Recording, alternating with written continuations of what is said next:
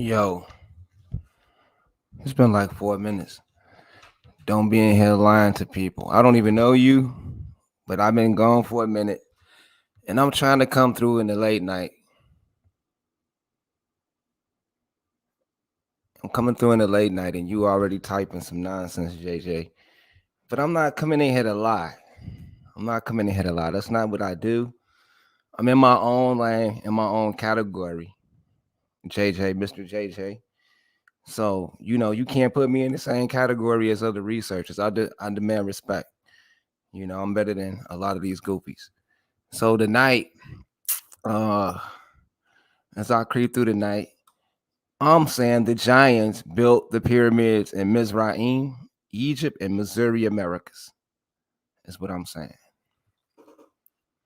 That's what I'm saying. Giant Moors is my claim.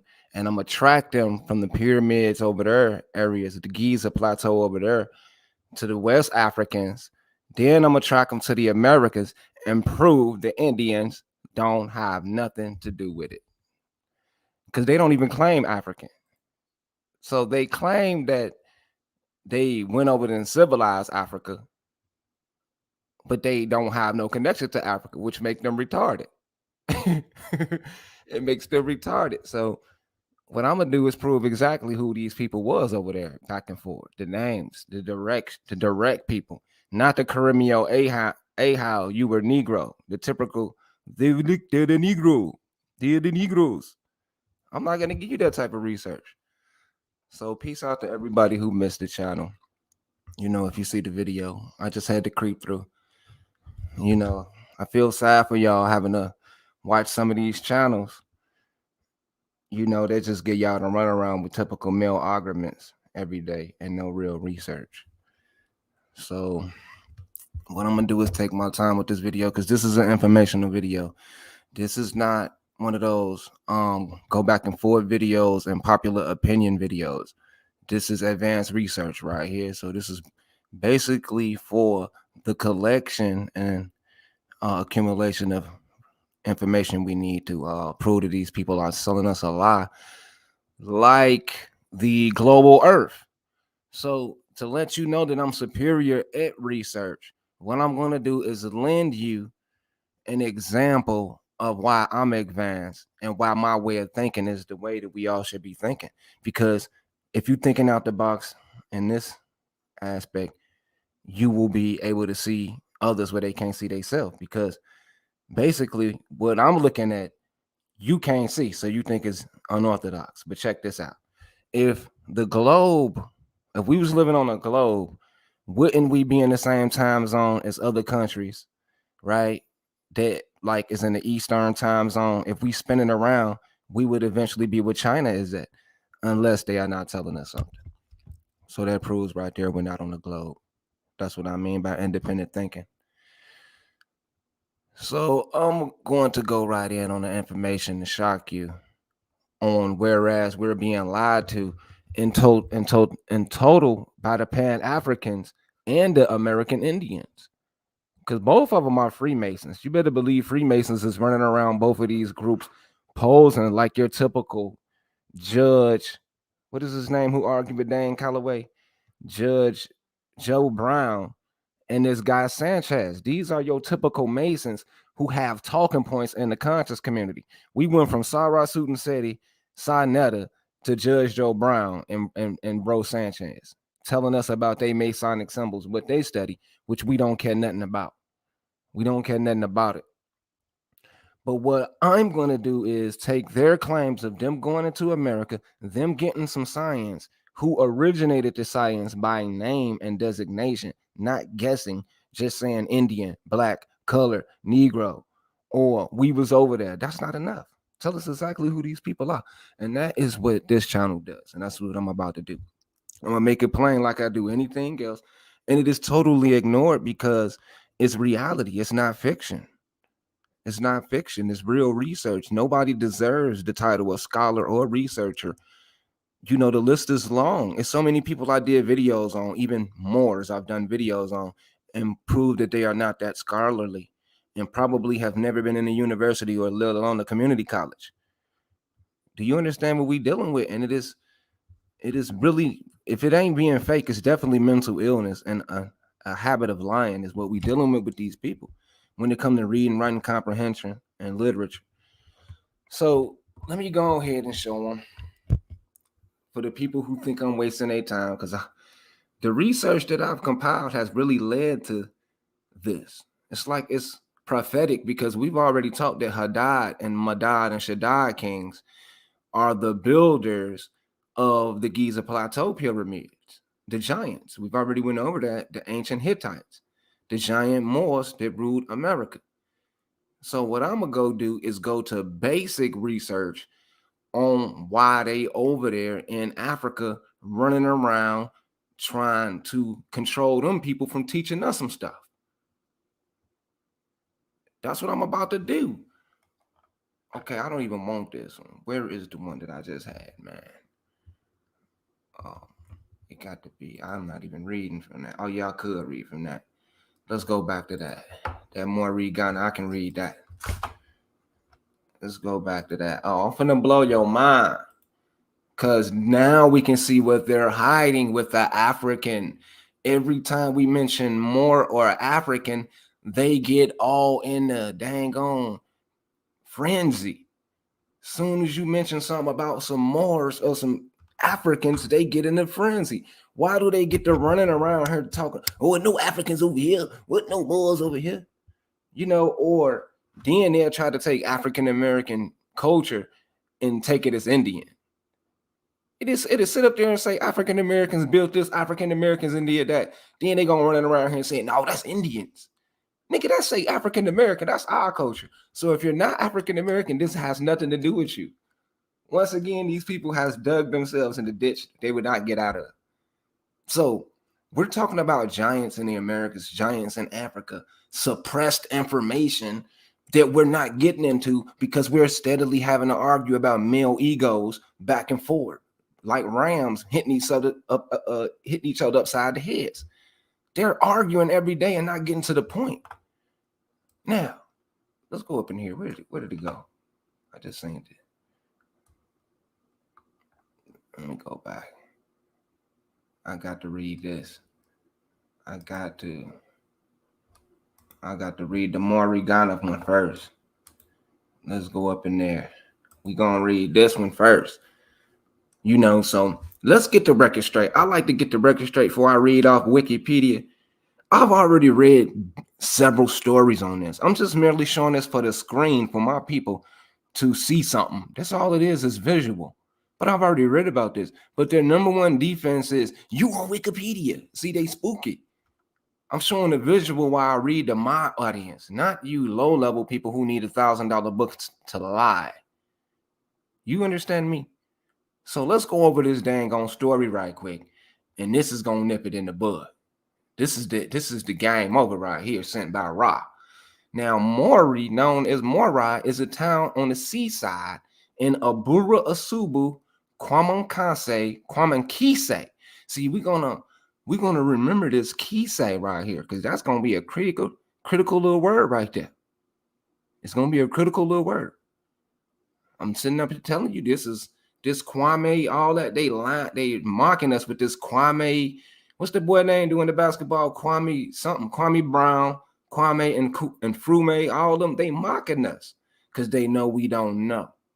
Now, this is a district in the central region of Ghana. This is why they steady talking about go back to Ghana and all that. Mori was founded by giants. Asabu Amanfi and his brother Fournier Kwagaya, and prolific hunter called Adzakise, a hunter, Adzakise. See, we better remember that because Ad is the giant that I just told you about, the Ma'ad and the Adites. They're called the Adites, and they're probably the father of the Ishmaelites. Do you get it? Do you get it? Do you get what the more hate is all about? When I get through reading it, we're going to really get what they don't want us to tap into, the technology in the buildings. Tribe of Ishmael. They are the father of the Ishmael, and they want to Running around here talking about some Moabites is Chinese and Ishmael is Arab. So you know both of them regions is dark-skinned people at first, but they're helping them whitewash it.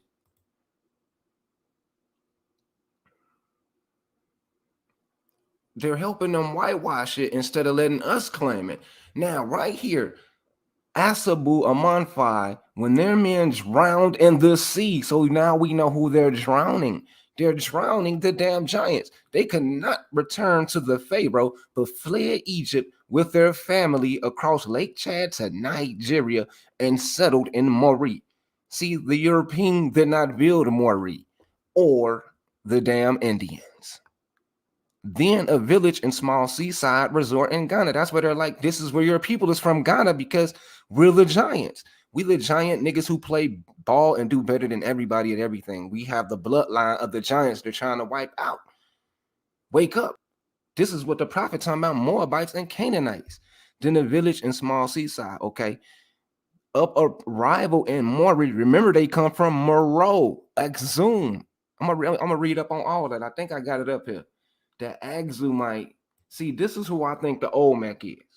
The original patriarch, the Zagwe, that is going to be called Zoke and later Atamanguin or Altaman. Right?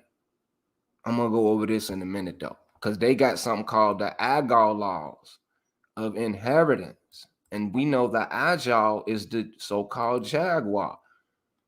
So these is the copper-colored rule.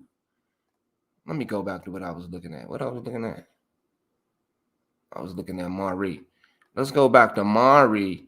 Upon the arrival in Mari, the Egyptian giant. See, when we say Egyptian, you ain't really saying African. You saying Mizraim.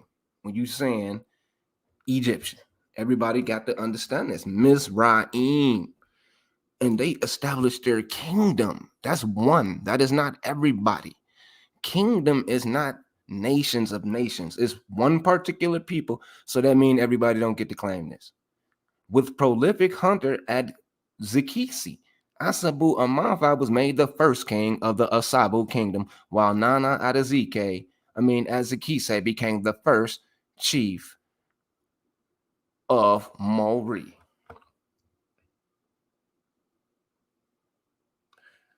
Mori developed around Fort Nassau. So we already know Fort Nassau belongs to them, which was the original fort of the Gold Coast, taken over by the Dutch West India. So we have to watch this Dutch West India. See, that West Indies is nothing but these niggas over here recruiting European to fight with them. And you thinking Dutch West Indians is a bunch of European. This is the original sellouts. This was founded in 1621. So the dark-skinned Canaanite people who was we rocks with the Africans. We Moorish. Okay, what's happening? We rocking with, they don't rock with the Africans. So you can imagine the Indians is the ones rolling with the Dutch against the Maori, chasing them around because they coming straight from the Egyptian giant. The Indian is not coming straight from the Egyptian giant. They're on the West African. So that means they're with the Africans. We're with the Africans. If you put two and two together, the giants are our people. Bam, bam, bam, bam, bam. How you love that? Did not just end the game. I don't need 1,000 people in my chat. What we need is minimum people, because we hold secrets to the society now. Let them say stupid. Do not spare them. I'm not here to save nobody. I promise you I ain't ever came around here looking for no friend. If you let them stay stupid, they're going to pay us. That is how it's set up for us intelligent people to prosper. When the first people constructed the New World Order on how they was going to corner in on these idiots, do you think they included the idiots? They did not go asking the idiots to join. They simply set up the New World Order. Now, we have a chance to set up a New World Order because we know what they don't know. Because they can't read, it's not my fault. They can call us more sellouts or whatever. Individually, you can say what you want about me, not everybody, because this is how I feel. This is how I see it. Hard-headed idiots, you based You get what you get. Just put it to you like that. I ain't gonna wish no ill on you. But this is basic research. It didn't cost too much. And I'm gonna go in on Abasamu, whatever his name is. What is his name? Asabu Amanfai. Let's go read on him now. And come on, man, I'm kicking butt. I'm kicking butt. This is basic. So where you're gonna run to when we see the giants building forts, and I'm gonna go over some more information. Now let's get the legend. This is original content, original research. This is the real sourcing. You understand me? I'm not repeating what nobody telling me. You know what I'm saying? I don't do research like that. You know, they call Al Power the other day the verbatim man and the regurgitron, him and Chief Holiday, up here reading around these European stuffs like they own some and done got exposed. Still running around here thinking they running the debate. One of the debate ain't really never proved nothing but some general terms. Instead of sitting up there proving who is the real people connected to it, because we know damn well we not connecting no damn idiots. We know we're not doing that. We're not doing that. But we will take care of the children. So let's go back to this giant ruling people, warrior king. He was known as the giant. Asabu was notable, was a warrior king and the founder of the kingdom in Ghana. According to oral tradition, Asaba was a giant with unusual physical appearance and possessed spiritual powers. It is believed that he founded the kingdom with his brother Farniai after they fled Egypt. See, they had to run up out of Egypt because, you know, in the Bible days or whatever, in these stories, they're killing the giants, David and Goliath. Legend has it that Asabu led an army that chased the children of Israel. See, the children of Israel was mad. Now we have to look at all these black Hebrew Israelites. They're claiming this stuff. They're claiming this stuff that the giants is an abomination and they must die. Now tell me I'm lying. Tell me I'm lying. They're running around here talking about that they look better than everybody. They're God's chosen people. That's why I put it up there. I said God's chosen people, the Jewish slaves, and the American Indians, talking about they inherit America. These are the two people that's looking for the giants to kill them off and steal from them. This is prophetic right here because you're running around here talking about where is the giants. I just proved it to you. The children of Israel claimed the giant. Giants chased them away.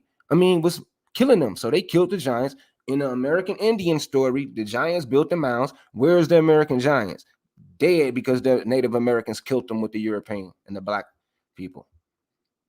Dead. Who claims relationship to the giants? The Moors. When we sit up here and prove the relationship with the Moorish American Muslim and the indigenous people who, like the Garifuna, all the way to the Caribbean, and even up in North America, South America, who understand the Great Law of Peace, those people who attach themselves to it, of course, but these people are against them. The American Black Indians and these people talking about they are Hebrews and all of that. They believe that they are so perfect, chosen by God, and they're going to kill everybody and take their step. So that goes to show you that they have nothing because they stole everything. They stole everything. I feel sorry for y'all. I just came through, man. I don't know what to do at this point besides to just make my own content and keep my own lane because I know everybody lying. You got to admit it. Y'all know y'all got to admit it at this point.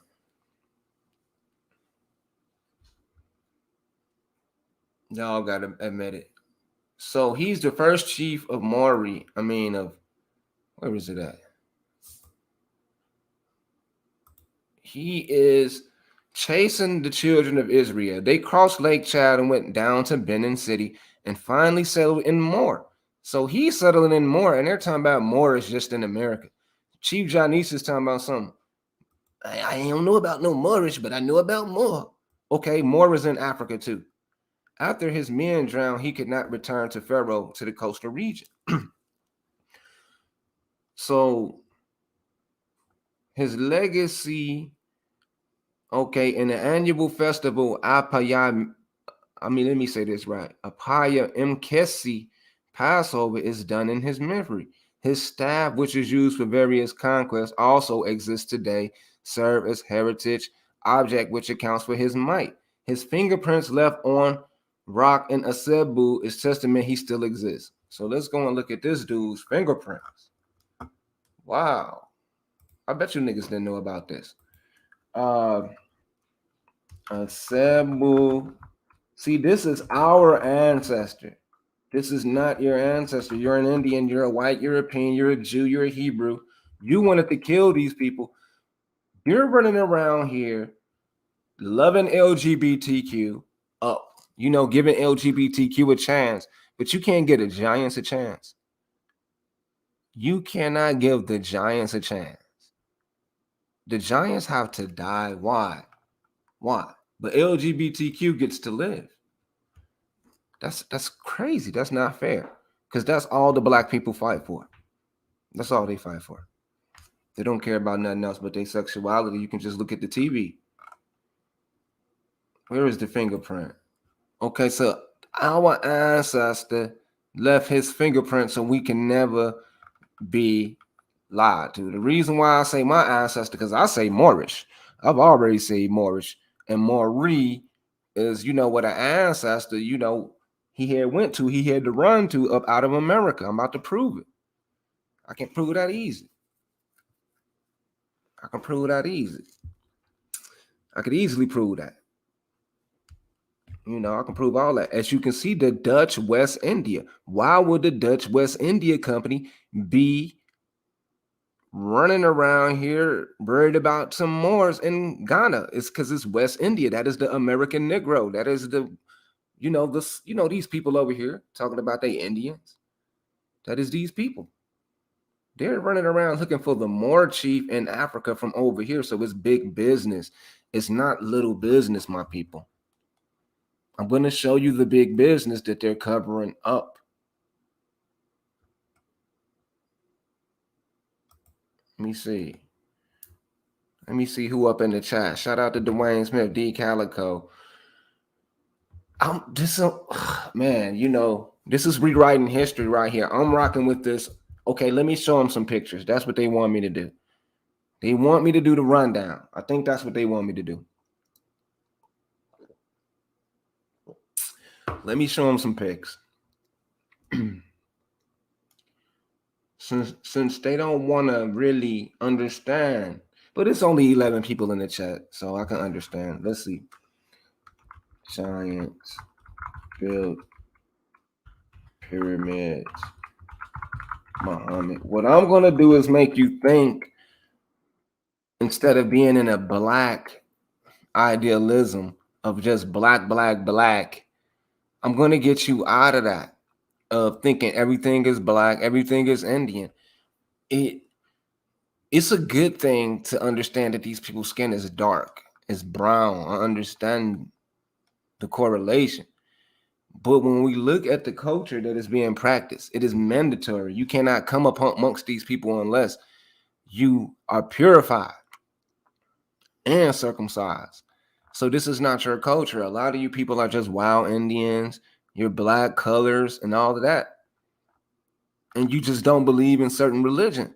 So that cancels you out from even saying this belongs to you.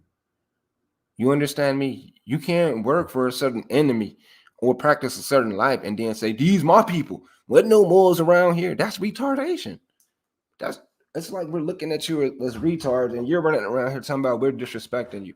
Your measly existence is disrespecting us from the real conscious realm. So we can obviously determine the giants in antiquity and up to modern era because of giant Asabu in Ghana existing and probably in the Solomon Islands. We have proof of these people and we claim allegiance and alliance to these people publicly and privately, and you don't because you're afraid. You're afraid.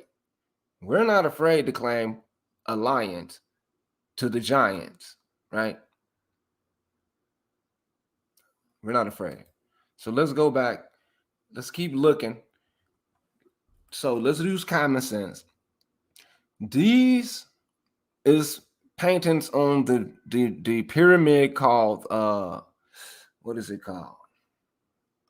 Not the Zolcher pyramid. I don't think it's called Zolcher. It's called the Regmeyer. It's called the Regmeyer pyramid. Let me go in and show you the source. Now you want to talk about sourcing up. Regmeyer. Then it got the Meyer on it. See, the clues is there. Regmeyer. See, the reason why they exist. I'm gonna tell you why Aboriginal Power exists, Ab TV, Dane Calloway, Chief Holiday, Top Cat, Sister Befty, Sanchez, Big Dog Philly. I'm gonna tell you exactly why these people exist. Because of this right here. They can't claim this. Them being an Indian and all that other crap that they claim, they cannot claim this. So since they can't claim this, they have to distract you. Bravo.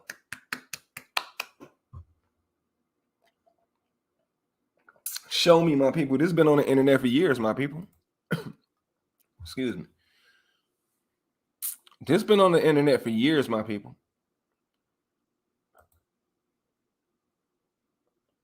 This has been on the internet for years, right? If it's been on the internet for years, why is nobody talking about it? The Giants. And that is exactly why I'm about to keep talking about it. It's nothing else to talk about. It's already been proven. It's a cover-up, and wherever it, these people are, they're wiping them out. They're erasing everything and stealing the technology that they find. Look, they're walking around with giraffes, my people. They're walking around with giraffes. This is like the ultraviolet light secret that they're hiding with them burning with the ultraviolet light, and you absorbing the ultraviolet light. This is big time stuff. This is big time stuff right here. This is heavy in the field stuff.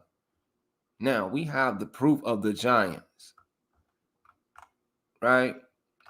And now we have them on West Africa. We also have them in America. Clearly the Olmecs are giants as well. Probably petrified giants, right?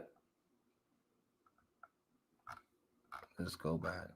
Regmeyer tomb giants.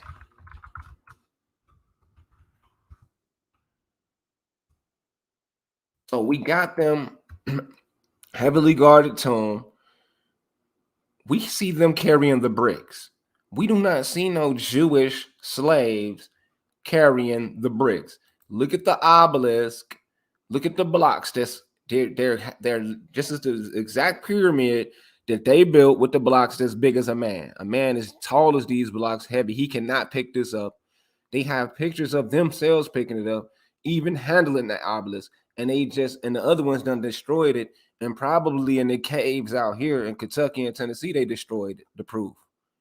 Look at these little men. This is actually on the walls. So who you think we're going to believe? That's how brainwashed you is. And that is why this lockdown and all of this, that is why this lockdown and all of this stuff, because these people are idiots and somebody have to govern them. It's millions upon millions of idiots in America. And that's why nobody's really revolting on this COVID protocol, because it's like they already know they're idiots every day. So nobody's running around here like, no, end the lockdown. Please stop this lockdown right now. No, people want the lockdown because they know they're in danger of so many idiots. This so-called conscious community with Aboriginals and Indians is the epitome of how they view us as far as being low level, low intelligence. They're the epitome of it. Like whatever stereotype you can come up with and caricature blackface, that is the community. Just keeping up nothing but nonsense, like they're sharing information. If the information was absolute, we would have all agreed on it by now. If their information was so absolute, we would have all been like, you right. I can't argue with that. But you know what? They are arguing every day, and that is nothing but confusion. We have to come to the conclusion that giants built the pyramids. We have to come to this conclusion. The closest relative to the builders of the pyramid, to the Ad and the Madad stories, right here. Ad, one of the relatives of the Odds. Now, Yammer Ben Shaddad and the Cleopatra obelisk, I've already done several videos on that. Yammer Ben Shaddad built the porticos with the giant, what's his name? Thamud, El Thamud, Ben something. You know, I done a video on that, showing you that the giant went and got the red rock from the river Tarim. Now, right here, Adakisi sounding like a Geechee, because we know Geechee is really Kisi. Everybody know Geechee is not even no Geechee. It's just like Quiche in the South Americas. I can prove that. I'm doing a bonus video on that. I'm going to show you Ab TV is wrong about the Gullah Geechee. I don't like picking on the Aborigines and the Indians because they got their own lane. I'm not mad at them, but they're taking away our African culture, our Moorish culture. It has nothing to do with you. We can live in Africa and America and Hawaii as a people and ignore you people. We have done it before. We have lived in all these lands and ignored these black people and let them live in their savage ways. They cannot tell us we cannot live in Africa, my people. They cannot tell us that we cannot live in Egypt, my people, and set up a network. We have done that as Moors. What we're simply saying is our culture is not your culture because you don't embrace us. If you don't embrace us, go to hell. We got all the love in the world for you, but if you don't embrace us, go to hell. We know y'all are sellouts. The sun, it's like this here, your thoughts, right? Your thoughts and the water that go in your body, because the water reflect everything. You can't run from the water, basically. The more your thoughts reflect on the inner, you're going to start looking like that. So we can sit up there and tell who's ugly and who is doing bad stuff by the way they look. The sun make you look ugly and make you do ugly stuff. It's no win for you ugly people. You're ugly. The ugliest people in the community right now is running their mouth, go on their channel. They won't show their face. Or if they do, they show their face. They're ugly. It's because they're not speaking the truth. They're not keeping their youth. The spirit does not stay in these ugly people. I'm telling you. That is what divinity is about, because that's what keep you attached like an umbilical cord to the spiritual connection. These people are demons. Now, it says it right here. They cannot return to the Pharaoh, but they fled Egypt across the lake, and the Egyptians, giants, established their kingdom with the prolific hunter, who I believe is the Ad king, who was the ancient Adite, Zakis. That's a nice little name right there, Zakis. I believe is the Quiche. I mean, the Gullah Geechee. I'm gonna come up on. I'm gonna do a video on that, or I'm gonna give you a briefing on that right now. That's what we're gonna do. Now let's go look at Fort Nassau, what they built. Now we know the giants built this and they didn't took their stuff. So now we know why we got all these giant doors everywhere. Let's go and look it up. Giant doors. Let's go and look it up. Giant doors every damn where, man, and giant steps. Giant doors around the ancient world. Now we putting two and two together and looking for the damn giants. Let me see. Right. Okay. Now, okay. You see what I'm saying? Bam. Right. No, this is not it. This is, see, they didn't scrubbed everything. You can't even get it like you used to. And it just pop up how you want it. But you get what I'm talking about. They even put bricks to cover that up. Here, let me go back to Giants built the pyramid, man. For real. That'll show better. Let me see.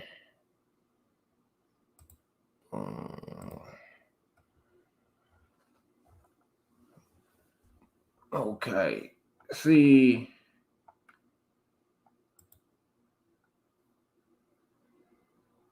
Let me. Okay, this one right here. We got this one. You see, he got the cone hat on. Y'all ain't even peep that. See, that's where y'all messed up at. Let's go on up here because we got Geronimo Bay. He had, I think he put this up in the Umayyad Caliphate PDF. We have this right here over here in Mexico. These same people passing this thing on. I put this in my community. Oh, no, okay. Now look at this little dude with the little pointy hat. We find that hat in Mexico and with the Canaanites. Do you understand me? Now they're scraping their faces out because this is a racism thing, obviously, and they don't care. Look at the golden brown skin. They understand health and light. These people were almost perfect. And you can just imagine the ugliest of the ugliest people is the reason why they fail.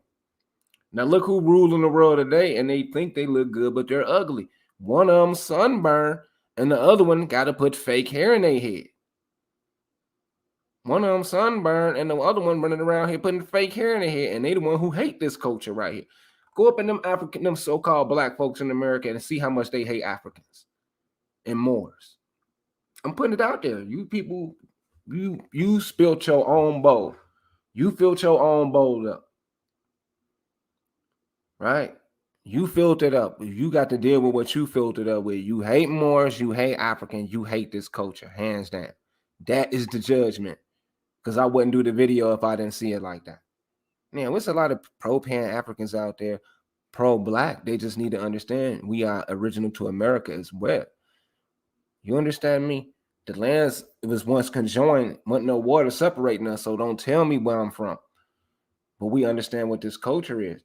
Now, the people on YouTube, we must hold them to court. They hate Moorish, they hate Moors, they hate Muslim, Islam, even have this brute words, want to be more dude running around here hating it as well.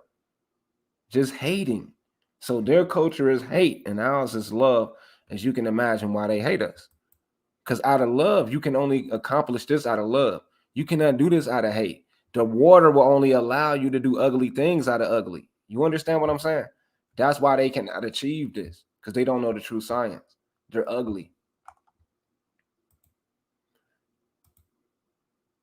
So I want to go and find this one where the Mayan dude, the Jaguar looking dude, is doing this as well. I mean, he's passing this thing over to the other homie. It's connected. Now I want to read something before I get lost in my tracks. Okay, I got 15 people in here, 19 people in here. I ain't even know that was that many people in here. I want you to debate me if you think you built some pyramids. I'm gonna read two little sources after I find this pic, because when I want to prove a point, I got to. I have to, because you're going to get what I'm about to put together with the Olmec, right? It shouldn't be that far down here, though. As a matter of fact, it might be up in here. It might just be in here, though. It might be in here. I didn't already bust heads. I just don't like to embarrass these people. Hopefully that they will change their ways. See, that's what the Moorish American way. I will, real spiritual people, wise people, they will not give me respect if I'm running around here mocking people, and making fun of them about some information. They're going to be like, why you didn't uplift them? So that's why I don't do these people like this. But if you see the way I break the information down, it's proving they is in a whole nother left field with the info. They're not really teaching nothing. And it seems like it's intentional, if you ask me. If you ask me, it's intentional. Okay, this is it. No, that's not it. That's okay. I'm close. Okay, I might have to go look it up. So Dan Calloway got the end in Marion,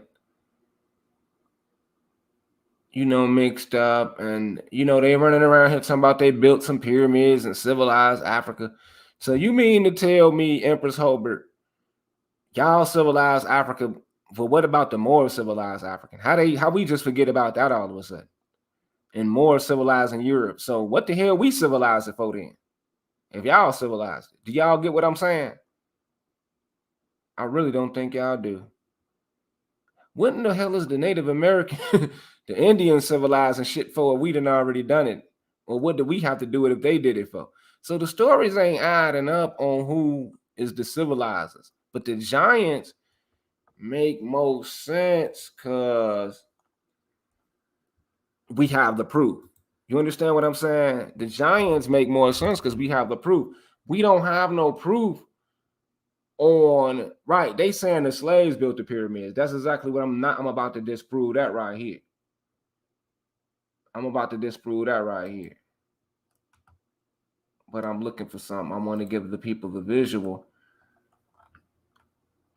before I go in on my 2 points. And I'm going to share. I have something on the old mix, but I couldn't find it. But I got something interesting that I might be able to pull up about it. Okay, we're gonna go and find this one little pic. Okay. It's loading slow now.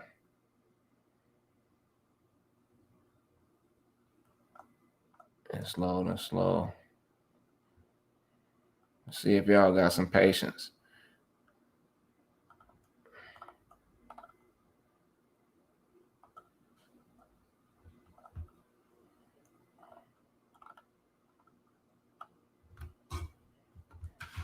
Let's see if y'all got some patience, man. Right, exactly. You get the point that I'm making, Skittles Conway. We have a whole tradition and story that us Moorish people from America civilized Africa. Empress Hobart is just running around here talking about some Indians did it from the down Saponi Catawba. How the hell does Saponi Catawba fucking civilize Africa when they mix white people? Let's look them up. You have to call it what it is. We're Moors. We are Moors. Y'all don't have to be Moors. Saponi, they're arguing with me about some damn Saponi Catawba right now. I'm telling them Saponi means black. It literally means black, and they're going to tell me it doesn't. It means red earth, and it means some other crap. It means red earth people, and it means some other stuff they said it mean.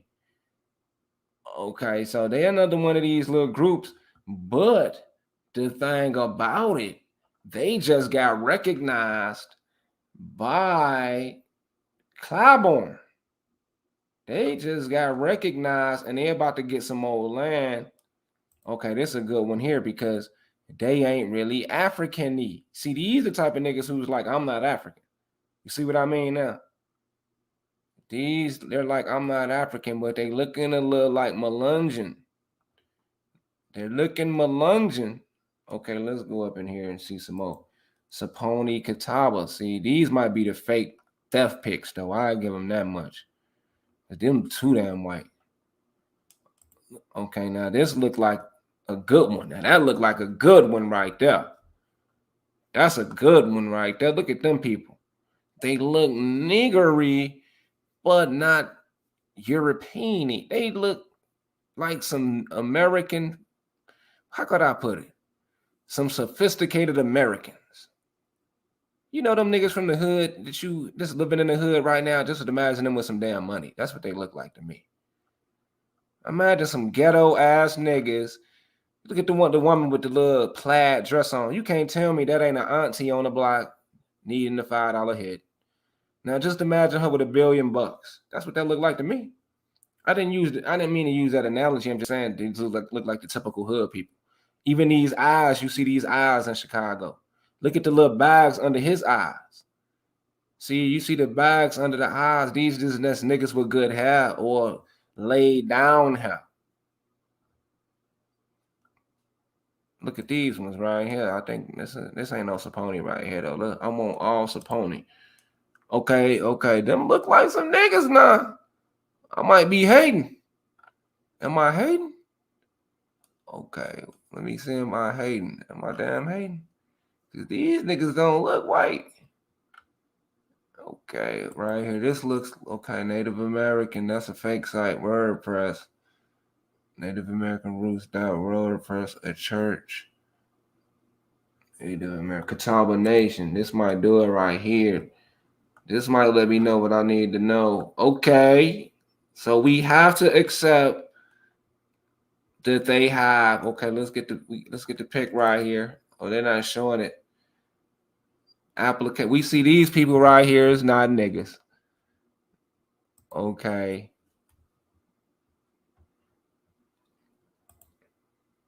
Okay, let's go and get a better pick of them. Them is not no niggas. Look at this nigga right here. Okay, that looks like a Mexican Billy D. Williams. That looks like a Mexican Negro Billy D. Williams. These are mixed people. This is not a homogenous people. This is a mixed people. Look at this nigga right here. Crazy legs. These is mixed people with perms. Okay, here go a good one. Saponi right here. You see these funny looking people. Okay, you see them. These is not supernatural Negroes. These are not like that. Let me show you. Aboriginal power running around here showing the little boy from damn Haiti. What's the boy name? Young Black. Young Kodak Black. Nigga, these are not no damn Kodak Blacks. Who that? Man, you're gonna have to go and fight them to take these damn pictures down if they stealing your name. Cause ain't nobody stealing more name over here. Ain't nobody putting no damn Europeans up for no mores on no YouTube nowhere. It ain't happening. Let's go and look up Kodak Black. Kodak Black don't look nothing like these damn people. Kodak Black. Now they're running around here talking about Kodak Black is American Indian and all this shit. Look at this clown. I bet you he a damn Moor. They always claim more once they become famous any damn way. Now he's showing these pics. He don't look nothing like these Saponi Katabas. Look at this. We don't look like these people. Now we can claim them, and that's all we do with the Moorish. Is Moorish, we'll claim a little Asian and a little Mexican. We'll let them slide like you a little brown migo. Long as your daughter marry one of the homies. Nigga, that's the only way y'all one of us. Look at this Catawba. I was looking for this one. They be running around here talking about they some Suwan Catawba. This is a whole page on these people that you have to contest, and they will take it down. They will take it down. The SI, they are special. What's his name? Kaya Yesau then argued with me on how special these people is. They the number one Americans and all that. They got a special black drink.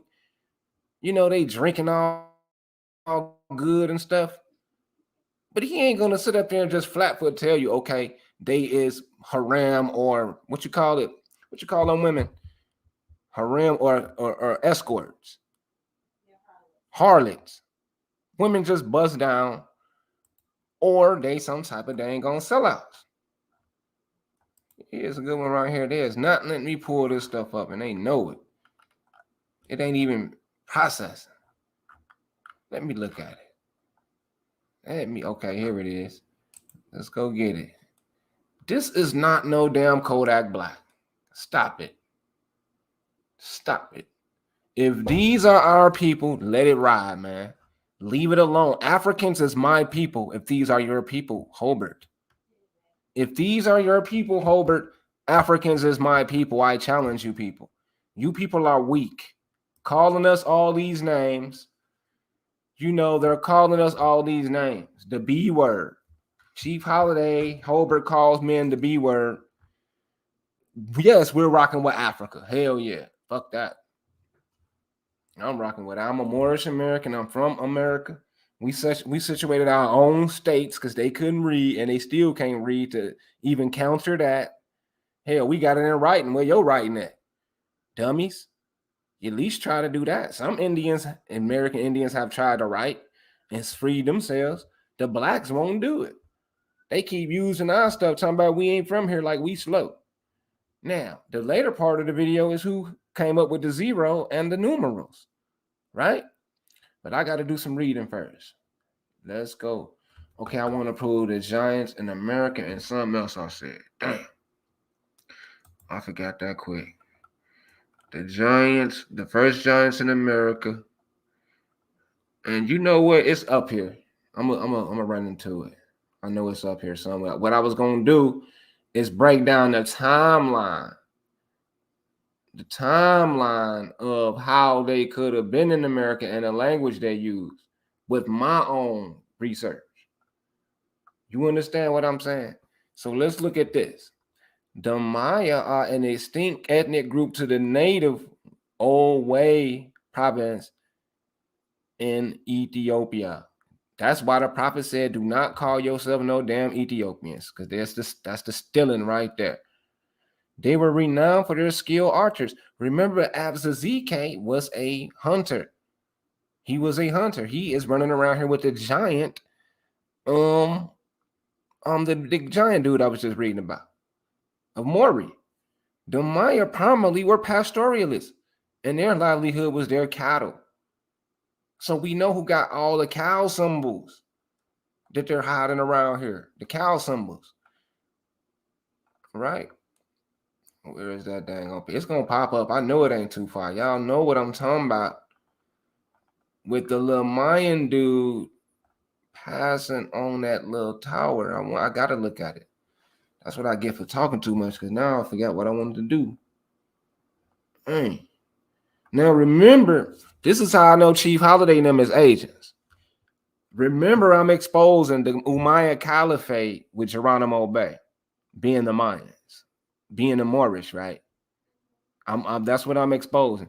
Right after that, Chief Holiday and them gonna say, "Well, Latin is from America. It's from y'all don't have a language, sir. You don't have a language. The first Americans do. Yeah, it was in Latin, but Americans are the Merik. They are particular people who are noble. Being noble is well mannered and well trained. Islam is the only way for your spirit to be respectable to these people. Even Catholic people, everybody got controversy, but a lot of these people who is a part of these organizations are well mannered. Religion can be your demise, but they are more well mannered than you. They have more adequate, they are more proper and business like than you. Nobody is more ratchet than a Negro. They're literally called ratchet, my people. So they are wretched and they call themselves ratchet. And they hate Moors and Africans and Muslims. We have to put them all in the same barrel because they vote for the people who kill us. They vote for the people who kill us and want to steal our stuff. And you running around here playing like I'm playing with y'all in 2022.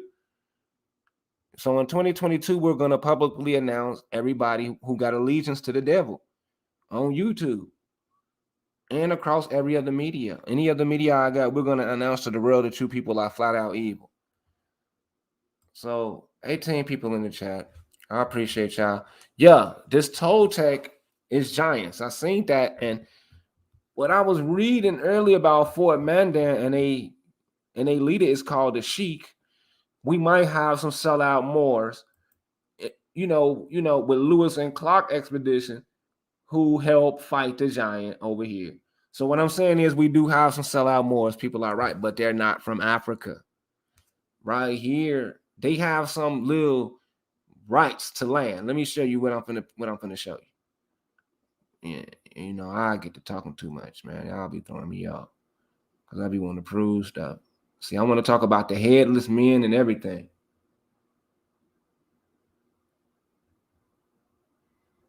See, I want to talk about all that and the Mayan up in Ethiopia area. See, we about to go over all this. The Blemites, they're around here with the Zagwe and Axum and Maxim. See, our records talk about us slaying bees and funny looking creations that they was out here experimenting on. So this is what we talking about when we were civilizing.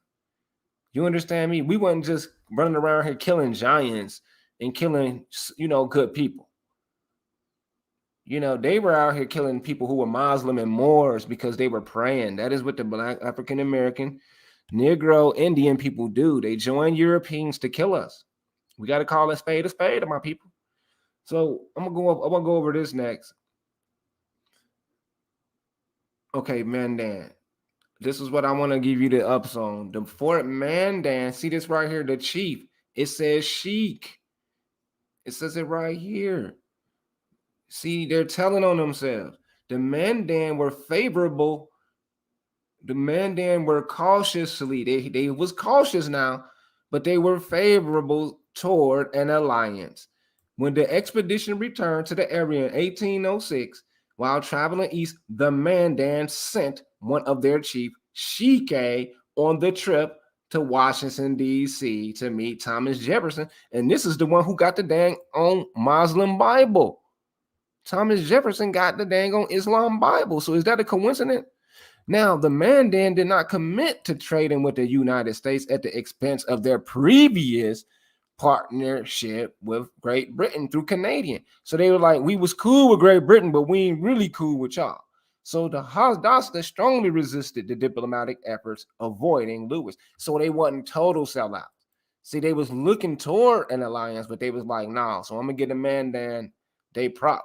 But what I'm trying to say is they on some type of longitude line that go from across America all the way through Africa, all through Asia. It's some type of inheritance where these old gods and kings from the four corners, they from east to west, they got that whole line and they have towns built on these ley lines. It's what I'm saying. These Mandans is in Africa and they is in Asia. Mindanao is what they're called. In all these places, they're called Moors. They even have a chief called Shahike. So this has nothing to do with no dang on black Indians and dang Callaway. Is what I'm proving. Now, before I get to reading that, the Latin is going to play a major role, but Chief Holiday and Indians who trying to cover up Moors, saying we just a title. We ain't no damn just no title. You got me mixed up. You don't know what Moor mean. That's on you. We ain't just no titles. And we ain't rocking with you just because you don't like titles. We don't care what you don't like. You don't have nothing. You see how they try to fit up in there? Well, let's get away from the titles then, brother. Brother, you don't even have nothing. How the hell do you gonna tell me something and you ain't even got nothing that we want? They seen some damn buildings, now they running around here talking about they theirs. Oh, these are buildings. You was just in the TP. Oh, we went in the TP, we was in the longhouse. Okay, but where your blueprint at on this type of architecture? Crickets, nigga. Where ours at? We can prove it. We can prove it, nigga. We got buildings way before you. That's how. Show me your big buildings back in the old days before the European. You can't. All right, it's gonna pop up, and I'm gonna go straight to the more proof of the giants. But I have to show the symbolic proof of what I showed you with the Rec Maya giants passing the little scepter that I think the prophet be talking about, passing the mantle. Look at this right here, the flat plane. Now, it has to be spinning, my people. That is the only way that we're spinning in water is land spinning on water. That is the only way that the earth could rotate. Because if it is a spinning globe, then we're going to assume the position of China at some part of the day, and that's going to make us east. We're no longer going to be in the west. If we are known as the west, that means we are situated in the west. That means that plane is flat. That means you are retarded if you believe in a round globe. Facts. Facts. Tell me that if we're spinning on a globe at some time period, we're going to be east and west. So we're not situated on a spinning globe, but on a spinning flat plane floating in water, right? We go. That even is gonna put us in the position of a previous spot, a perfect alignment, right? So that's proof that all of it is a lie. That proves the sun and the moon is spinning around us. And we're gonna go over that in another video. Let me just keep going down. I'm gonna stay the course. I'm almost gonna find it. I'm gonna prove my point. Here go another hard hitter right here. Moro in Spanish is Monte. So when they say Monte down there, they're literally saying Moro. When they say it in Spanish, they're saying Moro. So that's another clue of these giant civilizations. And the history of Madrano, the Maya Caliphate, Maya Moors and the Christian Catholic counterparts, PDF expansion of Almagreb, Alaska, by Varula Madrano Bay, aka Geronimo, is already released, not published, not for the public yet. But this is the deal breaker for 2022, along with several other books I'm about to release. Okay. Al Parra watching my channel talking about Buddha's mother is Maya. Brother, you're not a Buddhist. You know you're not a Buddhist because Devin Murray is the Buddha's name. On top of that, bruh, Maya being a Buddhist is an Asiatic connection. That's been proven. But as an American Indian, this type of religion, this practice is not practiced by your people. It'll never be practiced by your people. So it's safe to say this doesn't have anything to do with y'all. See, more science is built off Buddhism. They call themselves Asiatic Muslim. Muslim Meccans and Buddhists go hand in hand. Who doesn't know this? This is how we know y'all agents. This is how we know y'all agents. Muslims of Mecca and Buddhism go hand in hand. Now, the Muhammad Buddha, right? The founder of the Maya Caliphate, when asked who was going to be known as the Falcon of the Quraysh, right? The founder of the Muhammad Caliphate, who was the people who went and civilized in 711 AD after Preston John lost control. So they suggested Ibn Marwan, one of the greatest caliphates, but they said no. Right? The Falcon of Quraysh is Abdul Rahman, who escaped the cunning spearheads and lances and blades of the swords after wandering through the deserts of Asia and Africa. So who is the Falcon of the Cruise? That is Al Rahman, and on top of that, the Falcon is indigenous to America. So there is no way for them to know that unless they occupied America in these days, making them with proof before Aboriginal power and his Conrads and Dane Calloway and his Cherokee Anunawaya.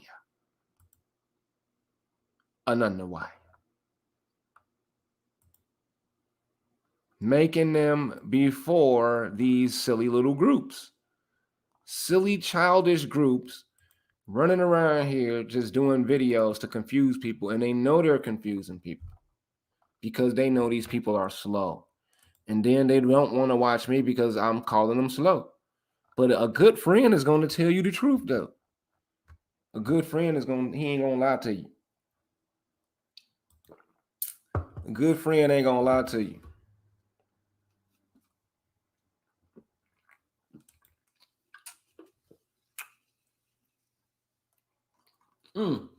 Yeah, you make a lot of sense with that. You got a brain. You have a good brain. Shout out to Lamonaz. So Buddha was at the powwows. So you mean to tell me now Mayan mama name is Buddha? I mean, Buddha mama name is Maya and all that. You mean to tell me Buddha was running around here with some damn chicken feathers? Running around here every day? Just happy every day. You have to put in work. You can't be running around here with that stuff. You have to be working and all noble and business like. Now, the giant of Memphis, Tennessee has been removed because the giant is from America. Why you think this is in America? Because they were the people holding it down and they loved us. They've been putting that stuff in our food, making us little. That's why we are the strongest people. Because it's us they're hating on. Now, if I didn't show you the dang on Maury Giant, the Adite, who do we see with the prized possessions? The Moors. We do not see no dang on Indians with this stuff. It ain't gonna happen. It's not gonna happen, my people. This has nothing to do with Indians. It's okay though. It's a phase that you people have to go through because you want to be stubborn. I'm literally saying it has nothing to do with Indians, so we shouldn't mention Indian. It goes directly to the ancestors of these people. If we're dealing with genealogy, why call them Indians? Let's just call them by their familiar names. Let's call them by their nationality and going on about the day. Okay, I'm still looking for this little visual. I'm just giving the people a rundown on how I do, on how I get down with the info, so you can think instead of sitting up here believing these people because they act black. They don't get up here and do all that rah, talking all that crazy stuff and ain't got a lick of proof. Ain't got no proof. We got a whole 100-year head start on these people as Moabites and Canaanites. In literature, they have literally nothing. And they're telling us we're riding the Aboriginal movement, Indian movement. First of all, we're not Indian. As for Aboriginal, we said it and used it first. On top of that, we have documentation way before you people, so you are meaningless to us. You don't mean nothing to us. You're hoping to get a name with us. They're literally getting thousands of dollars off Cash App because of us. And that's dishonesty. That's intellectual dishonesty, and that's why they're gonna lose. Because I'm not never ever gonna let nobody forget. Never ever. I'm gonna be here. I'm gonna protect myself throughout the years for any of their fake profit. Any fake profit, Dane Calloway fake profit. Your movement means nothing.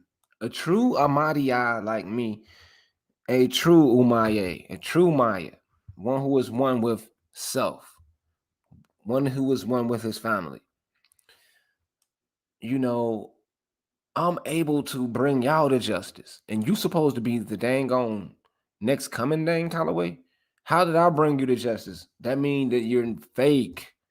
I exposed your lies, so that means you are not real. You don't have nothing Mayan in your background. You don't have no connection to nothing. Every lie that they put out here, I reversed it, and all they did was try to ignore. The truth is coming to the light. You cannot. I got too many connections. I got too many connections not to go mainstream if I don't want to. If I want to. If I want to go mainstream with this information, I will. You understand me? You people have no chance. You have no chance. So we gave y'all ample enough time. So what we're gonna do is understand your greed and level of grandiose that can be reversed and look at it as some type of criminal like psychotic behavior. You know, you so used to lying. I'm just gonna call a spade a spade. You hate Moorish, you hate Moorish, you hate Africans. The giants built the pyramids in America and in Africa.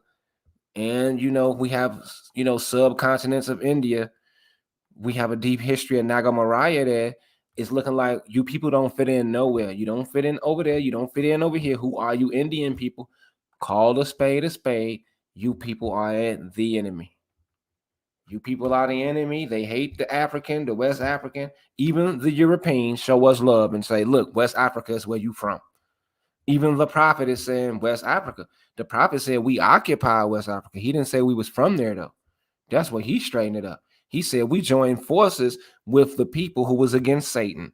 Who we call Satan was the evil one back in the day, and we had to run them to Anatolia together to destroy their mighty kingdom. We simply went in 711 and occupied. So we was not a sultan. We didn't go into Africa as a sultan. We went as an empire, and we occupied Africa and even named it Africa. And the name is Alatna Maghrebia, which means the West Garden, the Garden of the West.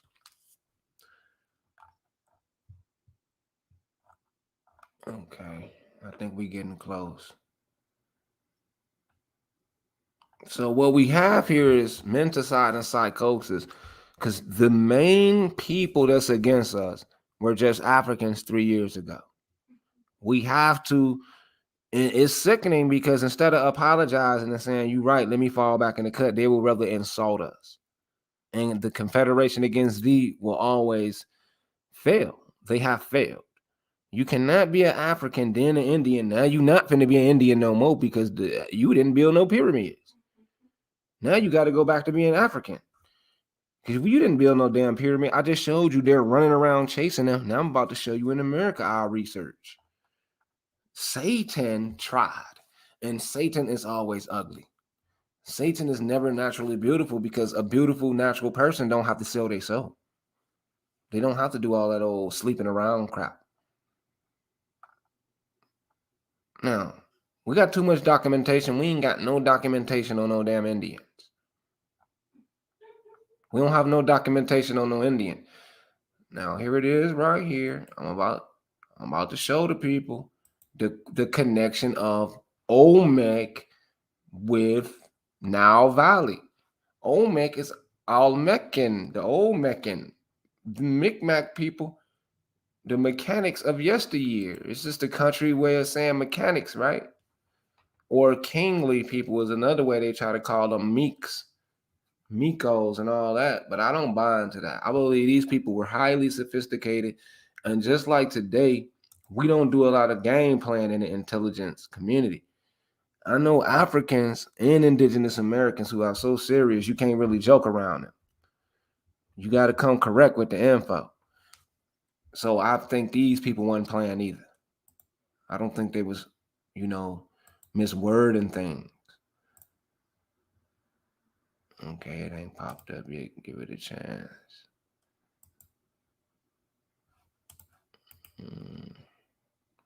We finna analyze this pic before I go up in there and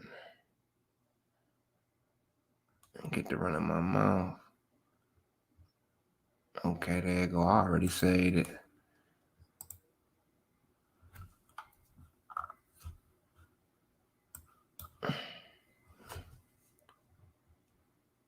Okay, now let's go back to this. When you see this little guy about my size, he probably about 7 feet. That's what's crazy. This little one, he about 15 feet, carrying this big old thing.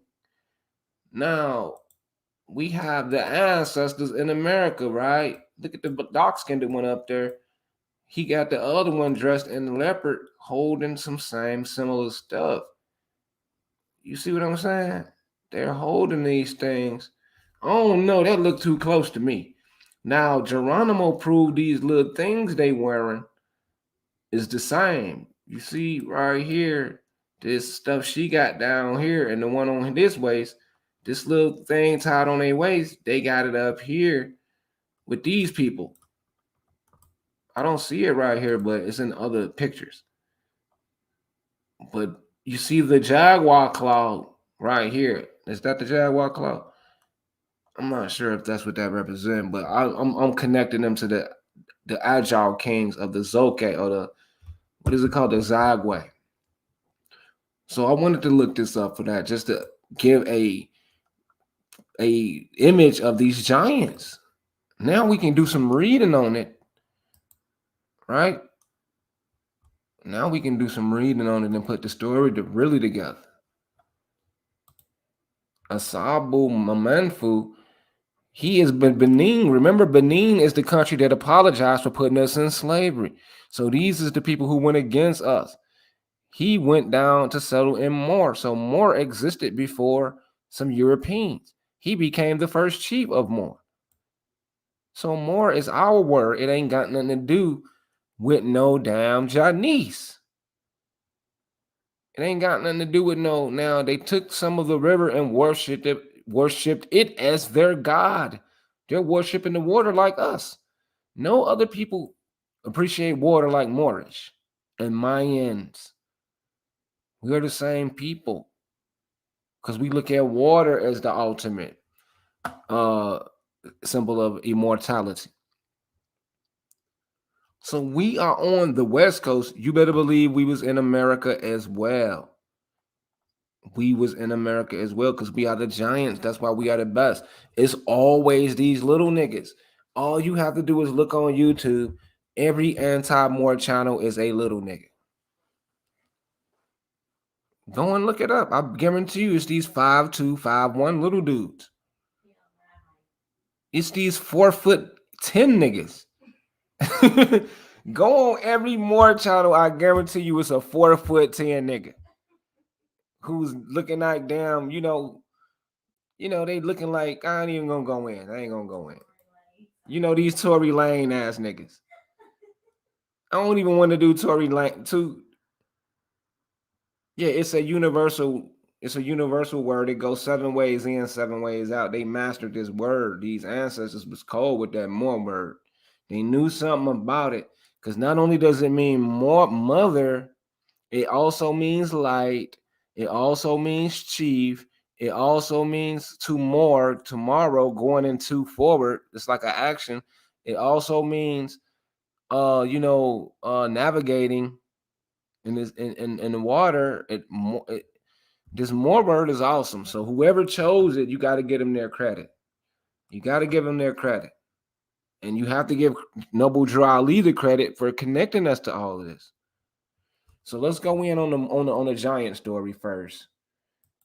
let's go up in here and give the briefing, and we're gonna go in on the zero number. We're gonna show you my breakdown. I don't want add power. I'm not debating them. I'm not debating them. I'm just letting you know I don't want them claiming the zero or the numbers. I've done videos like this and made these claims and nobody's rebutted it. If you disagree, just simply do a video. Nobody has ever done a video with my name in it but root words and said PNF you a Muslim, PNF you that. You know, he the only one with courage. Dane Calloway did a rebuttal video on me and Sarah Suit Seti, but they didn't put my name in the title, so it wasn't to me. You see what I'm saying? It's not on the record. They didn't put it on the record because they knew that they are liars. My stuff is on the record, so I'm legit, right? So let's go over the Giants. What we're gonna do is what I'm gonna do is read from this one little site. This is not it. I'm just giving a breakdown, giving a glimpse. So let's go to this guy right here, Muhammad Adu. He's pretty much retired. He was young when he was doing this on Google Plus. He was about 17, and this was about 7 years ago. So, but he provided a site that proved that the Giants and the Reckmeyer tomb built the pyramids. So you have to give credit to Muhammad Abdul. He also proved that there was no such thing as a pharaoh. He proved no man was ever a pharaoh because that is a female title. That is correct. Female ruling dynasty that was against these patriarchs. These patriarch wars. So we don't even know if the Giants was working for the women. Now, you see the facial looks of the so-called king brother, but you see how he has his little fish suit on. The Arab, Arabian, Maghribian man look just like him, showing you that this culture over there ain't just no like over here. It ain't just no black people. You see what I'm saying? You are just running around here talking about something. Oh, you know, you're just one group of people. No, these people was always mixed up. Yes, niggas have the dominant gene over there, but that's for a reason. So we won't be incest. We're not never going to just mix with ourselves. Well, we are blessed with the dominance in genetics, right? So I'm proving you this also can be translated. This language called hieroglyph, it has already been majority of the letters, right? So there's proof of this. And it's used, a certain Arabic script is used to translate the hieroglyphs. So that's putting two and two together of whose culture this really is, my people. It's putting two. I'm not highlighting European white skinned people saying this is their culture. That's not what I'm saying. What I'm saying, this particular culture does not belong to anti-Moorish, anti-Muslim people. It is solely a Muslim, Buddhist, people, Asiatic, even you can add some Hindu element to it. The Negro Black American people are saying that they got enslaved and we're claiming them for being African or Moors. The Indian, copper color Indian, Catawba Nation, Cherokee people went into Europe and became friends with Britain. I'm finna prove it. I'm finna prove it. Okay, let's go and look that up. Cherokee, the first Cherokee to go to Britain, the first Cherokee Indian who went to Britain. I might have to go and find the video. Let me see if it just pull up though. Okay, okay, it did pull up. See this Cherokee. Now you running around here talking about who what some Moors brought around here. The Cherokees is the ultimate thieves. The ultimate thieves. Because they actually use our Latin. You know, they're running around here using our script.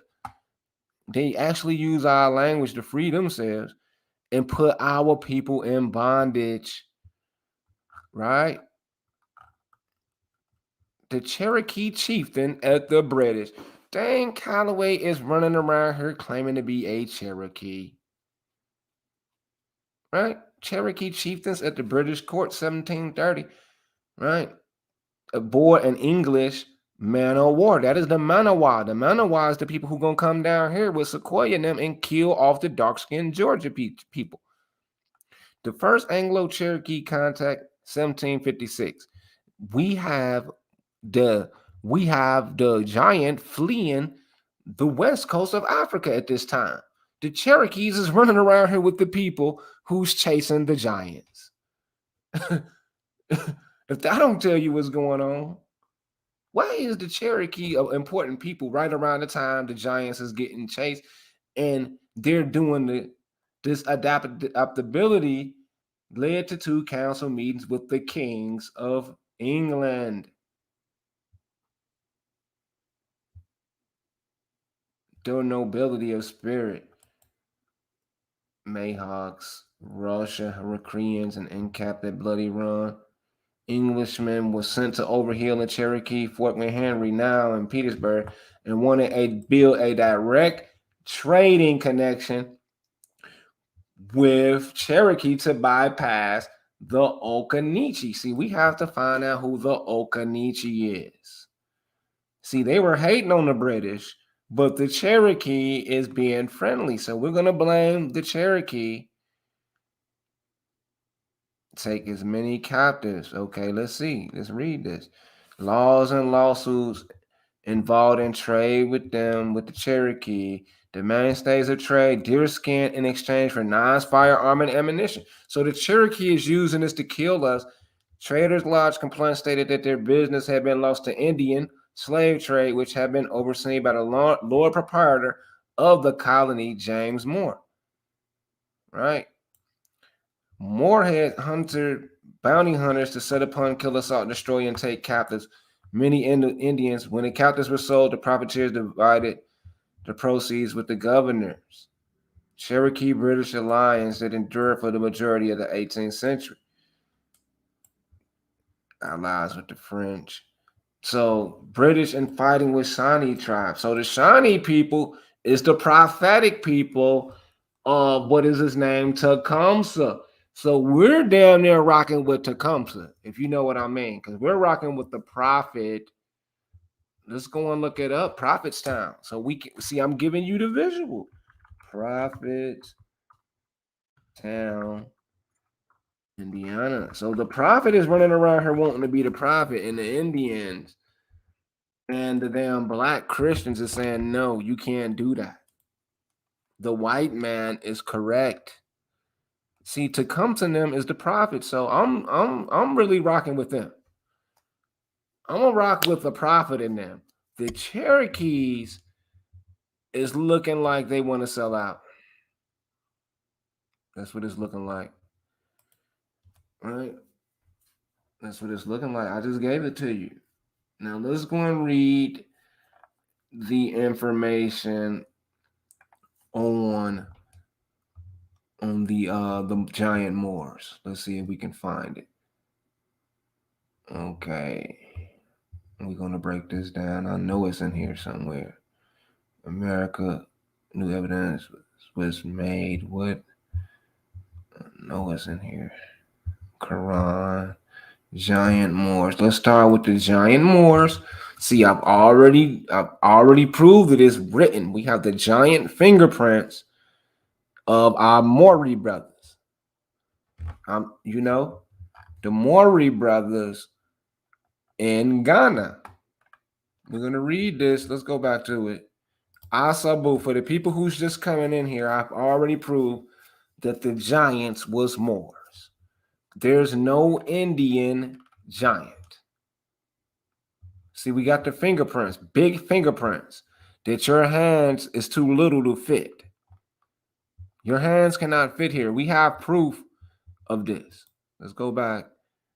Now we also have proof of the pyramids being built by our Moorish ancestors, not Indians. Wreck Meyer tomb. We have pictures. You did not have pictures. You did not have writing. You do not have a culture that we desire. It don't make a difference if you Indian or Aboriginal. You simply do not have nothing that we desire. You can be 1 billion years old. That just still make you look slow because you don't have nothing that we want. You can go and prove that you had electricity, that you had all this, but you ain't got no. You don't have it now, and you was never even enslaved. So that's not looking good. It's not looking good. So the Rekmar tomb proves the giants. Saponi, Catawba, and Cherokee is running around here. Uh Saponi, Catawba. I can't say that. I can't say that because it says Okanichi right here. I don't know if I know the Monacan is the first people to hide cars in America. They're one of the first group of people to really bring cars around. Okanichi lived. Let me make sure these ain't the damn Catawba. I don't want to speak bad. Turned into Okanichi. Susquehannocks. See the Susquehannocks. Okay, Nathan O'Bacon enlisted the Okanichi to help defeat the Susquehannocks, and then turned on the Okanichi and attacked them.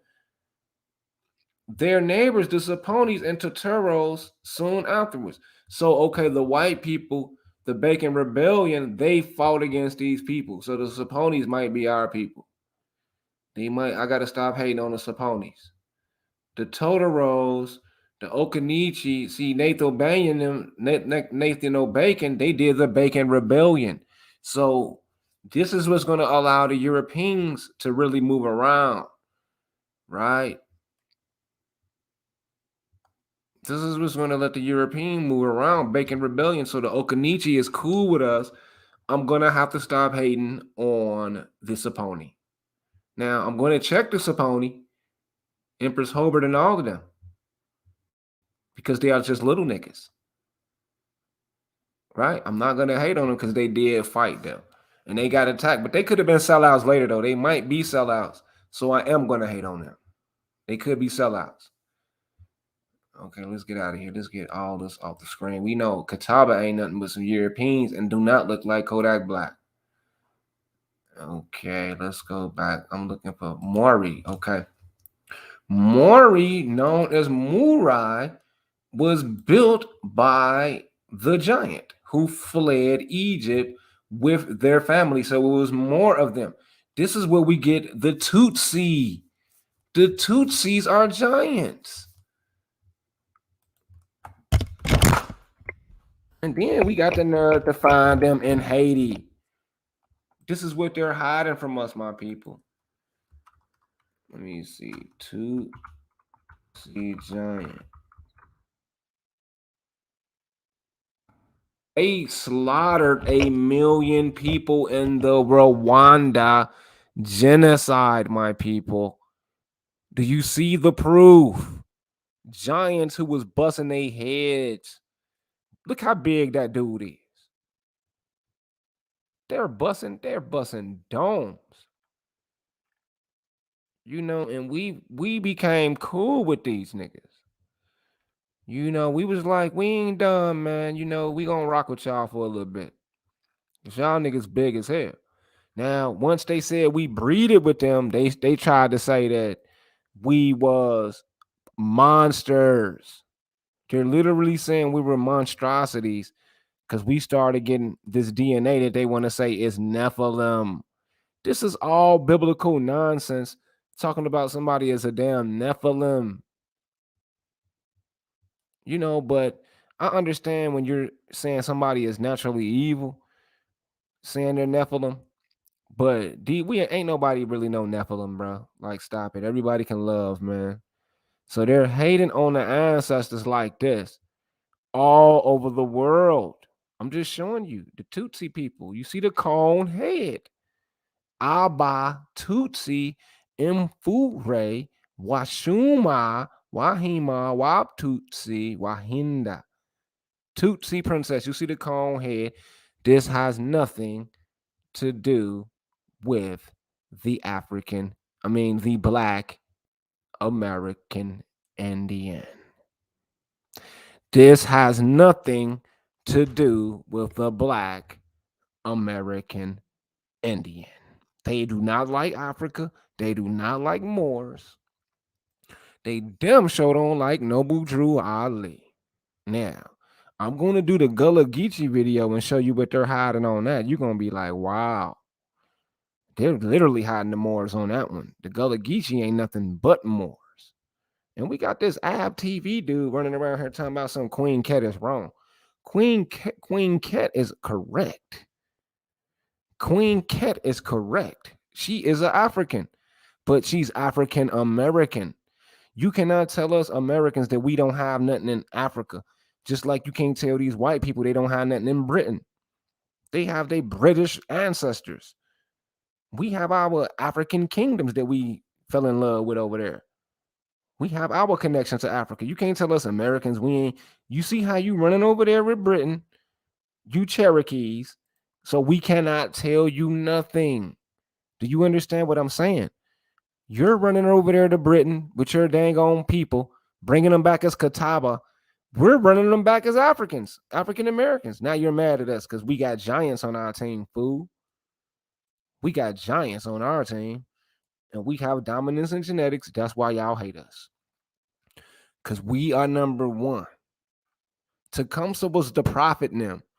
You're running up over there with Britain and going to fight them. And I've exposed it.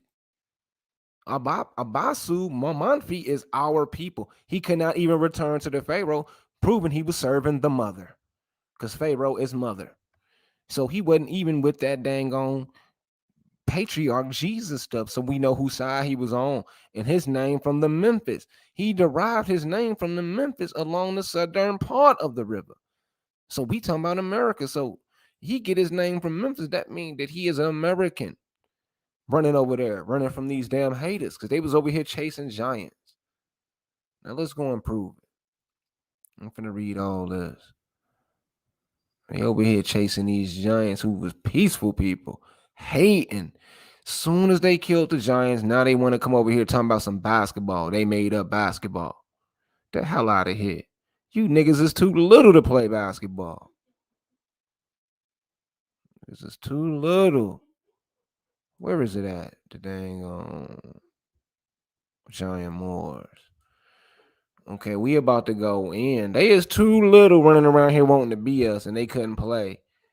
And now they didn't want to take over. You know, we 8 feet tall, 7 feet tall. Everybody want us.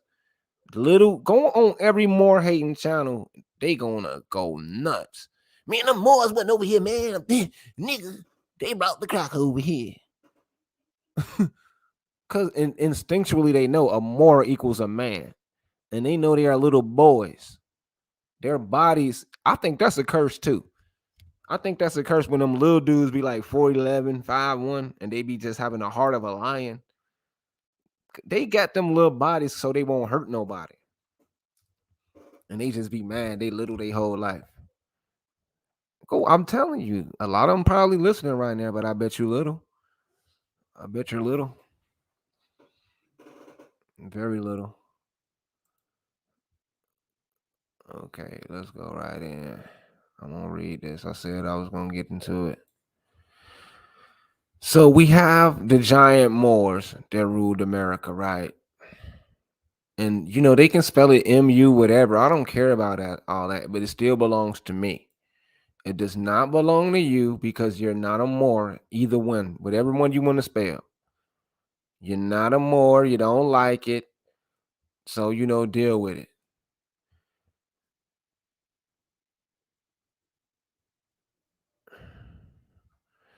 Okay, let's go in here. The giant typewriter. Wow. What is this? What is this? Mm. Oh, these just the little skulls, right? Oh, this giant book. Yeah, that's another good example, right? Okay, that's not what I'm proving. Okay. Okay. The old world giants and giant books. The blog discusses giants and Titan beings. Remember, Titan is over in Mexico. Tawdry giant books and more. So not only do we have giant books as evidence, but we also have giant typewriters too as proof. And this poses an image of a giant underwater master top wire that weighs 28,000 pounds, which is Francisco Panama Pacific International Exposition at the World Fair in 1915. These world fairs happen all over the world, but several places in the Americas like San Francisco, New York, Chicago, St. Louis, Jamestown, Virginia, Seattle. This means that America had cities and towns that were full of Tartarian, Moorish, Turkish tech and architecture. I'm going to verify that we had techs the Indians did not have. And I'm going to verify the wars. Turks in 1865, after the Southern Ishmaelites lost the Civil War and after the Reconstruction Act. What did I show you early in the video? A damn book, Eugenics in Islam and the Fall of the Tribe of Ishmael. The Civil War was fought over the Islam Muslim people, not these idiots. How do you like that, my people? How do you like that, my people? We have a direct people we can go and document. They talking about sources. You do not want to freaking debate me. So what we're gonna do is move on and own the intellectual property rights of the conscious community because nobody's challenging me. You have to publicly challenge me. What the hell would I look like going to look for a debate? What the hell do I look like running around here talking about let's debate, let's debate? Boy, no. You are not Mayans. You are not Olmec. You are not Aztec. You are not Creek. You are the Cherokee. You are the Choctaw. You niggas are sellouts. We are going down as the greatest Americans all time. And let me show you how the damn white man ain't even gonna get punished like y'all is. Let me show you. I'm finna show you. The white man ain't even gonna get punished like you idiots. Watch this. Muhammad recognized by the Supreme Court. Y'all asses out of there because y'all have whole movements hating on goddamn Noble Drew Ali. The prophet, it says prophet, so they recognize spirituality. Prophet Muhammad, honored by the U.S. Supreme Court as one of the greatest lawgivers of the world in 1935. So they not even stupid enough to go against this Islam. They wasn't even stupid. The European put it in record like, look, we just doing our thing. Prophet Muhammad is the greatest. We see the scimitar sword, so we know that's Moorish with the little curled up shoes. The European is like, Prophet Muhammad is number one. They don't know nothing about it, but they just agreeing to it. The blacks is like, they don't give a damn about no Muhammad. I'm eating my pork chop. Nigga, I'm smoking my Newport. I don't give a damn. But get the Moors out of here, man. Goddamn Moors. I know that. I ain't never heard about no Moors. You couldn't even never read, nigga. You knew you niggas could never read. So of course you ain't gonna find out about nothing that's in writing. Damn lying ass niggas. That's all you niggas do is lie. Okay, let's get out of here with that. Now I'm reading a little story. Oh, let's go back. Oh, I got the mausoleum of Tangoon. I think I heard somebody talking about the the pyramids like the Aztecs up in Asia and all that. Like we ain't done our research. We already on top of it, y'all. You want to talk about this some Indian stuff in China and we been everywhere. The old Mick. No, nigga. It ain't no skin color thing. It's a heart and truth thing. You're not allowed. You can't even get past the Moorish Americans. How you gonna get close to these people? All you niggas do is lie. So how the hell you gonna even get around this type of stuff? You can't be no liar getting around people like this. Man, you know the ancestors, man. You know what I'm saying? They were kings and shit, man. You know what I'm saying? My cousin Tut, man, down there, in Georgia, man. We Mayans, man. That ain't gonna cut it, brother. Or the first Americans ain't gonna cut it. You know what I'm saying? You know what I mean? Man, come on, PNF, man. We all the same, man. No. Nigga, you niggas take oaths. Nigga, to strange gods, nigga. And we have one God, which is know thyself, nigga. Know thy damn self. Where is that story at of the dam? Did I get rid of it? The giant Moors. Let's keep reading. So even the exhibits got this stuff. And okay, the Moors, the Ishmaelites. So we got proof the Civil War under Reconstruction was fought over the Ishmaelite dang on property who the Ethiopians sold us out. Remember Michael Wallow now? His name is Muhammad over there. His name was Muhammad Ali. And he opened up the doors over there to be into the World Expo to get paid off these lies in mainstream. They're gonna create propaganda and tell these lies to the dang on consumer. The Ishmaelites of America said no, they did not want them going in the West, especially in the northwest of the Grand Canyon. So they about to fight over this before they open up the gates of the gods and sell it to these damn Europeans that they is the ones who's superior and the black man is from the African jungles. They're gonna get billions off this lie, as well as NASA going out of space. So much money just by going in these territories. But what we're saying is that heirs is the Ishmaelites. And the Moorish Americans are direct descendants of these people. Noble Drew Ali is right up here with these people. It ain't, you feel me? It ain't no secret. This ain't got nothing to do with no damn Indians. Do you understand me? Do you understand me? Do you get me? All of this, I'm talking to the people, not just you. Listen, they don't claim nothing Moorish. They don't exactly Area 51, all that. Barry Fail have already done videos proving that that whole area was Moorish schools, Moorish aviator schools. So they've been had planes. Barry Fail is sort of a white prophet in his time for doing the right thing. Let's go back to the story. So the Ishmaelites is critical in what we're trying to prove because they exist. And the Moorish Americans exist, but the Indians don't exist nowhere in America's timeline. They're a fake people.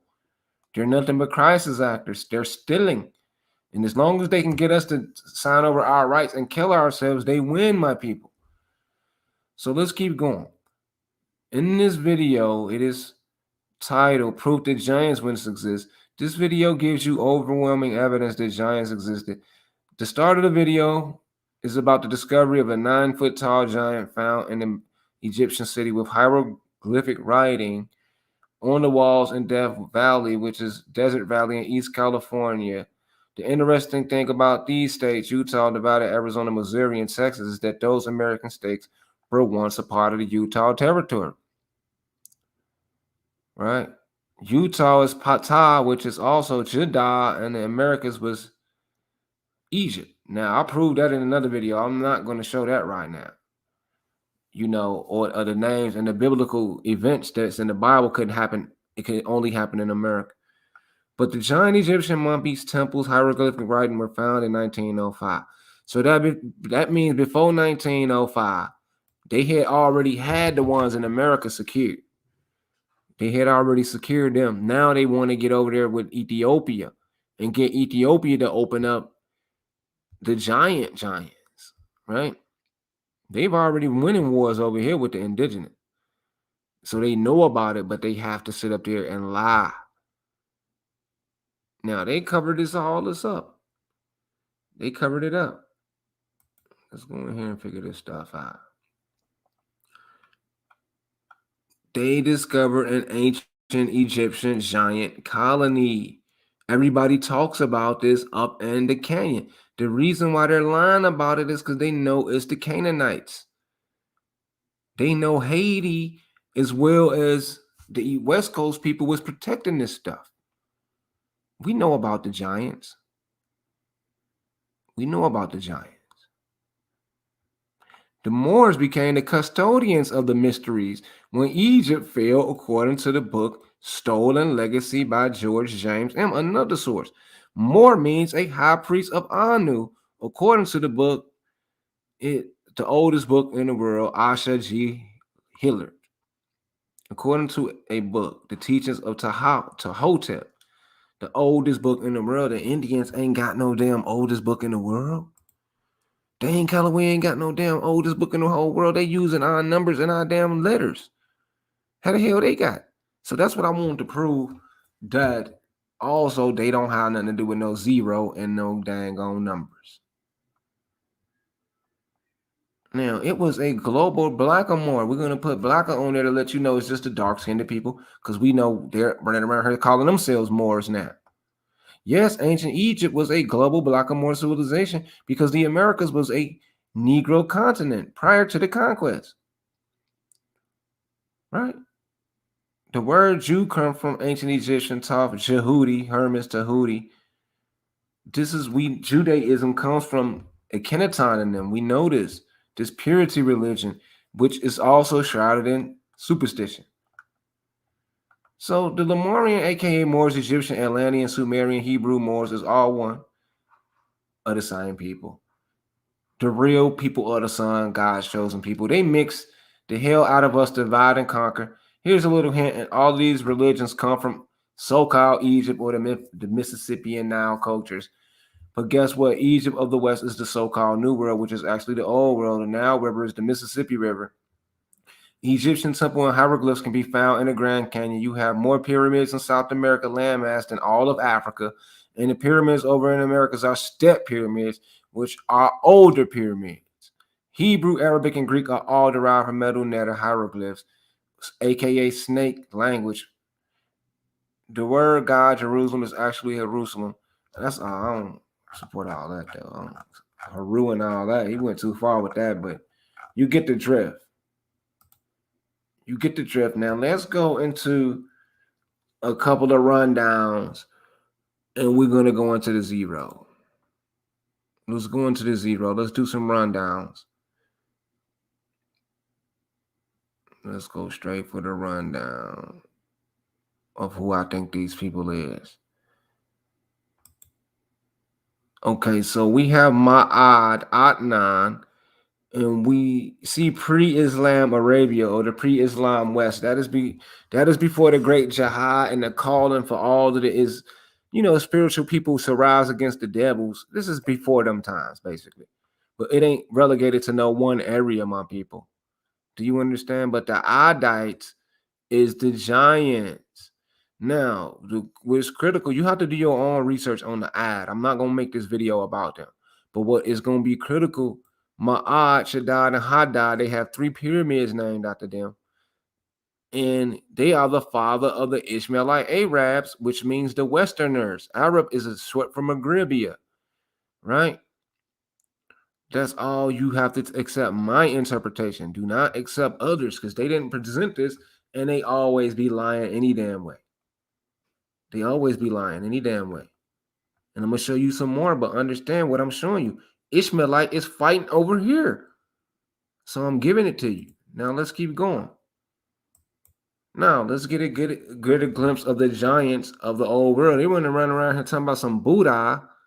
Buddha name is Devon Marie, right? Where is it at? I know dang on well I saved it. I didn't save it. No, I can go and find the name.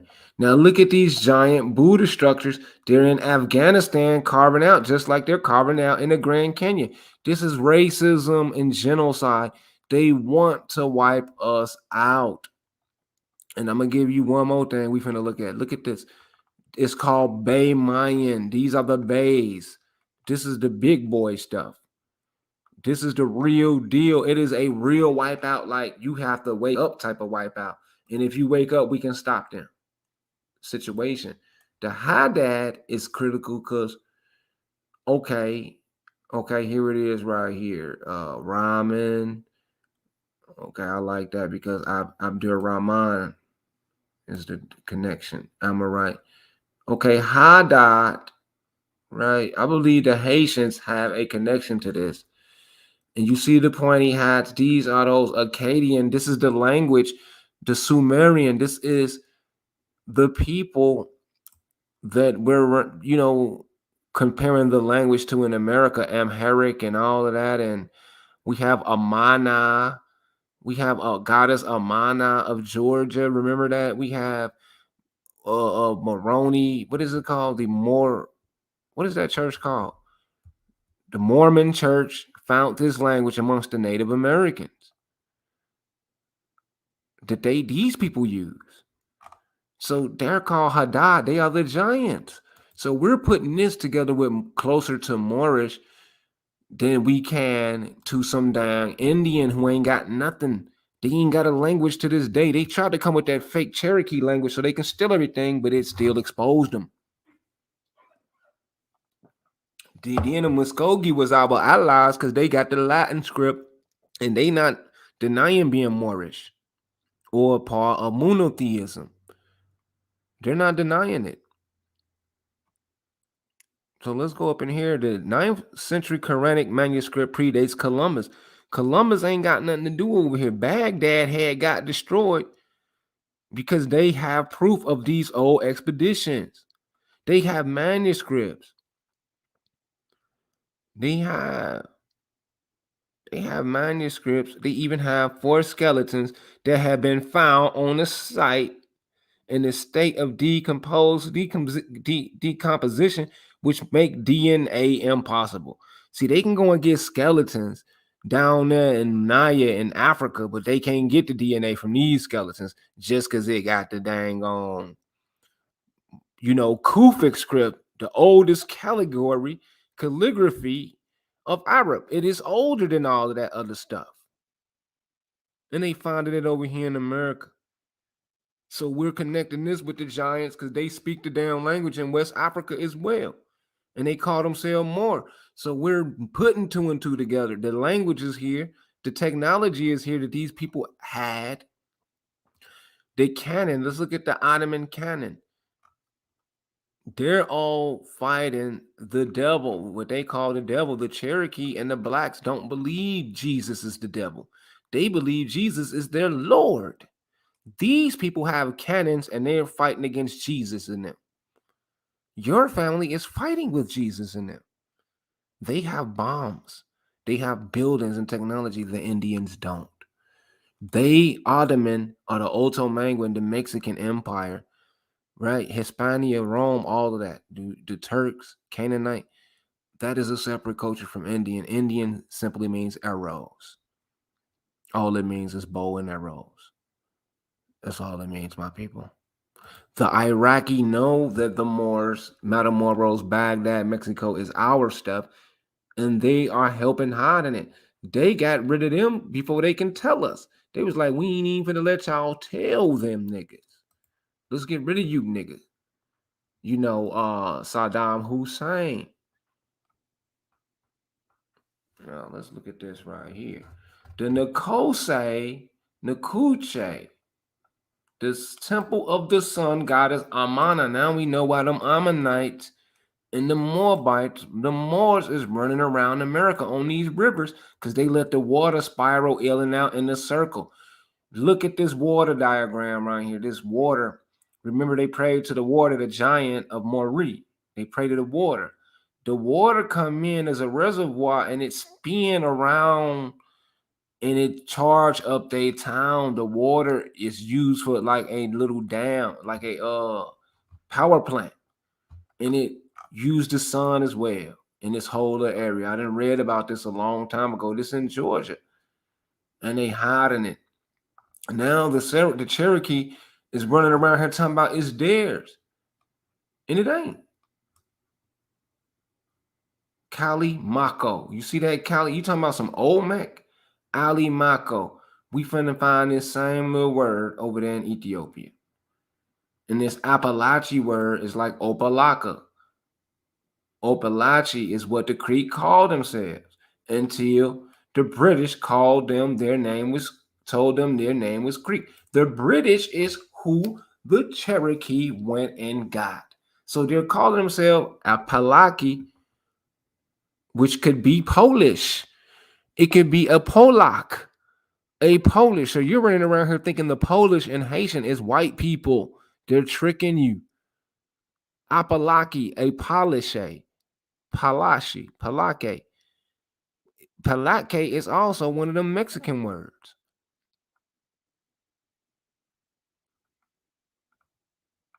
Look at this stuff. Look at this back then. You see the light coming down here. Let's read this stuff. One of the most interesting illustration is De Rochefort book is an engraving of the Sun Temple in the capital of Appalachia. It was dedicated to the Appalachia sun goddess Amana, who was symbolized both by the Appalachia and the West Europe during the Bronze Age. So they have proof on both sides. He made the mountains look like the Grand Teton and the Sun Temple. Now the Tetons was getting fought by the Mandan people. Right? Am I not mistaken? I read that earlier. If I didn't, I think I read it. Looks like a Spanish mission. No, but he made it look. What let me read it right. He made the mountain look like the Grand Teton and Sun Temple look like a Spanish mission. Note that the temple has a device that attracts lighting. The priests in the temple knew how to focus sunlight in order at night this sacred fire in the inner sanctum. This have nothing to do with no damn Indians. I don't care what you're talking about. Anybody who had this technology, they're running around here telling Britain, and they're like, we know where they at, where they using the sun, massa. We know where they, massa, we know where they be at, massa. And they taking them niggas up there. Oh yeah, you know what? I have not been checking. I have not been checking my email, man. The kid DJL. I'm gonna hit you up. You know, I got several emails. My bad, bro. You ain't have to type that up there though. You know, I'm not gonna erase your comment out of hate, but I feel you wanted to get out with me, but that Chicago matters. You know, yeah, Spanish definitely equal more rich. We know that. That Chicago matters, but I know you wanted to get up with me, whoever you is, kid DJL. You know, but I'll get up with you and I'll make sure you ain't no spooky type nigga. I hope you it's all as well, bruh. So let's go to this comment talking about some dang Callaway up in here. You niggas love saving Dane Calloway, but don't know the whole story about me, Dane Calloway, and the conscious community and being our original. Dane Calloway got respect for me, nigga. But then, who the hell are you? Don't you know who I am? That's why you whack. That is why you whack, because you should know about me. And then you wouldn't type this stuff. Now, he's saying niggas be talking about Dane, but Dane got the paperwork. Not saying I don't believe you what you saying, bro. You reading out some patched up white literature. I can't get behind something like that. Okay, cool. Don't get behind it, brother, because Dane Calloway been exposed over here. Dane Calloway know who I am, brother.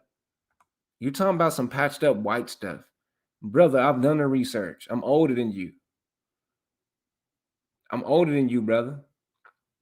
I've done the research. Dane Calloway is not on my level, brother. You can ask him. Go and ask him. If you trust in Dane Calloway, that means you can talk to Dane Calloway. You can't even talk to Dane Calloway, brother. How do you trust him?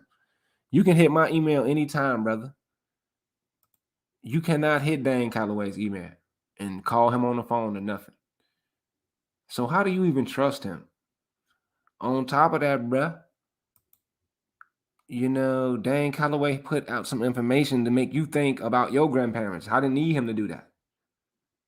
I didn't need him to help me think about nothing like that. And he ain't showed no buildings. He ain't put it together on what the European is really hiding. He just talking about some Nijis, some cowboys. You niggas went from Nijis, cowboys, Indians. You niggas got about 8 names, and you talking about you trust Dane Calloway. Come on, brother, man. Come on, brother. Come on back, man. So I'm showing you.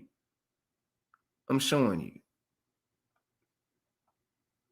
Now, the Muskogee Creeks in Oklahoma don't even understand these words. All these fake Creek people they're putting up here, they don't even know the words that the Appalachia that we call the Otomangan. When we're going to prove is the Appalachia, the Opalaka people in Florida, that they talking about some Mayans in Florida, the same Opalaka, and it's a people called Opalaka up in the Otomi with the Mexicans and Zoki, who we believe is the Zagwe kings, who was the kings of America, who went in Africa and conquered and taught them how to respect America. You see what I just did with that? We have, you see the language. They don't have a language. We have the light. You see there, let there be light. Ain't no damn TPs needed over here, brother. Ain't no damn Dane Calloway TPs needed over here, brother. Ain't no feathers needed over here, brother. We got the sunlight, brother. So I don't know about you, man. Talking about something you can't get behind this. You need to trust in my research. I went to college. What college did Dane Calloway go to? I got you, brother, kid DJ. I'm gonna hit you up, brother. I'm gonna hit you up. What is your? I'm not a spook. I came across your work and it helped me unearth conspiracy of the highest. I'm a very big deal in Chicago. Okay, you a real Chicagoan, and I'm definitely gonna hit you up. I'm going to hit you up. You are from Chicago, and I'll hit you up maybe tomorrow. Sacred Grove is everywhere. Sacred Grove is my buddy, man. Yeah, Sacred Grove be everywhere, but STRS at Sacred Grove is my homie, man. He is one of the founding fathers of exposing these lanes. That is my homeboy right there, bruh. I ain't even giving nobody me, him. Who else I can say? Geronimo, me, him, and Geronimo, and I put D Calico up there. It ain't number four of us. Y'all niggas gonna put Osir the Duke of Tears up there, Taj, Tariq, and all them niggas, and I'm like, nah. Them niggas is our students. Okay, you from 79th. Oh, you from my hood. I'm from Woodlawn, bruh. I'm from 065, bruh. St. Lawrence, 63rd, Cottage Grove, King Drive. That is my hood, bruh. Mr. Kid DJL, no disrespect to you. Oh, G Herbo. Okay, you're rocking with Herbo and them. I know them boys. I believe that's Lil Bibby and them. Okay, that's Lil Bibby and them. I done lived on 79. I live right off. I have lived right off what is it called? Vernon and King Drive, Champlain, even over on Exchange. But I'm a rock with you, bro. You seem like a genuine brother, but I want you to know I'm PNF people and folk, and what we're doing with this channel, Mr. Kid DJ. I'm from Chicago. Trust me, I'm from the land, from the soil. Even this brother right here, Ishmael Sahad, his father is Steve, who owns 63rd Liquor Store. See, I done been in all of this. I'm from Chicago too, but don't think PNF is a gangbanging situation. What I'm doing is taking PNF and I'm not allowing y'all to gangbang it with it no more. Oh yeah, so you said when I hear this infamy, I'm gonna be pissed. No, I'm not gonna be pissed. My father's assassination and the attempted murder of my mama pissed me off enough, brother. I don't need nothing else to piss me off, brother. Oh yeah, let's go back to the Dane Calloway guy, right? Let's see what he's talking about. I believe most of the Bible was here in America, but you have to remember the people called Indians never called themselves. Right, that's what I'm saying, brother. That's what I'm saying. You're asking me for proof, brother, but you have no proof, Nick Shane. We're simply asking you, brothers. Okay, let's go to the. Okay, since you want to play this Indian game, let's go in and do them. Because I was going to do the rundown with you, brother. I was going to do the rundown with you and teach you about the Giants, but you want to go in here and talk about some proof, brother. Brother, you have no language, brother. That's my proof. You said Dane Calloway, the story was told in reverse, that the slavery didn't happen over here, and y'all was sharecroppers, brother. This is what Dane Calloway teach. Where is your language at? Why are you using Moorish numbers? Now let's go in the chat. Sacred Grove is here. How many of you people knew that Moors, the numbers we use come from Moors? How come Aboriginal power didn't teach you that?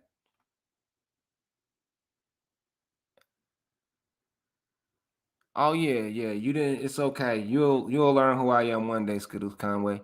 I'm a very big deal in Chicago, just like Mr. DJ Yell is. I'm a very big deal. You'll learn who I am one day. But it's if so many people lose their life in Chicago and the drama is so real, there's really no need for sympathy like that. It's just bringing these people to justice.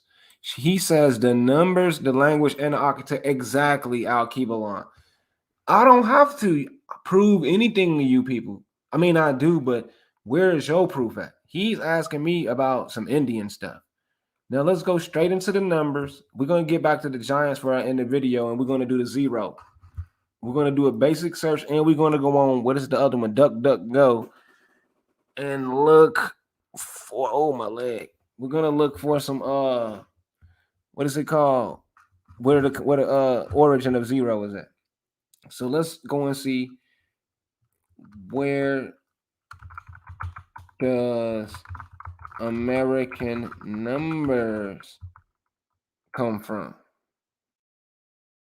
Let's collect that first. We're going to do English and American. Let's just go with American first. American numerals. Numerals.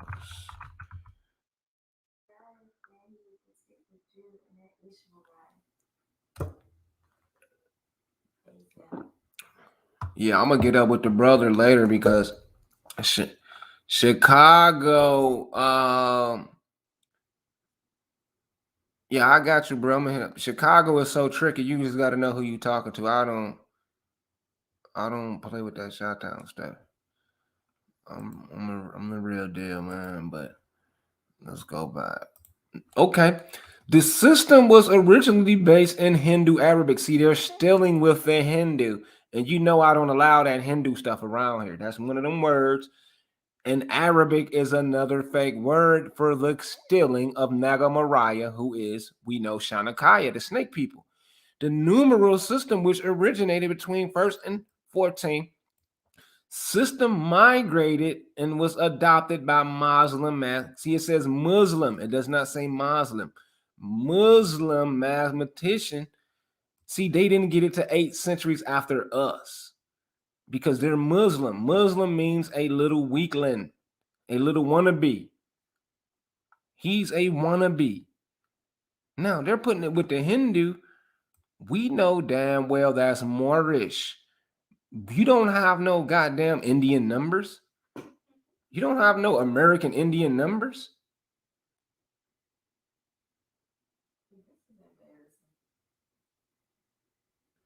No, no, no. I understand what you're talking about. Podcast, STR. We discovered the concept of zero, all that stuff we know. No, I'm saying the Moors discovered the zero and the numbers as we know, not the Indians and you. This is not getting by me no more.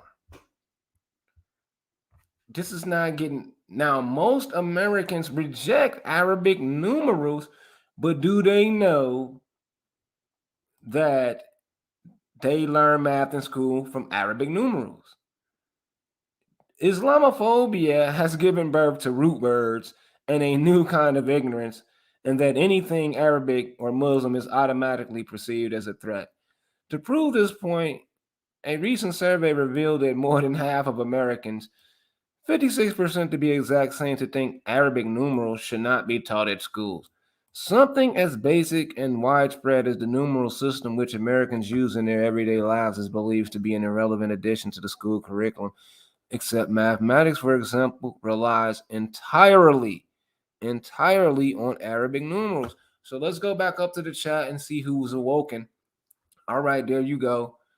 Bam. Yeah, I got you, bro. You cool, bro. I told you I've been busy. I normally do videos every day, but I've been really busy. I haven't even checked my emails. I haven't even refreshed my emails. So I know you're important and you got stuff going on as well, and you want a prompt response. I normally get up with people in 3 to 5 days. I never want to feel like you're slighted or somebody's just brushing you to the side. Like you're telling me something about my family. I want to know about it, brother. But nothing moves me. I'm not emotional. I don't rush for nothing.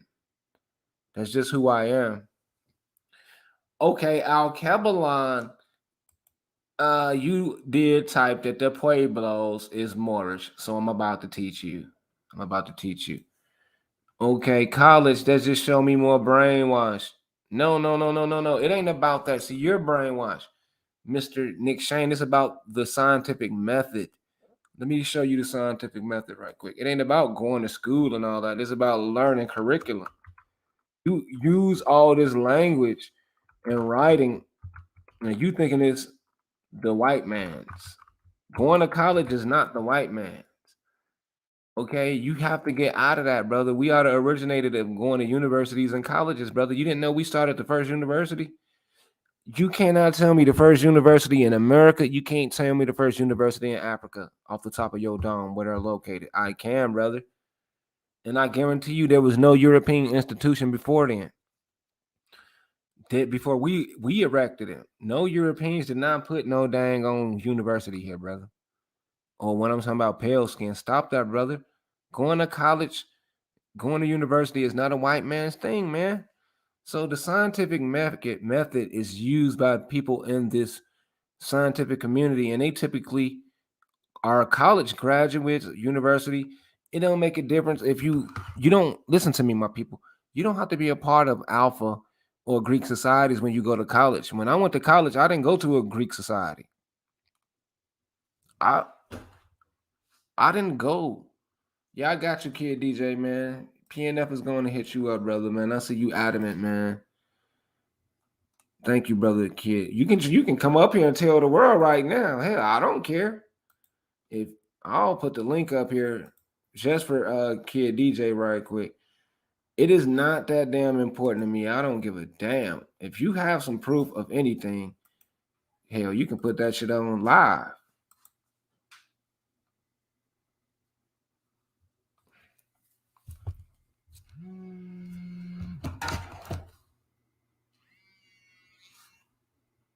Mhm.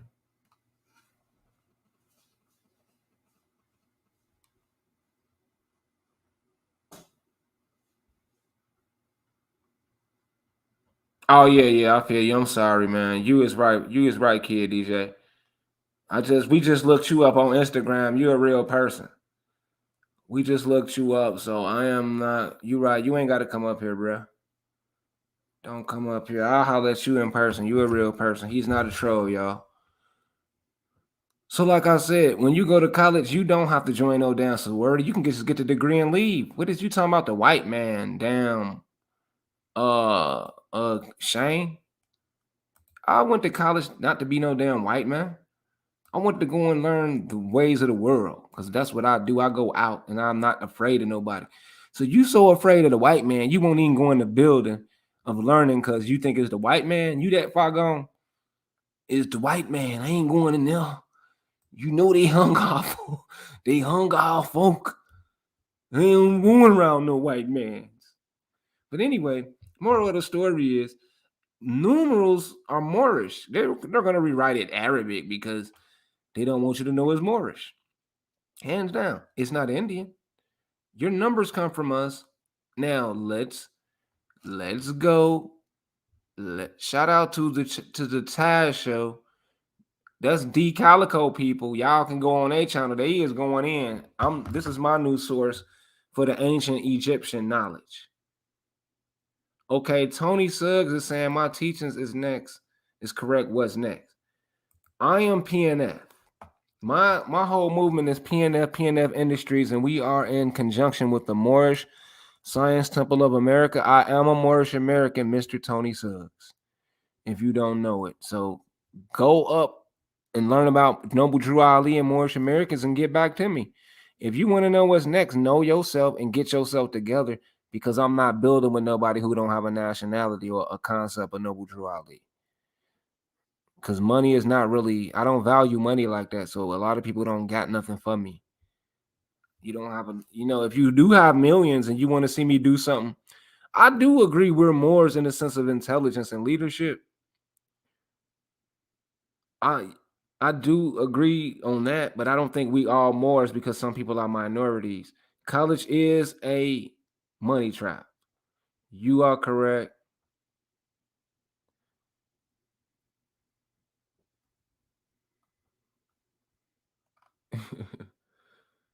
Okay, let's go. He said Jesus was died though. Right. I know we are the originators of man. Right. We are the originators of man, but I want to get back to giving the Moors the credit for it, brother. Like it says it right here. The writing see all the Islamophobia from the Indians. You know why the Indians, Hobart, Dane Calloway, Chief Holiday, all these people are against us. because they have nothing. So it's a sort of fear. It's a subconscious fear, like, oh, we know we ain't got nothing, so let's get rid of them. It's a hatred. You have nothing. Now let's go into the zero and do a basic search. They don't have nothing we want, my people. The Moors, even the white people say the Moors civilized them, even the Africans. But they're running around there talking about they civilized something.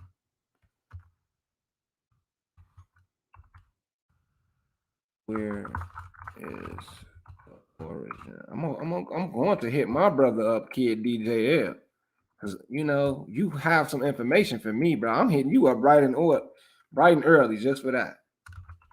I'm gonna hit you up. I think you left your number. I hope you left your number too. You said origin of number zero. Let me ask the brother, man. Leave your number, man. If you really about it, I got you, bro. Okay, brother. Ships that discovered the Americas were owned by Moors. Okay, right. Right. I believe you on that. All right, we got this brother has confidence right here. He even joined the chat. Let me holler at this brother. We're going to put this on the side for a minute, y'all. Mr. Nick Shane and Tony Suggs. I want to rap with y'all, but this brother got some important information for me. So let's get up here and talk to Mr. DJ. How you doing, family? Peace. Yeah, peace out, man. My Chicago brethren, man. What's going on, man? Fine. Look, I'm just gonna get to the point. I'm gonna give you a certain amount of information up here, and then I'm gonna tell you the rest, and I'll even make a formal presentation with you once you decide. You know, I already know what you're gonna do, but this is the situation, bro. Um, just for people who don't know, I'm not a troll. I'm not someone who's just on the brother's platform to get some clout or anything. I'm a very well-known, popular person uh, internationally in this music scene. I basically discovered G Herbo, Lil Bibby, everybody. That's not important. I'm just trying to give validity to who I am. Right. I have no reason to contact this brother under the purpose of some bullshit.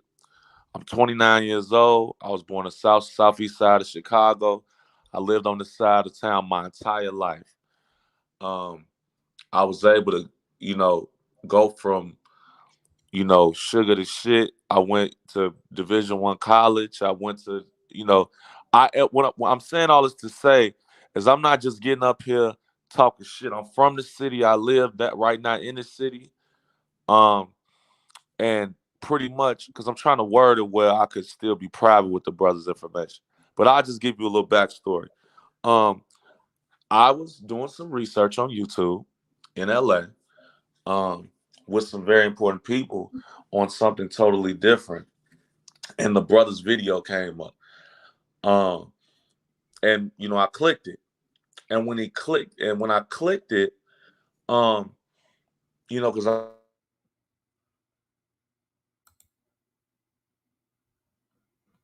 Yo, hold up. I don't even hear you.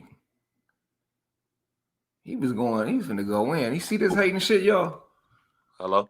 Yeah, we got you back. You back. Okay. Can you hear me now? Yeah. Yeah, I sent the brother doing a video where he was speaking about Larry Hoover. And it was an older gentleman, which I guess he appeared to be in Woodlawn, saying, yo, telling the real story concerning his brother's father. It was about 1 minute and 30-some seconds, and the brother was saying that you could watch if you watch the video, you know He exactly said what he's something talking about did he mention something about Black Hitler and the black No.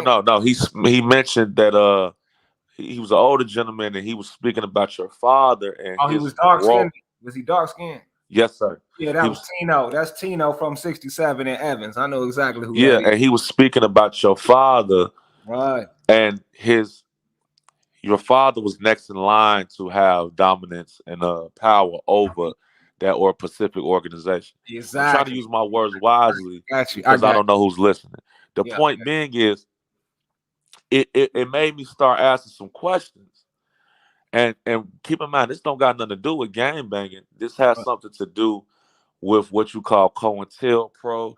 It got something to do with certain leaders being put in position Right. to destabilize that area that blacks have been in all that time. Right. Thank you, man. Come on, man. This is Listen, we talking about the people that, and you know who we talking about, the people that was put in place right. to come over east and get that prime land from them original leaders is in position right now on a whole nother play to trick black kids again.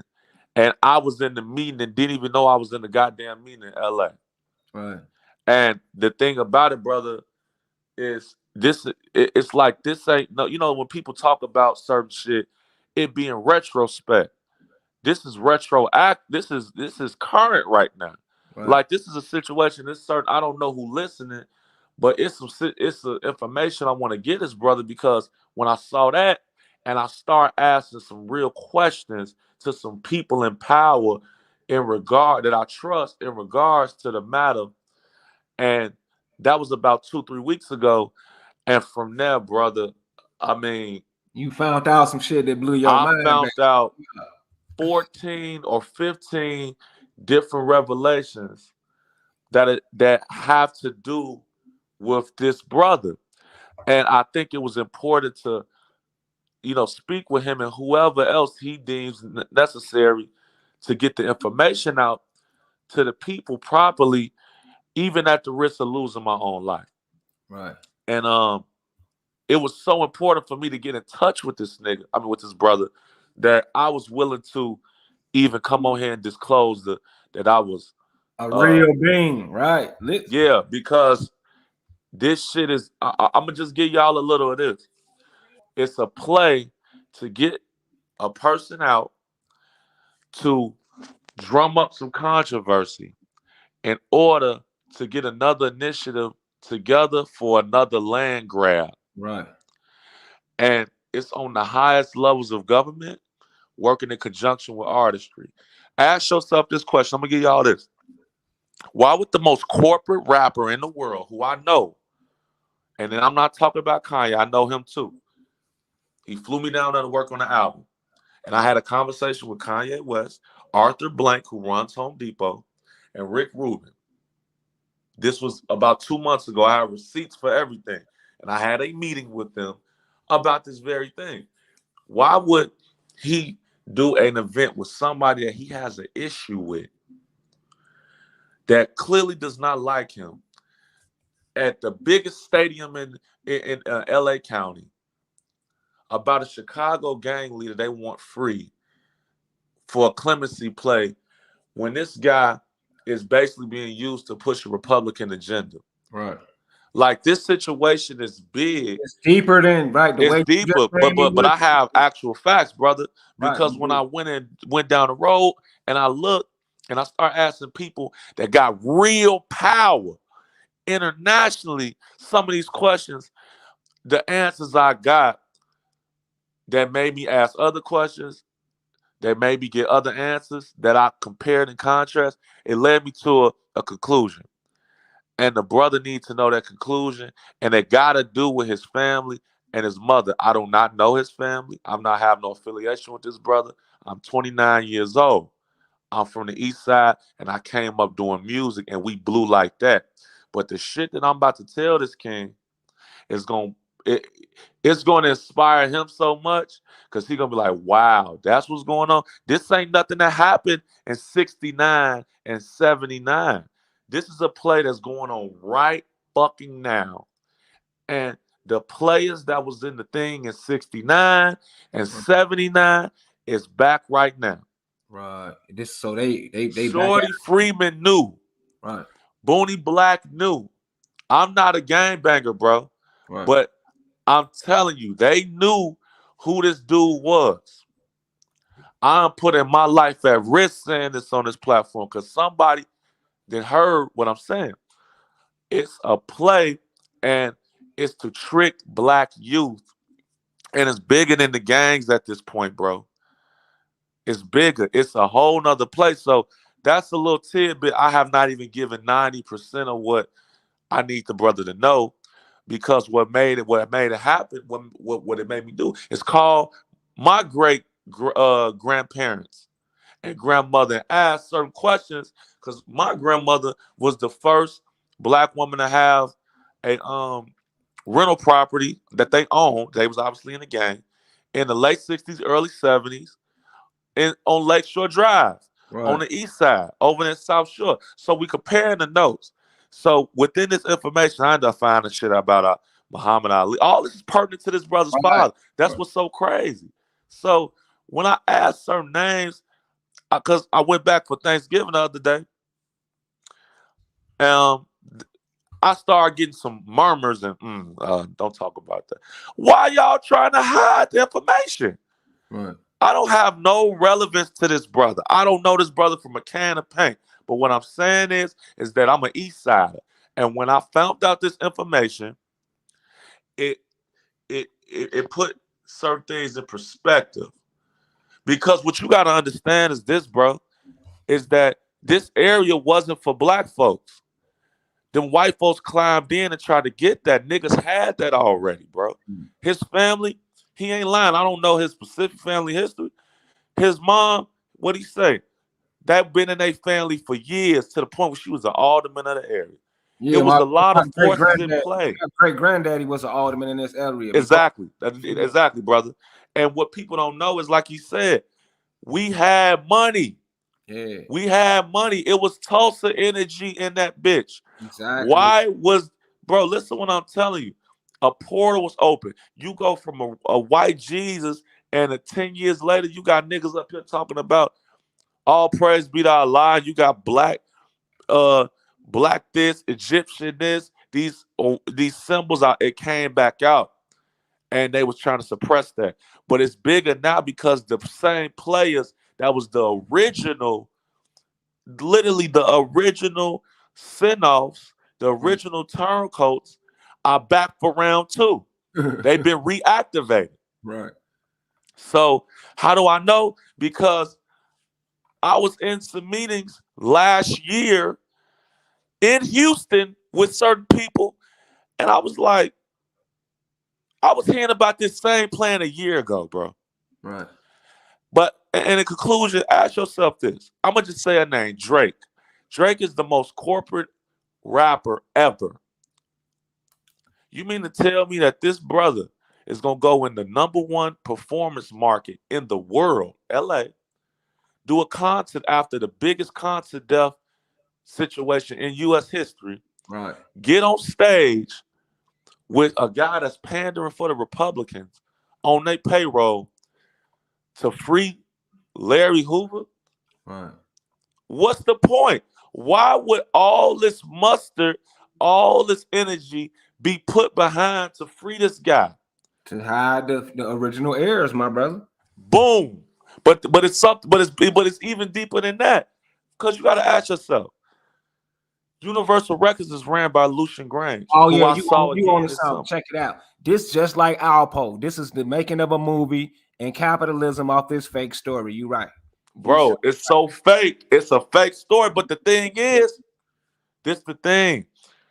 I know Larry Hoover's son, not the old, the youngest one. That's my man's. He don't know. The kids don't know. Nobody knows. Everybody's drinking the Kool-Aid. They right. don't even know what the fuck is going on. See, what I'm saying could get me killed right here and here, but I'm gonna take some people with me. But it can't sit on my heart, because what happened is, let me show you how the universe works. See, I'm giving these people to me. This is for you, brother. But I'm gonna give you one more. You mean to tell me in 2010, you gotta think up until that point, I'm 2010, I am 18 years old. Right.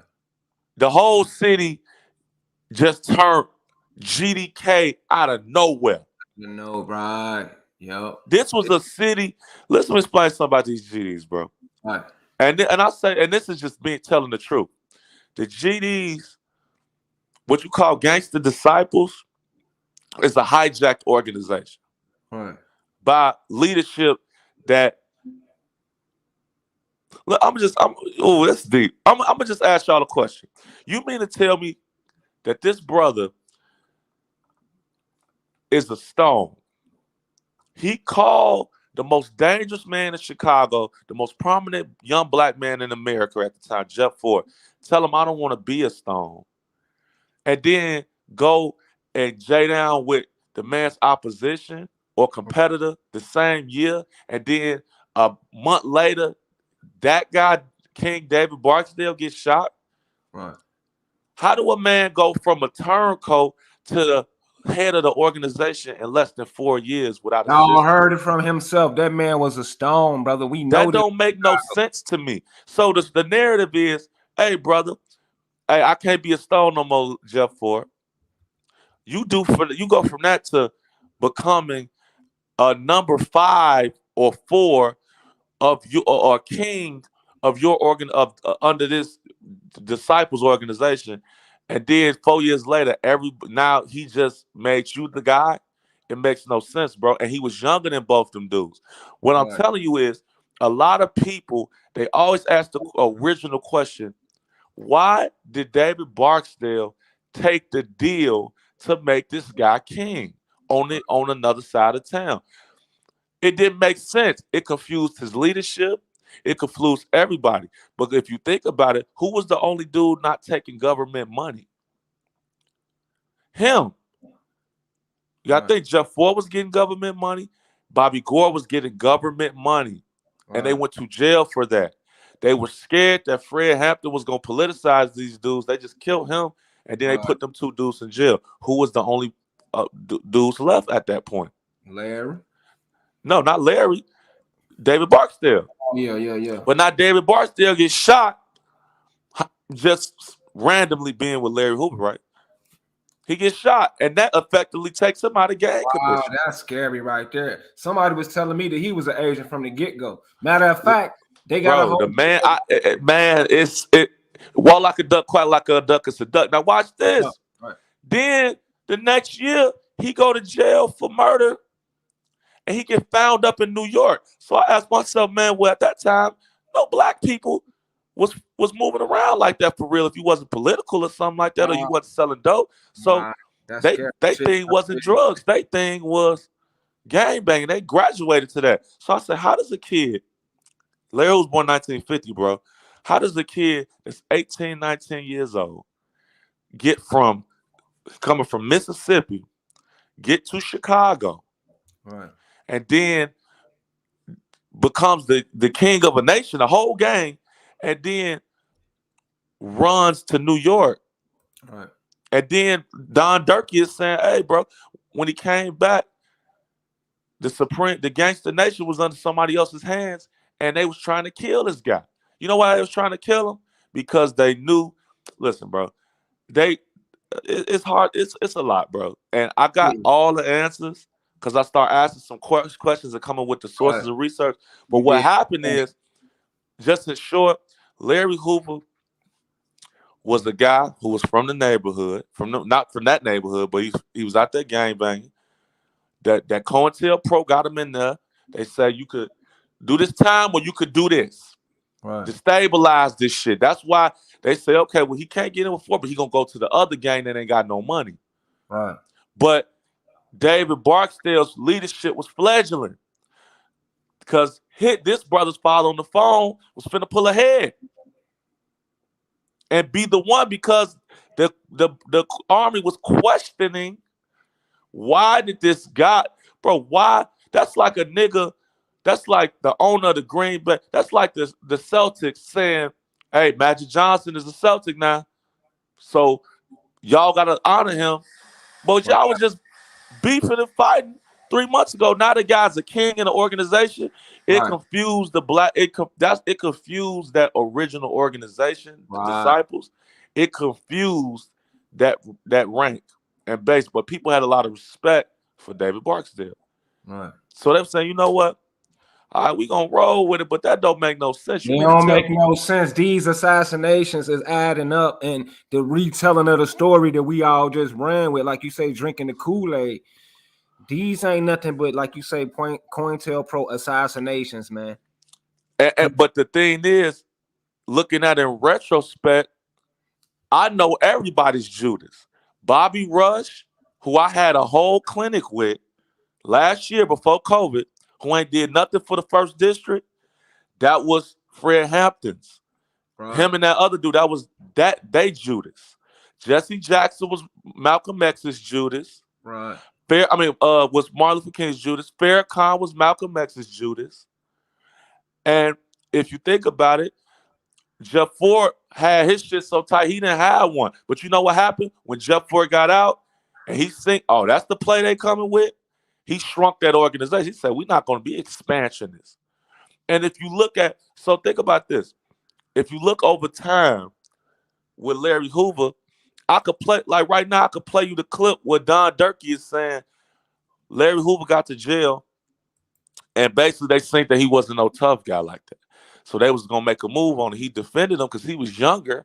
Right. And when he seen Larry Hoover was like, according to Don Durkee's story on Vlad TV, no, it wasn't like that. I'm not the gang chief. Matter of fact, I ain't y'all king no more.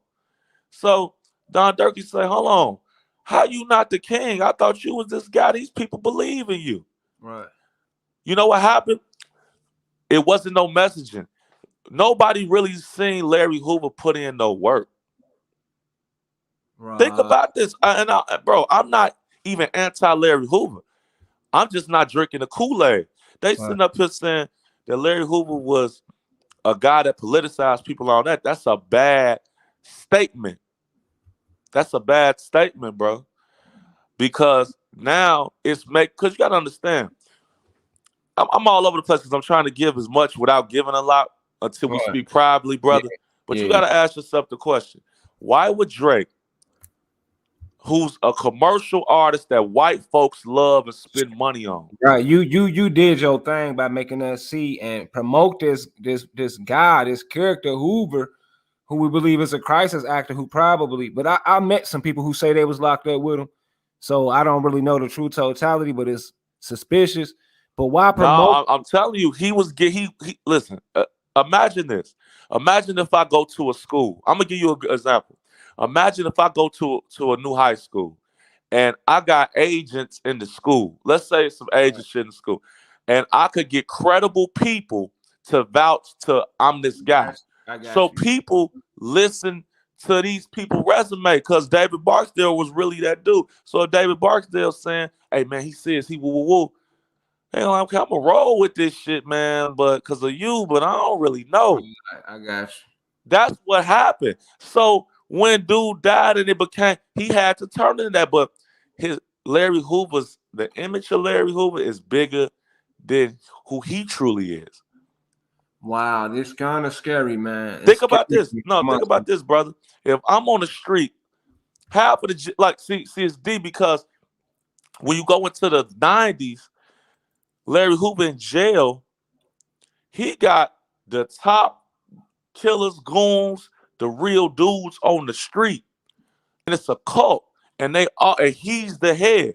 But the reality was, bro, is that it was to the point where his name was so strong that it was niggas on the street saying, man, nigga Larry said this, Larry said that, but nigga Larry Hoover didn't even know because the shit had got so big. Because you got to understand, a lot of them dudes that was them heavies, they was born in 69, born in 70. They was 20 and 25 and whatever in the 90s. So he got like Jay Prince.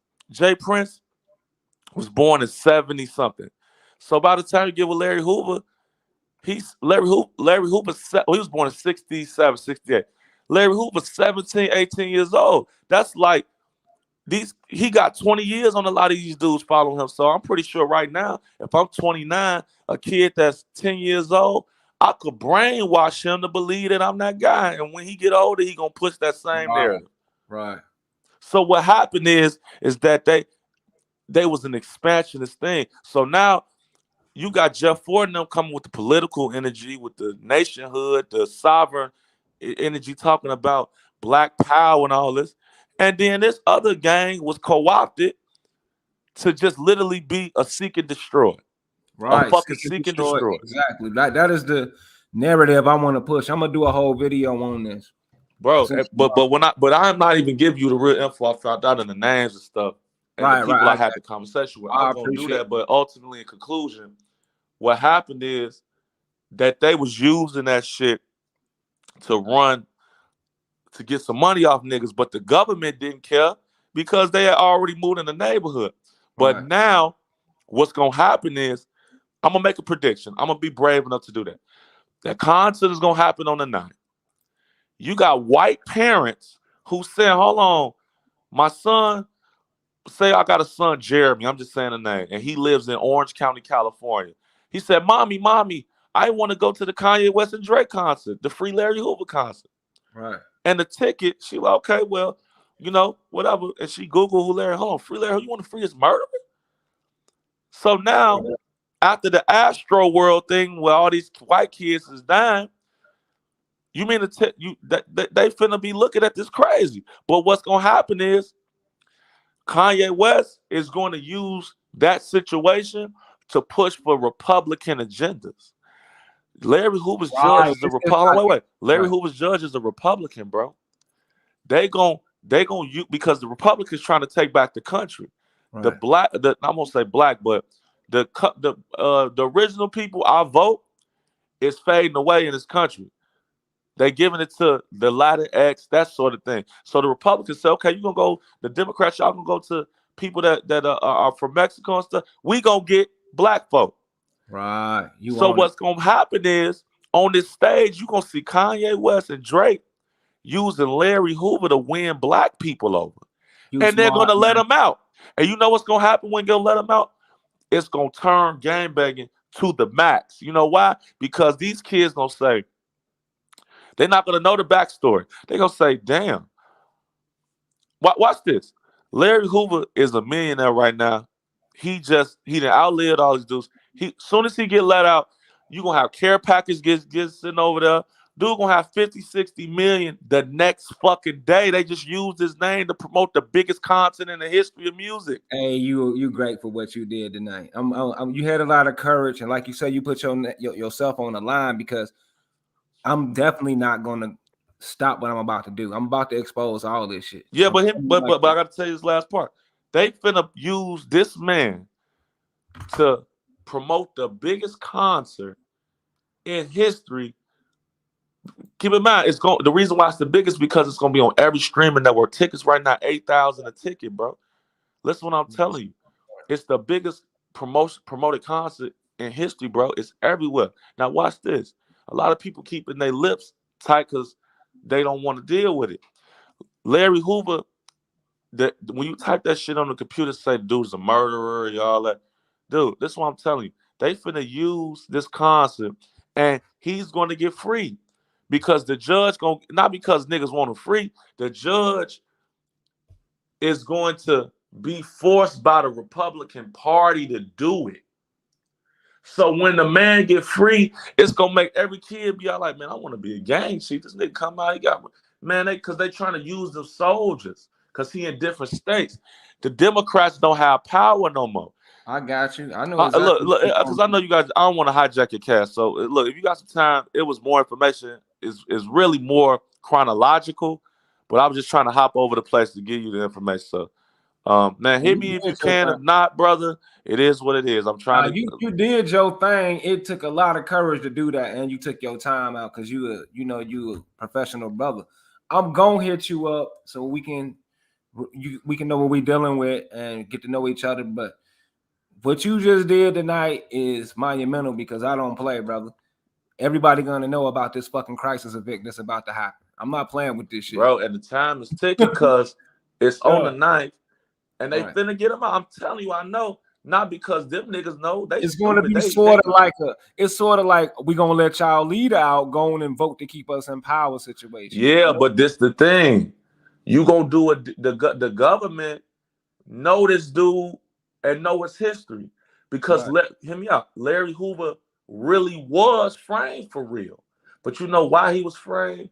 Because nigga, they wanted to lock you up and throw away the key because of this other shit you did for us. So that was just cleaning up the loose ends. So Right. So he's we going won't to be get able to out see what because it he is. really didn't do what they said he did, but he did. But you know what he did.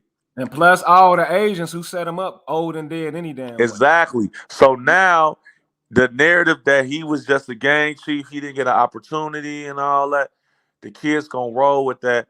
And Man, now you that's took why that back. Drake is in the bad position because Drake is like, this ain't speculation. He like, man, you got me in this shit, you bitch ass nigga. Right. Talk And, Kanye. and it's like a gamble anyway, because the Democrats is done in a little entertainer sector. So this is more like Bro, the Democrats, bro, you gotta understand. I think you gotta understand the magnitude of what I'm saying. You finna have merch for that. You gonna have LeBron James wearing the Free Larry Hoover shirt. I mean, they're gonna be at this concert. All the stars, everybody who's somebody, they're gonna be at the Larry Hoover. Like, and this is gonna make gang banging it's gonna make it so glamorous to black people again. I'm telling you, bro. just It's a like the blood and the Crip was the real experiment to see how the world would accept it. Now this the real deal stuff. bro. This It's is on the a this is. mainstream. I mean, bro. This is as dark as you can go. No. Check this out. They want to monetize my PNF. That's why I took PNF and the signs and symbols. You understand me? Because I knew they was going to mainstream our Chicago shit because it's the real treasure trove of the culture where they can manipulate us, like you said, and keep themselves in our business. But guess what? And you keeping it right and exact. But see, this is the thing.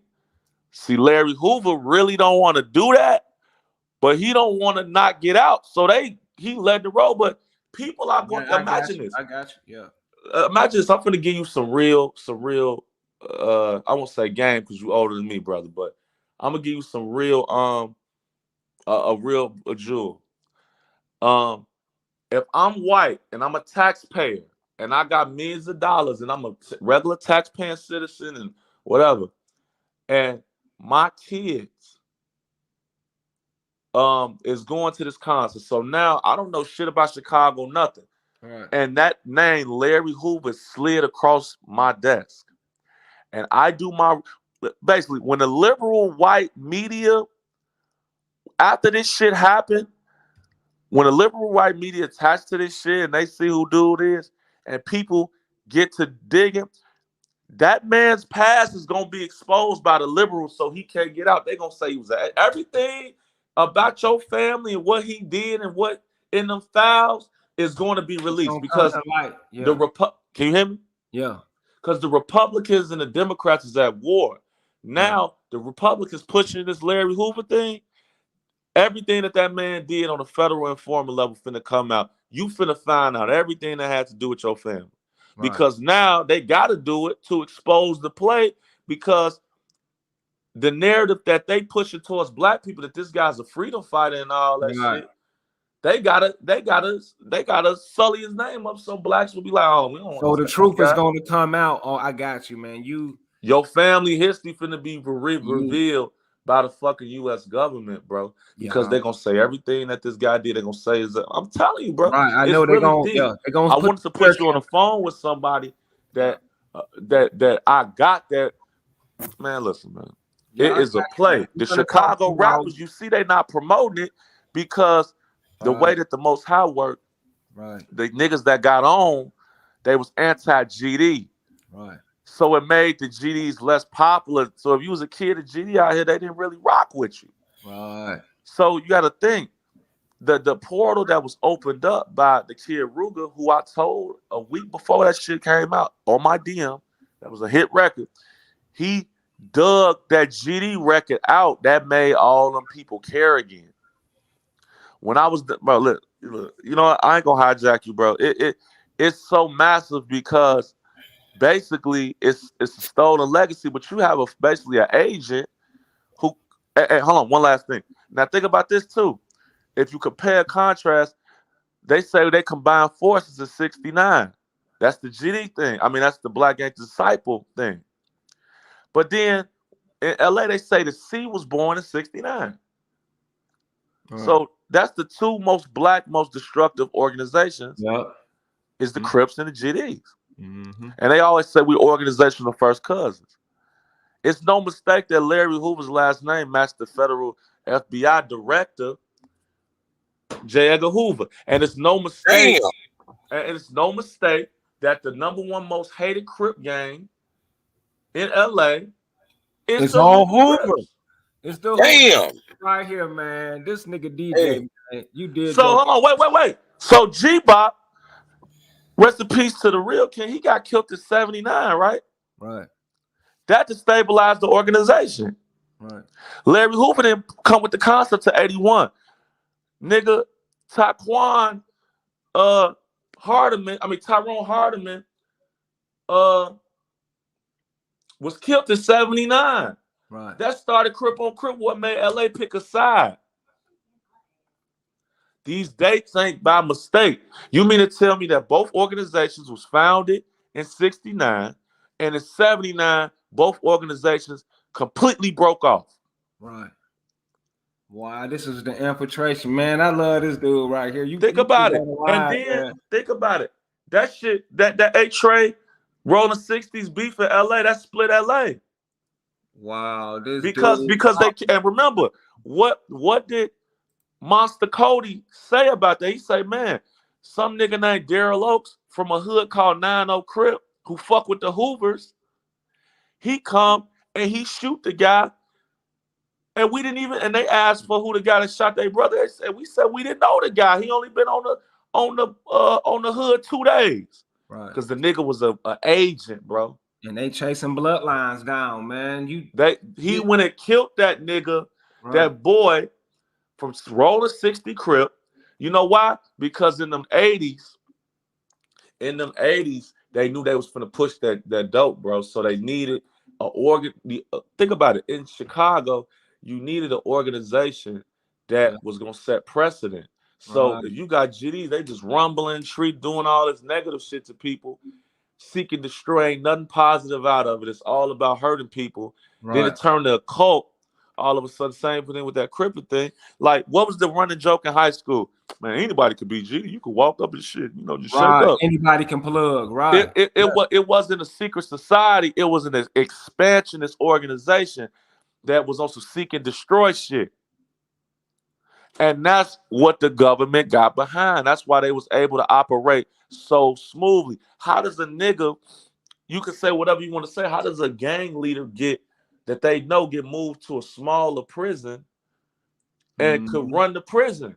It's unheard of. And it never happened with no other person that wasn't working with the government. Right. So They you was mean today, man, listen, man. What happened is Larry Hoover, I'm gonna tell you what really happened. What Larry Hoover did is he said, you know what, man, I got enough power for to pull out this jail, and he went against them liberal motherfuckers who put the key away on him that he was working with at first, and they found that, and they just exposed that dirt on him. So now the liberals not in power no more for real. The Republicans could coming back, and and Brown them is using dude name to get free, and they don't even have the arguments. That's why, if you look at the Drink Champs interview, Kanye West up there talking about the reason Larry Hoover could get out is because the first step after that Donald Trump passed. So you need to thank Trump. And Larry and the older Larry Jr. is like, well, I don't really know right. that, He promoting it. Right. Yeah, I see you right but there. he like, no, fuck that.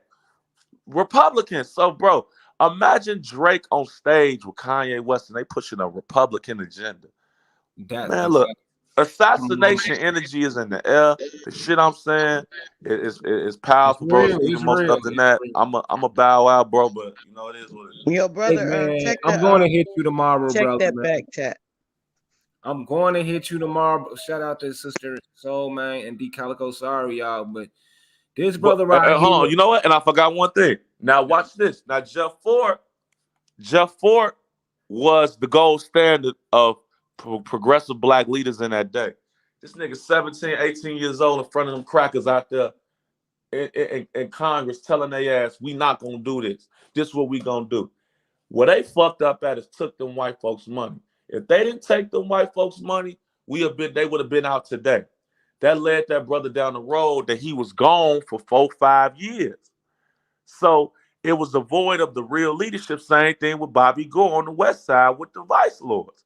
Remember, they had came together in early '69 too for the LSD, the what was it, the disciples, lords, and stones. Yeah.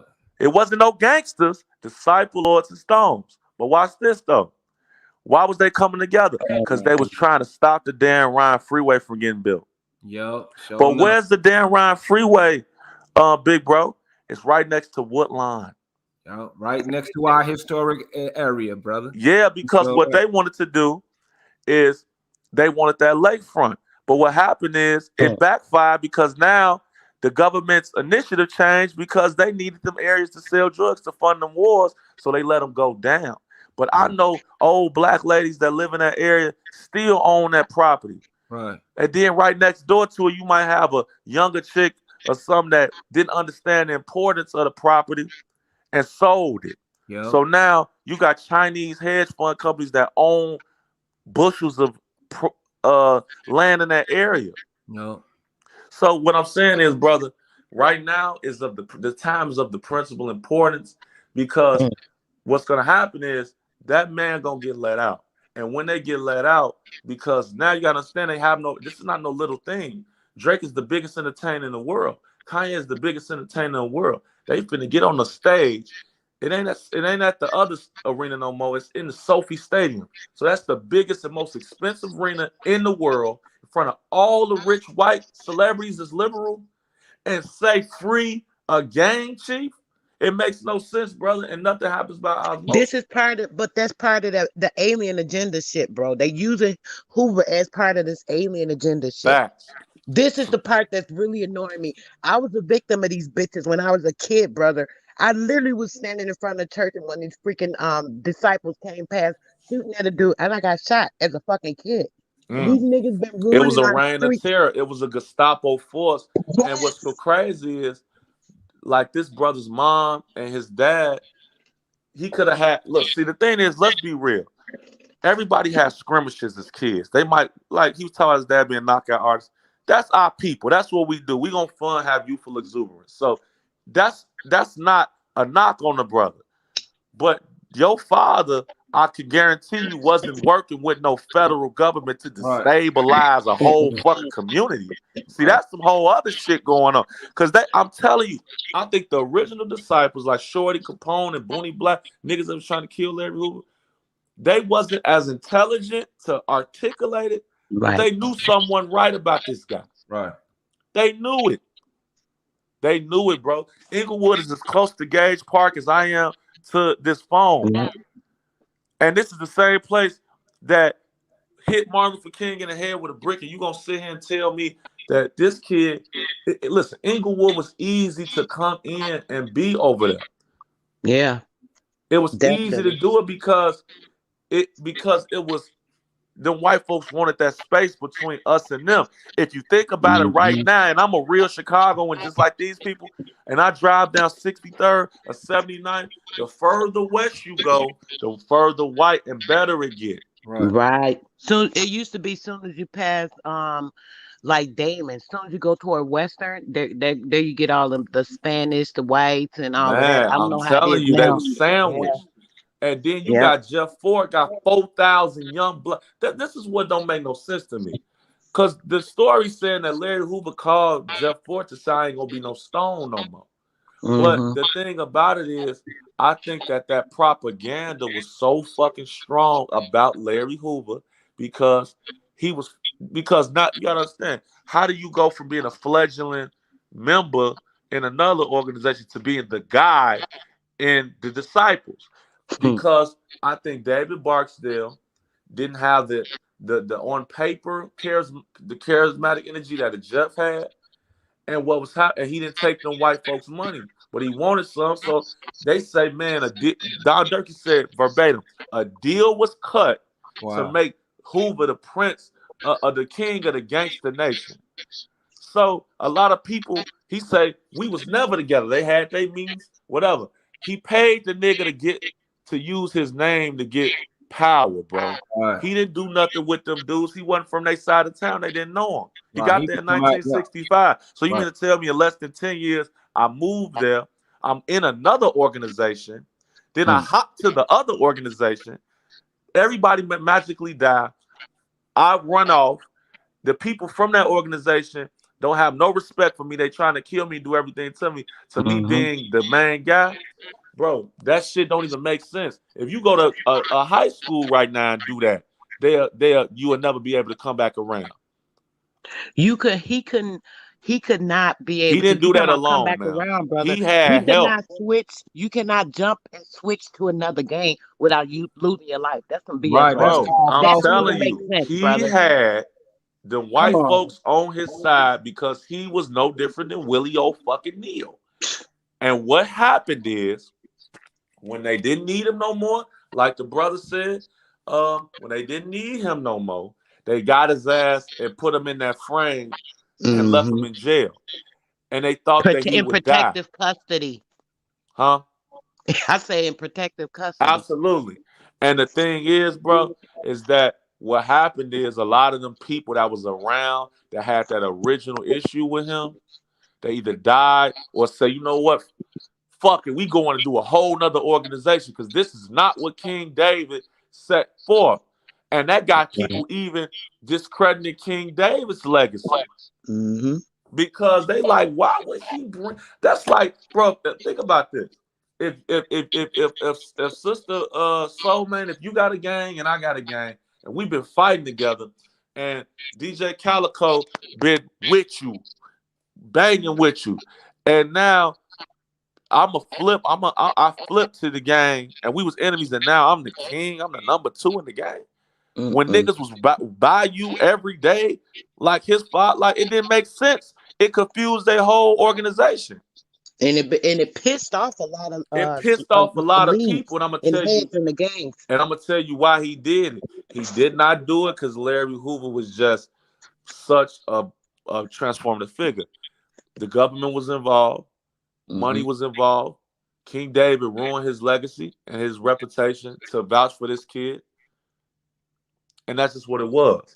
And a lot of them, and remember, information wasn't around back then. Remember, these the same Mm-mm. motherfuckers that was sending fake letters to Jeff Fort saying that Fred Hampton was on some goofy shit. So you don't think that they would have been put the fake information like, yeah, man, Larry's an all right guy. He a real this and telling these stories. There ain't nobody follow up on this shit, but real gangsters who was around saying, hold on, this dude ain't really like this. That's how they was able to take the power so easy.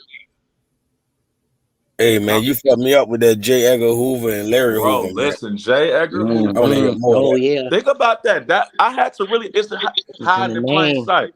You Yep. mean to tell me, bro? This Yeah, ain't nigga no might have accident. some relation to J. Edgar Hoover on some. You not even Yes, Hell he know. yeah, does. hell yeah.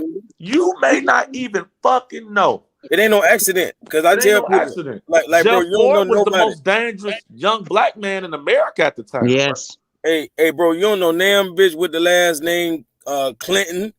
You know what I mean? Goddamn, Reagan, none of them. Kennedy. You don't know nobody with Bro, the last name. facts. Mm-mm. Hoover. Listen what I'm telling you, bro. And think about this. Niggas say Fred Hampton. Man, listen, man, let me explain something. And Fred and, Hampton was and a college nigga. He was trying to politicize street niggas. Motherfucking Fred Hampton didn't have 5,000 niggas under his sway. He had and 30, 40 people. He wasn't even the number one nigga in the Black Panther Party. They He even just oh, put it had out. that good he voice. was a youngin. He was a youngin. He was a youngin. He wasn't They, that guy. Bro, because this the thing. I'm gonna give you some game. mm. Larry Hoover, I mean not Larry Hoover, Fred Hampton. If he would have got with Jeff Ford, and Jeff Ford would have been on that, they would have, man, they had more numbers than the Black Panthers, really. So Really. he could have took his power. That's why Jeff ain't go for it, because dude had that voice. He had that voice and that appeal. He would have swayed them dudes that way. That's why Huey P. Newton and them, they really was kind of happy that Fred Hampton got up out of there. Honestly, because Fred Hampton talked better than all them niggas. If you Hey, really think about it, this is facts. Because hey, what bro, this is happened? the icing Huey on the P. cake. Newton ended up getting on drugs, and motherfucking Bobby Seale ended up talking bad about Huey P. Newton. Huey P. was a goofy. When he took that job as a professor, he said, "Man, this nigga was selling all that." So they was all, man. Listen, man. What happened? Honestly, bro, in my opinion, is on some real nigga shit. Malcolm X sent everybody off because Malcolm X told everybody that gangster shit. And even if you look at the news clipping when he talking about Fidel Castro on the radio show with the Barry Gray guy in New York, Barry Gray, he say, man, he read him everything Elijah Muhammad saying, okay, about the white man is the devil, and we finna go to this war of Armageddon. And he say, hey, man, So what you saying? You finna kill all white people? What's up? Well, I'm not saying that. God, he was tucking his fucking tail. But young blacks was hearing this man talk like that. It was like, damn. So you got niggas like Jeff Fort, like, man, you nigga, the white man is the devil, and I got 4,000 niggas with me. What's up? Bro, can I say something on that real quick? I'm All sorry, right, because go ahead. you spitting on that, right? When it comes to Malcolm X, what a lot of people don't know is this is me. I hate to say negative stuff about our so-called black leaders, right? It's just true. But We just facts is being facts, honest. brother. Okay, so when it comes to Malcolm X, a lot of people don't know that him and Red Fox, y'all remember Red Fox? Yeah, they grew up together. They grew up together and they ran the streets and them niggas was hoodlums together. Now it's fascinating that as they got adults and Malcolm X went on to his journey, Red Fox is in the TV that you never really heard about that too much. You never People don't really associate them unless they know this Yeah, you particular got to know the information. story. Okay, so now with them being tied together, this is my thing. He go, I hate to get into this, Cause we but cause we we unpacking some serious shit right now. facts, bro.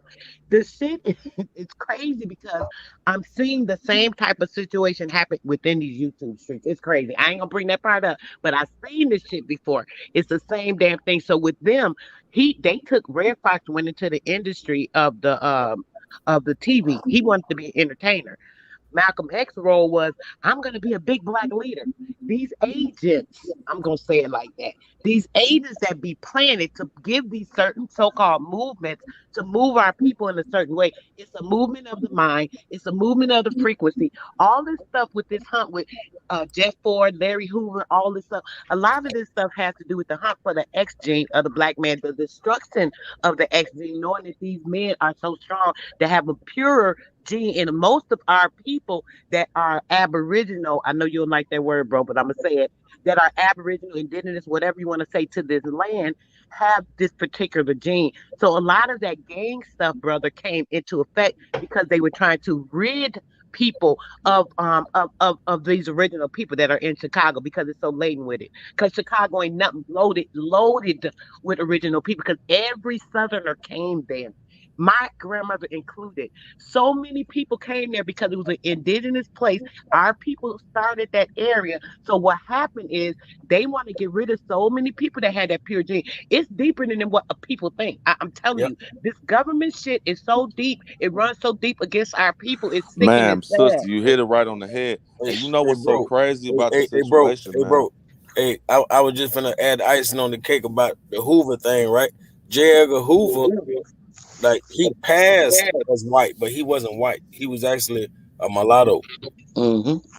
You know what I'm saying? They So lying. It's Chicago. Operation Push is here.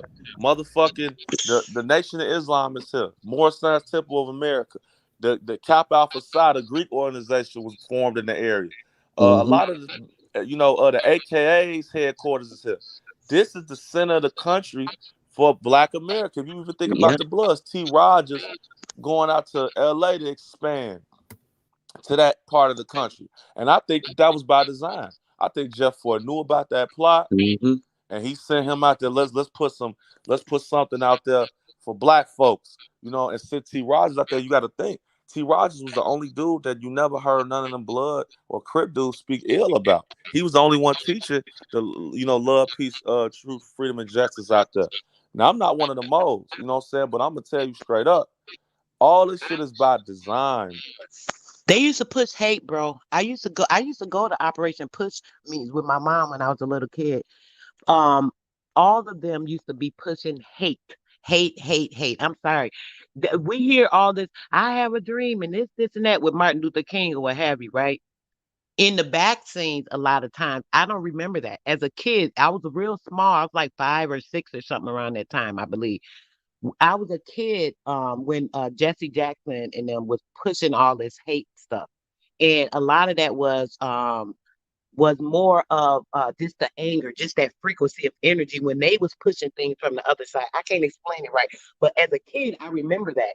I remember it like it wasn't encouraging in these meetings. It wasn't anything that was like, oh, we're gonna do this and we're gonna get that. It was all about them that they just that. You know what I'm saying?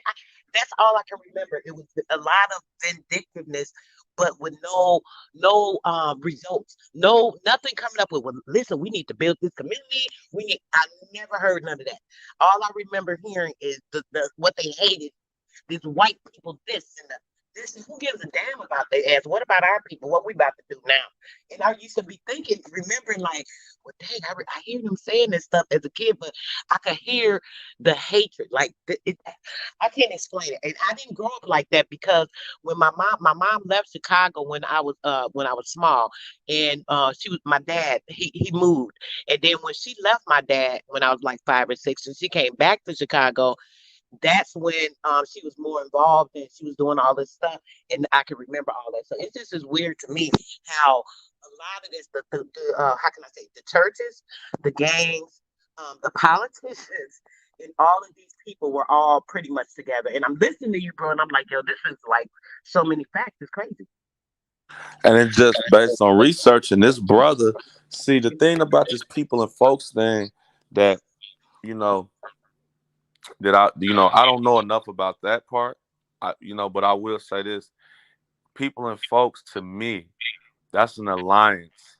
So, the way that they use it, I know. Listen, I'm gonna be What a about hundred. distribution, bro? I'm sorry, I hate to cut you again, but you hitting on stuff. You making me remember stuff. What about these distributions, bro? I remember when I was young, these brothers used to be finding these crates like with guns and freaking drugs in the alleys and weird shit like that. Do you remember any of that? Do you remember any of these the trains that, like, they would have trains and the young boys robbing the trains and stuff? How would they know what was in them trains? Do you remember any of this stuff? I don't know how old you are.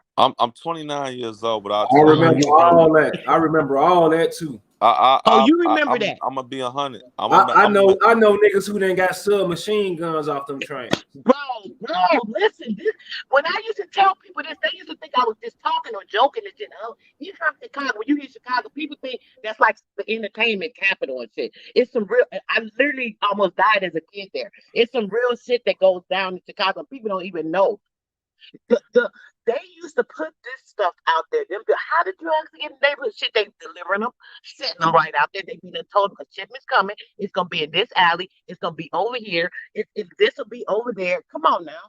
They set up Chicago to fail with these youth and putting these gangs there, having these kids put these drugs out there to kill our Hey, people, hey, putting sister the soul, guns out there. Man, go ahead, sister bro. soul. Hey, check it out right quick. I'm gonna let you go in because I know you a Chicagoan, but I'm gonna give y'all the account of my neighborhood because I'm from Woodlawn off St. Lawrence, one of the most critical blocks.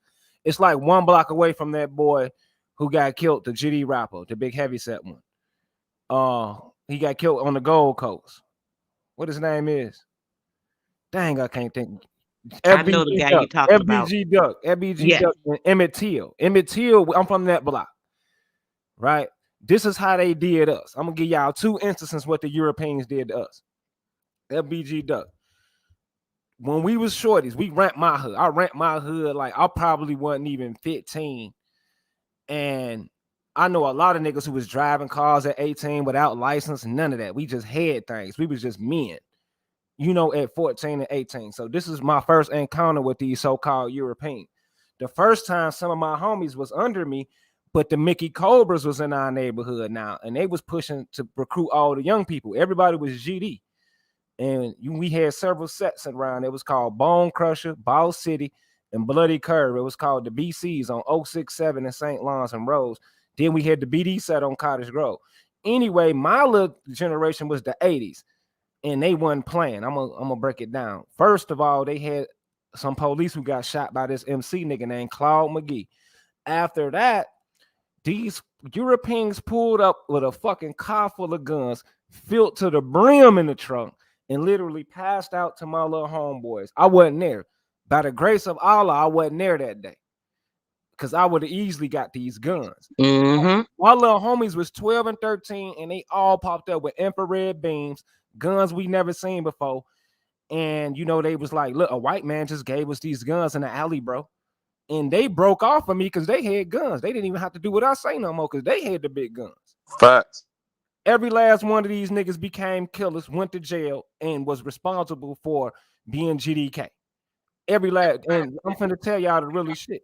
before I tell y'all the next phase. So all of us started gravitating to this GDK energy when all of us came from GDs. You understand what I'm saying? Like, it was no problem with claiming GD and having love for GD, but this energy came. So it was like at this point they putting us against each other because we didn't care about Right. no damn guns. We didn't care about that shit. We just like to fight or whatever. So another instance, not just the guns, and then me becoming enemies with niggas who was under me. We had these European Jews and these Irish people who was going to war in my neighborhood, and they would try to pay us to, like, burn, not just burn down buildings, but bust windows and write stuff on buildings to bring the property value. And they would tell us this. They was like, man, we don't want you to do much, just bust out the windows because I'm trying to get this building over here. This is how they explain it. We little kids. So they literally hiring us. I say us because these was my homies too. And I should have told if I really wanted to tell. If I was against it, I should have told. But anyway, this is the stuff they paying us to do, just European. Imagine other stuff they was doing all throughout that damn city to other little kids. I just wanted to share that right quick. And, So and, and, and let me comment on that. You know what's so powerful about that? We already know the history. If you on here, you know the history. We already know the game they play. This ain't no new revelation. We all know. But I'm gonna tell you something, bro, that I think ain't nobody thinking about. Chicago is desirable because it's the only city. It's the New York of the Midwest. It's cleaner than New York. The way this world is shaping now, and these European powers and and Asian powers going at each other, and the natural disasters. If I'm in LA, the fucking continent could go. I mean, not the continent. The fucking state could break off from the continent. Floods and shit. right. California is not as desirable as people think, man. The white folks is moving back east from that west Everybody coast. moving here And to then if Texas, you in bro. New York, LA, I mean not LA, New York or Miami on that eastern seaboard, man, you What about this though? What about this? Did y'all know the Queen of England got a damn condo downtown? I heard that, bro. I'm like, get this freaking lizard bitch out of here. hello? I'm sorry, excuse And, me, bro. Meghan Markle married the prince. Yep. Now they're hanging with Tyler Perry. So like he's saying, Hello? they're hijacking our communities. Yes. It's all a game, bro. The alien thing, right? They keep saying that the war it's gonna be this huge war or whatever if they don't release Hoover, right? Why is it that that would be such a big thing, and why is it that people are talking about it and bringing in this alien shit? They're associating it with the alien stuff. Have y'all heard that? Listen here, man. I'm gonna give you the damn The breakdown. alien agenda. It's a lot of it is a part of that. I'm Listen to telling this you, I though. done heard the shit. I believe it. I believe it is deep. But listen to this. We is in the middle of a damn genocide. The Yep. people, the people that they hired, like Larry Hoover, that they hired to destroy everything, they're moving them out the way to sellouts. It's just like the rap game. They get Hmm. NWA to do all of the bad shit, then they incriminate them and sacrifice them. So what I'm gonna Hmm. do is I gotta guess Miss Yasini up here. I don't want to just hog up the whole flow. D Calico still ain't said nothing. So Miss Yasini, man, appreciate you coming up in here. You want to share something, man? Yeah, sure. I am a native of Chicago, born in Cook County Hospital, and Wow. Okay. right, and there is an energy about the place, even though it may look and sound unattractive when they put the crime and all of that and pay attention to all of that. But there's some magical things going on in Illinois from the people of Illinois.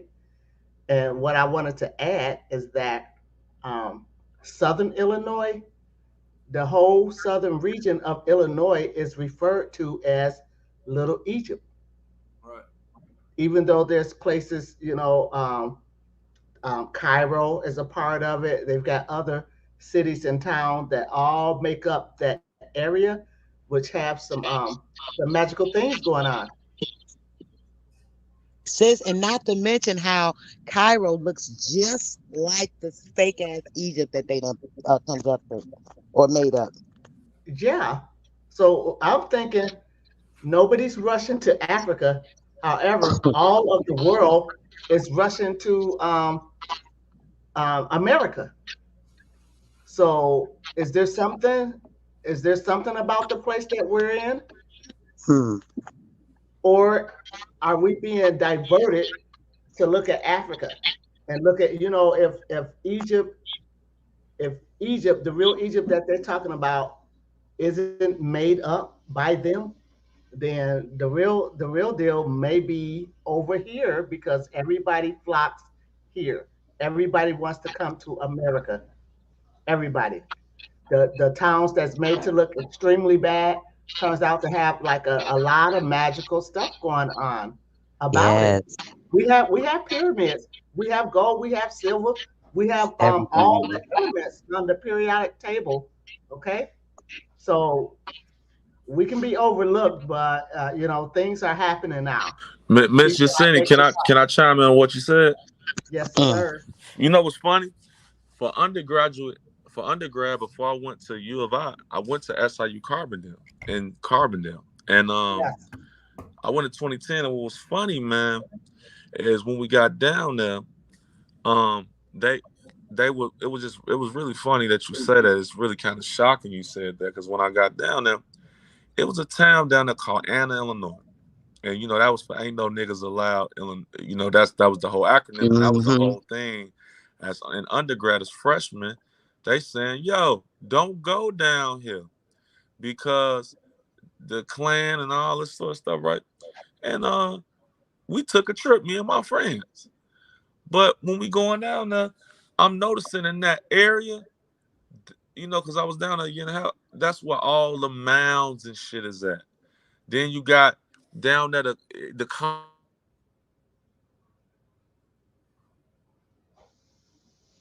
You cutting out, brother. Repeat that. Yeah, it Yeah, come on with it. it got chopped. It got cut. Yeah. Jump back in, DJ. But man, it's just wonderful to hear On these what he young dudes that said. spoke.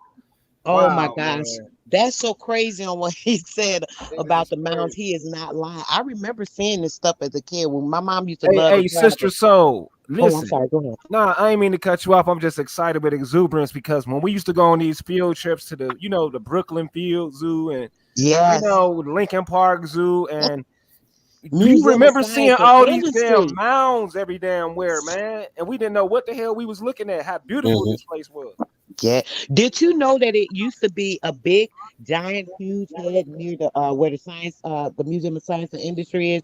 A big giant Indian head, the Wabanzi song that they actually removed, brother, that shows that all of the indigenous or aboriginals were the head or had all of that area where the port and stuff is at. They moved it, and it's in one of those warehouses. Where they got it hidden at, I don't know. But I seen the story some years back.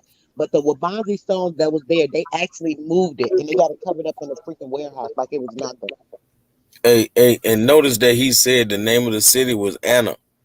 So when you Yep. say Anna, it's essentially it has to come from, like we say, King Louis, his wife Anna. That's where you get the name Louise E. Anna. You feel me? Louise and Anna. So Mm. all of that is essentially Washita because that's where they married in and got all the power to take over the Midwest.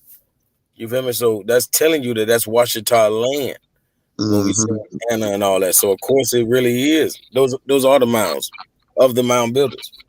They are, and the largest pyramids are not in Africa, although they're not the same type of pyramid as Hmm. far as volume and size.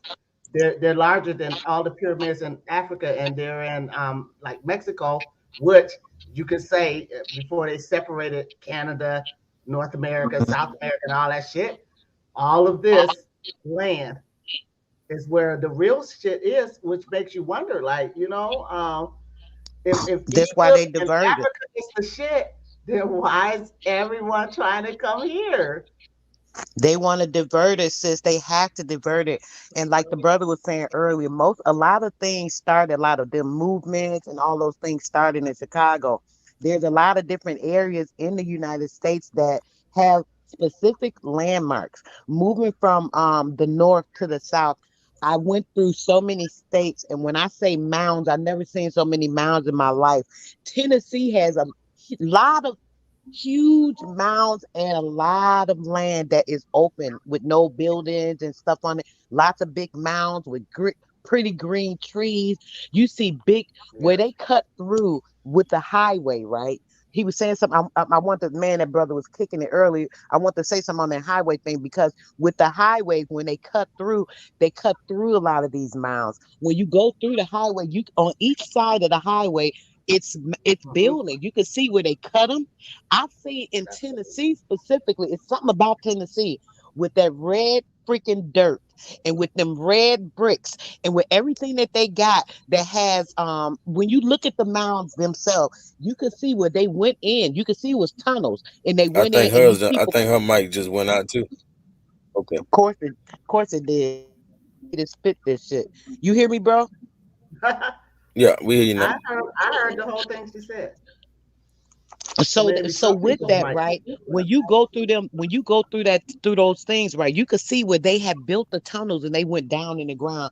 Something's told me when I was seeing them mounds, you could see the gold. It's gold still in Tennessee. It's so much gold in Tennessee. It's all up under the ground. It's all up in the dirt. It's all in them bricks and up under them brick mounds that they have, and they've got covered up with these new gray rocks where you could tell they went in there, dug out a lot of the stuff, and then they covered it up with these rocks. It's crazy. You're right. And Hey, what I was trying to tell you is, um, I never had the indigenous mindset at first. I just always thought the same old story that they put us on boats and put. And then some of that shit started not making no motherfucking sense to me. You know, when I start interacting with continental Africans, um, in college and in society and and I'm get to looking like, man, hold on, we not the same people. It's something totally different. You know what I'm yeah, saying? And they off. you said what? I said they off. A Yeah, lot of like times. A lot the of way that times. they would like, even in the even in like the universities and the places of higher academia, it would be crazy to me. Like some of these places that we traditionally from, they trying to run us up out of there, and then it hit it hit me like a bag of bricks. I think that the people finally found out that all this shit was over there, and they just, you gotta understand, when you get money to the extent that our people have wealth and resources, and Right. you got this infighting going on, you susceptible to invasion. Like I started looking at shit like that plague and all of them. They was trying to get the fuck up out of there, man. They knew that shit wasn't great like that. They was trying to find what was that. So I'm not as knowledgeable about the indigenous stuff, but what I do know is, you know, I don't have no family on no other than Illinois and Tennessee.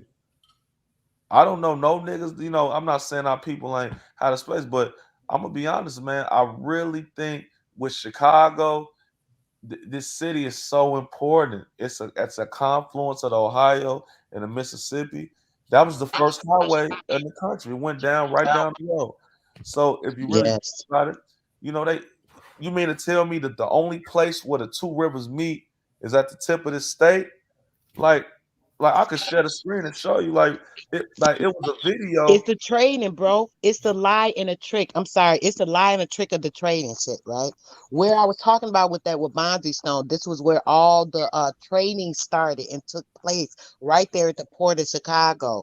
And when they came in there, because our we were so friendly, we had so much abundance of stuff, we were giving them stuff and trading stuff so easily. They decided they want to take it over. You know how it's kindness for weakness. That's why they say don't take kindness for weakness. Most of these sayings that we hear about, they come from specific things that happen to us, where it's trying to keep us or remind us of certain things so that we're not falling under these traps again. Yeah, When they like give them started a doing all hand. that porting and trading, Give including them a that hand, they'll take so-called, your arm. oh, I'm sorry, go ahead. What you say, bro? Now I was just adding. I say just like the saying, if you give them a hand, they'll take your arm. You hear me? Hmm. For That's real. exactly what we were doing. Being nice and kind. Oh, we got plenty.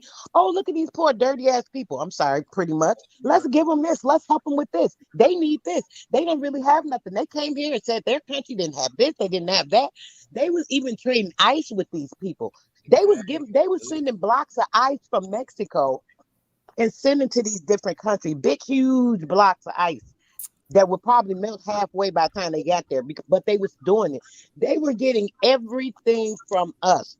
And the more that we traded with them, the more they started conjuncturing together to try to take over because they felt like this one place, these small places have all these things, abundance of all these things. They got all these people. They don't need all that stuff. It's records in the back in the early 1800s, right? Like 1812, right? Of Wisconsin and areas that had the fur companies, and they were coming here to trade furs. This is when you see in these movies, they be showing these big furs and da da da da. All that came from Wisconsin. They got all of this from these Wisconsin people. They came here and they started taking over because they were trading the furs and they didn't know how they were getting this. And they were in these cold ass areas and they was like, oh man, we need these things. Everything they needed, we had over here. So this is why they came over here to take over everything. It's All crazy right. how this stuff is so in our face. And Check truth be this out. told, I don't. And let me say this: I don't. I hate when original people kind of that confluence. I'm telling you, but basically, I hate when they push this narrative like this. And these niggas came up in here and just beat our ass. Nah, that No, didn't happen. Nah. we got hit with the. I don't know everything, but I do know something to the effect of this coronavirus type of thing. I know that disease really hit us too. I don't This think that happened before. This ain't the first time either. In 1919, it was the Spanish flu, and they put us under the same Yep. lockdown conditions. I So think I nothing think it new Every was under the 100 years, sun. bro. they never went head up with our people on No, some no, like let's never. They go. getting us to do ourselves now.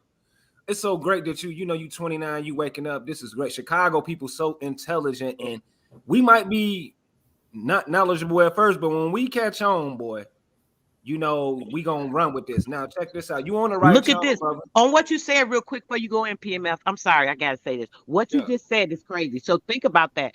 You know how in they'll talk about, oh, don't kill yourself. That's like the biggest sin, and this, and that. You know how you've always heard that if you ever been to church.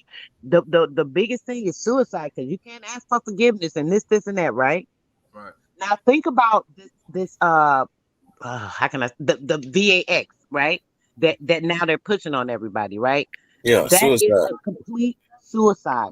Now, this is something they always talking about this and push this in the Bible about that being the biggest sin. But they don't put it on the nation that this is the biggest so-called sin because it is literally committing suicide.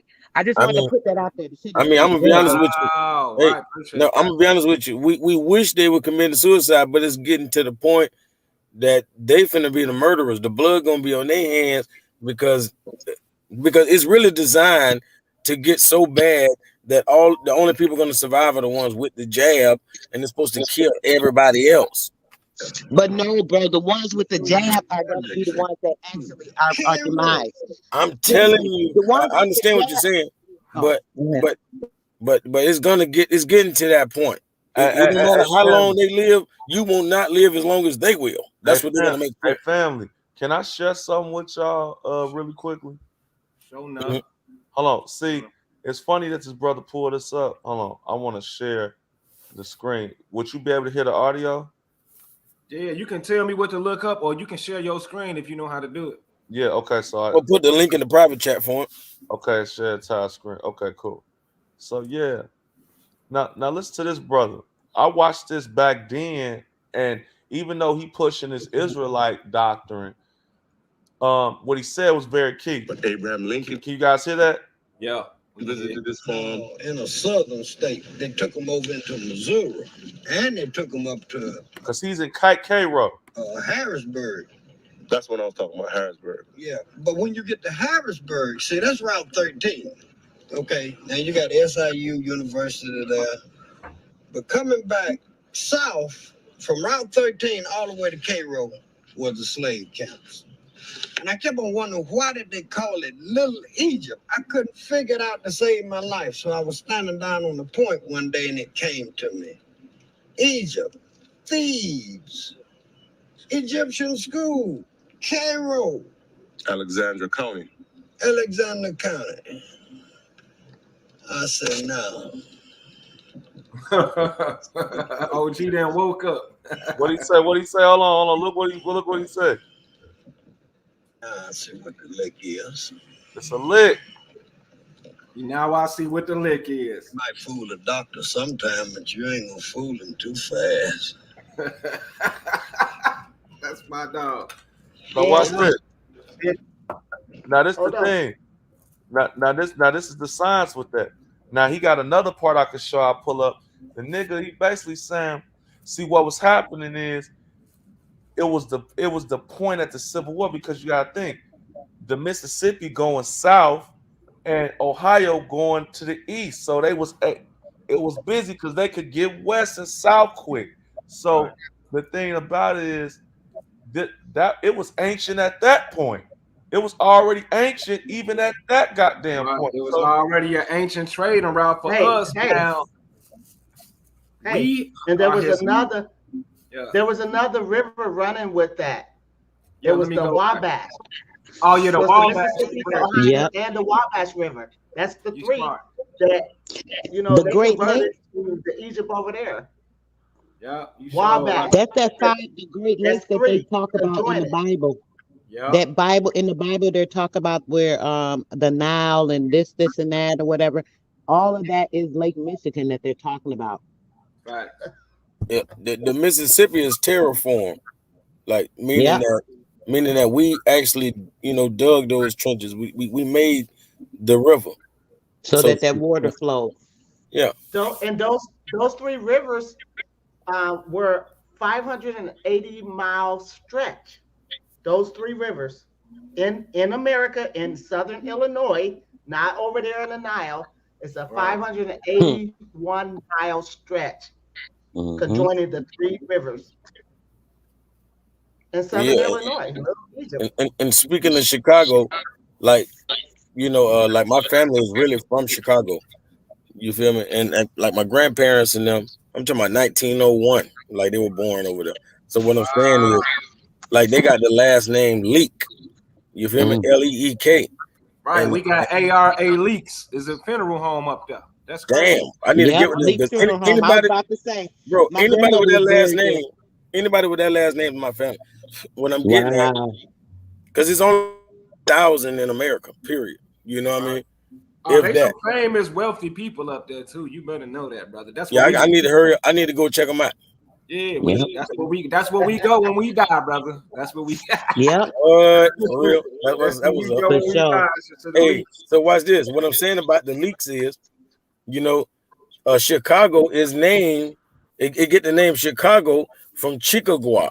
Chicagua was a wild leek. You feel me? It was a wild leek, like an onion of a garlicky onion. Oh, like a leak. I got what you saying. Yeah. So it was a smell about Chicago that the foreign, Chicago, a big swamp, baby. it stuck to him. It stuck to him because of the leaks. So Hey, basically, you know what I'm saying? Like Chicago is named after the leaks. You feel me? Because it's a Chicagua, hey, a family. Chicago. I found that second part. I would like to show. It's only 2 seconds, and then because I want to get y'all input because we hashing out some. Yeah, I appreciate this. Go ahead. Hold on. Here you go, right here. Right here. Okay. I found that other part because it's correlating with. See, if we talk to one another, I think we gonna find out what the fuck really happened. Here you go, right here. I don't care how you look at it, it don't fit description of no other race of people on this planet but black people.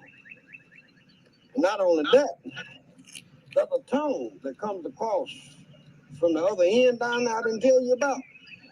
Right. The dog catcher in the town told me that they still got the balls and chains in them, just like they do up at the old plantation slave house. Wow. Up in Cairo. In Harrisburg.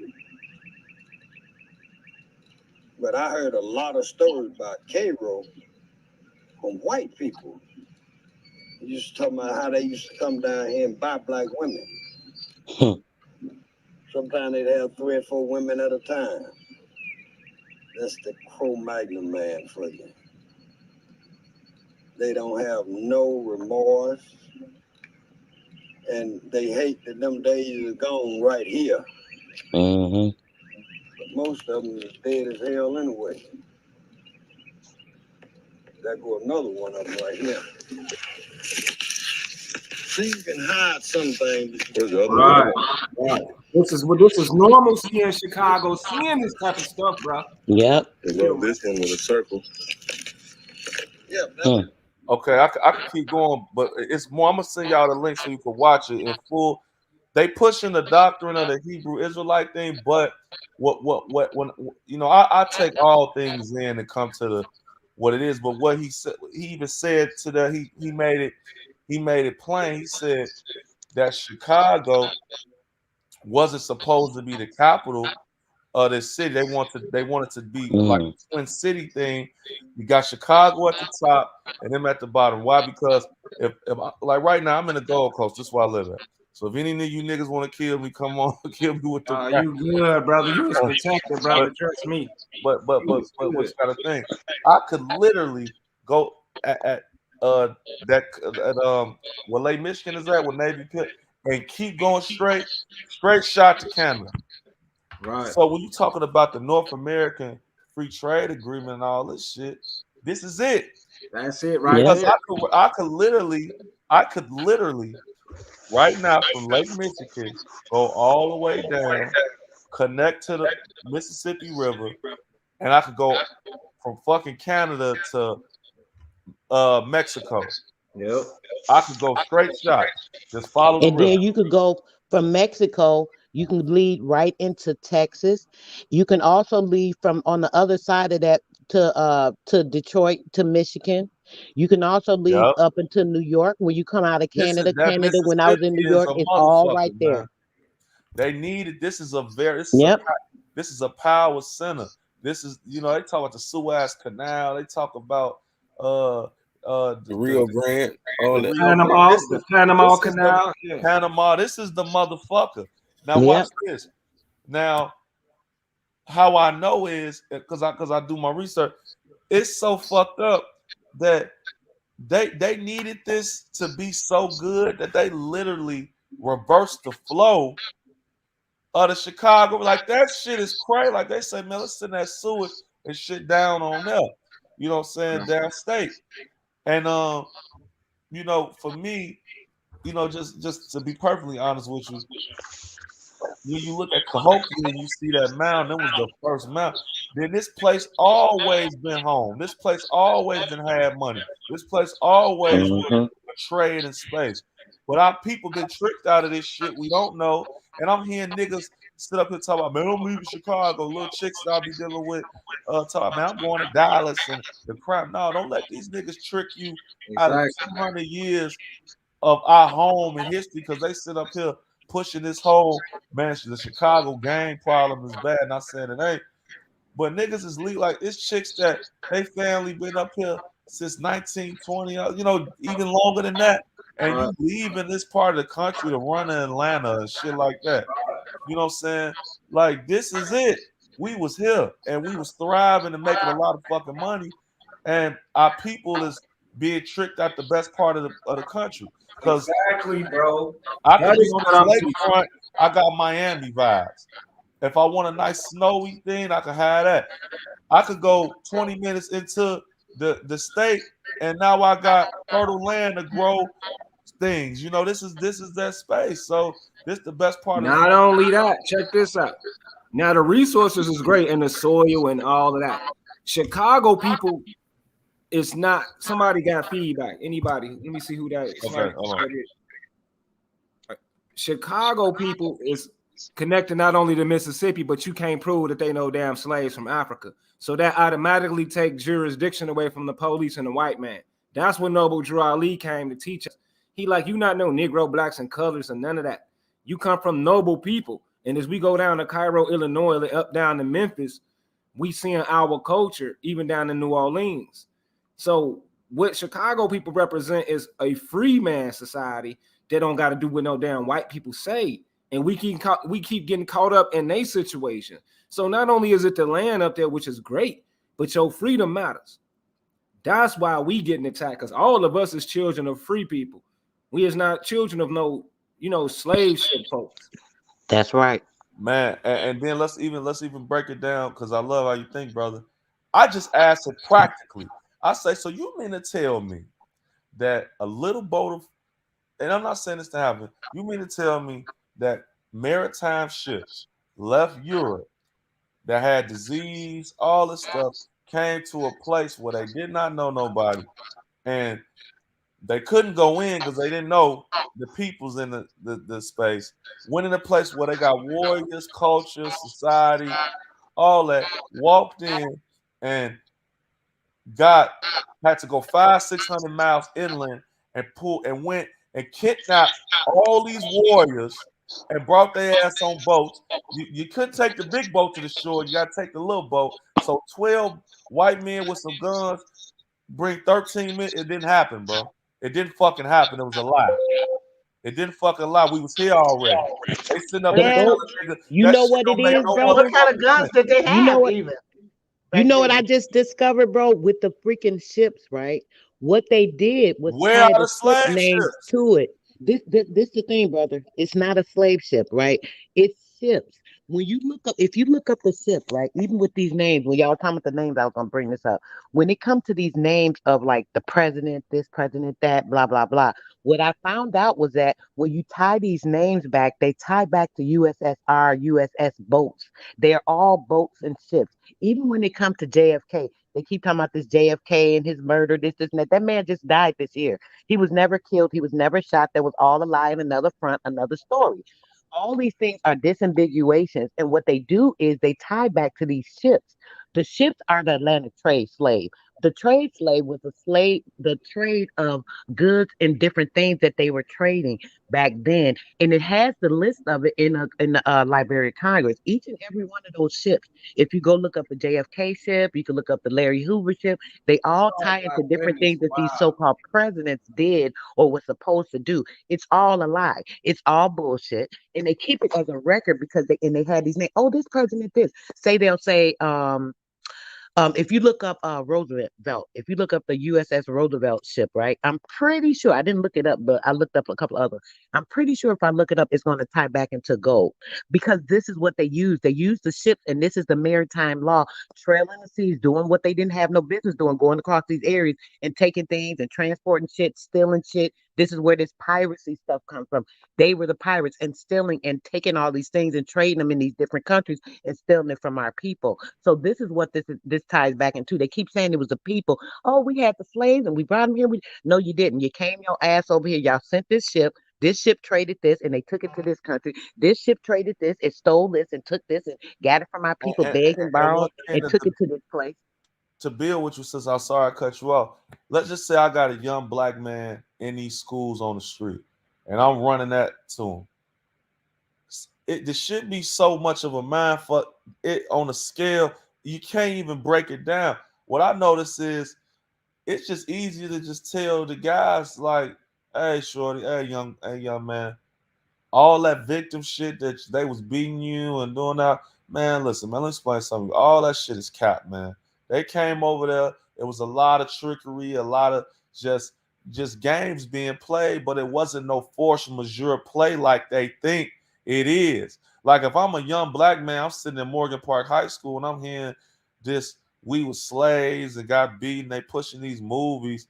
Cause I was wondering, my thing is this and the brother hit on the head. If I got down on you, raped, pillaged, robbed, did all this negative shit to you, why would I want to remind you that I did? It ain't to no, they it's not that they want to remind you because niggas is crazy. They as crazy as we say they say we is, that we murderers, killers, gangbangs. Why would I want to let this nigga know I did something to him? You know what I'm saying? Because we ain't really like that. We are good people, bro. They I'm telling you what I know, man. I'm Is finna that add something to this that y'all leaving out y'all Chicagoans. But go Hold ahead, on. look, Yeah, look, and brother. I want to say we can stop thinking of ourselves as ex-slaves and call it what it is, which is prisoners of war, because we I've were never been a fighting them slave. all along, all along. All those Seminole Wars, I all those never knew wars, and we anything fought. about a slave. My grandmother always told me that she was indigenous aboriginal, basically, to this land. even when she left Alabama. So I never knew nothing about slaves Yeah. until I was a young lady and I seen that stupid ass Roots movie. And Man, and I asked my and mom I'm and gonna them be about it. 100 with you. I'm gonna keep it real, and this is some real nigga shit. I didn't understand, and I'm because I want to let the brother. It's just like when you ask the ignorant question, it leads you to the real result. It didn't make sense to me because when they pushing the slavery narrative, I'm wondering like, damn, if niggas like we was already here and niggas, man, it's just it's so much of a decompression, bro. If they push that narrative, especially in Chicago, they push that shit They hard. pushed it Yeah. hard on us. Yeah, Oh they still hell say yeah. that like I'm down there, man. I'm finna cry. This Now shit so remember JJ them with his Good, name Good Times and that good whole time. ass shit. man. They You gotta That was went back to pushing the that. Cabrini Greens. listen to me now. Listen, hold up. So I'm gonna get y'all online because I'm a like I I was told about y'all. Listen, in my community, we own like 4, 5 of them brick buildings. So I'm gonna tell y'all the divide right here. The project people. Now I'm not down in nobody because I know a lot of southern folks who lived in the projects when they moved up here. Now these people was unleashed on my community in 19. When did the 51st buildings get towed down on 51st? The hole and all that shit. that was more that was only within the last 20 years. I know That that. one that was recently. Yeah, like We not they tore down the buildings on 51st. I would say 99 2000. 99, right? Yeah, like 20 years. That's exactly. Listen, that's my neighborhood. I don't care what nobody talking about. Where you think you from? I respect everybody from Chicago, but Woodline not your neighborhood. To who all this may pertain to. Now, what we know when we failed is when a project people was allowed to come to our community. This is when, and we was never no project people. We never ever was like, into that shit. It was like a whole nother life to us going to the projects. Those people were brainwashed and accepting of this poor ass African American culture when we was the uppity people in Avalon, High Park, Kenwood, South Shore Exchange, South Shore, all that over there. What's that Hmm. school called? Hirsch. It's a school called Hirsch. I went to Hurst for Hyde Park. Right. That's a French school. That's one of them French Catholic schools that we all grew up in, them type of schools. And we got tricked up out of that into accepting this African shit. You know what I mean? We grew up good in Chicago, my brothers and sisters, and they Yes, unleashed we them did. project people man. There on was so us. much money in Chicago. Like the brother Man. really, what he's saying. I want y'all to understand if you listening out here. What the brother is saying is something very deep and very powerful. Is that it was two classes of blacks Right. that was not that we're different. We're fucking different. And Right. they think that we was all together like that. There Exactly, was some bro. people that was really here, and then there was some transplants brought in Thank you. that had a Right. modus operandi to destabilize us, just like Tulsa, just like these other black centers where Thank you, niggas man. pulled together. I'm Talk about how they had a specific police department just for the project. I remember I stayed with with my homegirl Oh yeah, in the they did Cabrini have their Green own row houses, police. You and sure they had right. Oh my God, yeah. what you say, No, bro? no, no, I'm agreeing with you. This is no, crazy. we Yeah, Go we back to figured some shit out. We comparing it's notes. crazy. yeah, they had remember them police, and them was some dirty ass cops. A lot of them cops was they was not. When you just said the implants, that's what made me think about it. Because I used to say that I'm looking like, how do they work for the department, and they got all this shit going on. When I stayed with my homegirl, her and her husband lived in the row houses, right? My grown ass wanted to leave my mama house and do what I wanted to do. So I Right. went to stay with my homegirl and her husband. When you used to walk through the streets down there with the row house, right? Now the police department was in that area. You rarely seen the police. It was mad shit going on. I know I used to hurry up and try to get there if I was by myself before it was dark. I didn't want to walk through there by myself to her apartment, right? You would never see no police. You never see none of the police, but it's a police department right sitting in here. Next thing you know, I remember all these different things. I remember a baby being thrown down one of them garbage things in one of them high rises. It was mad stuff used to be going on. Kids getting shot. I'm like, where's the damn police that's supposed to be in here? Them Right. police was part of the same thing.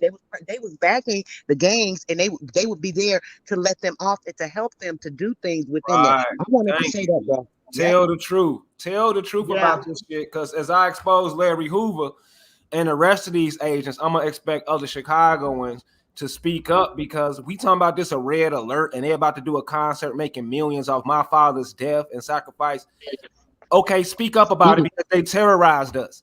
I'm talking about the good folks like Miss Yasini, Sister Soul, man, our grandmothers who went to work and grandfathers went to work and all that. They terrorized our communities, brothers and sisters.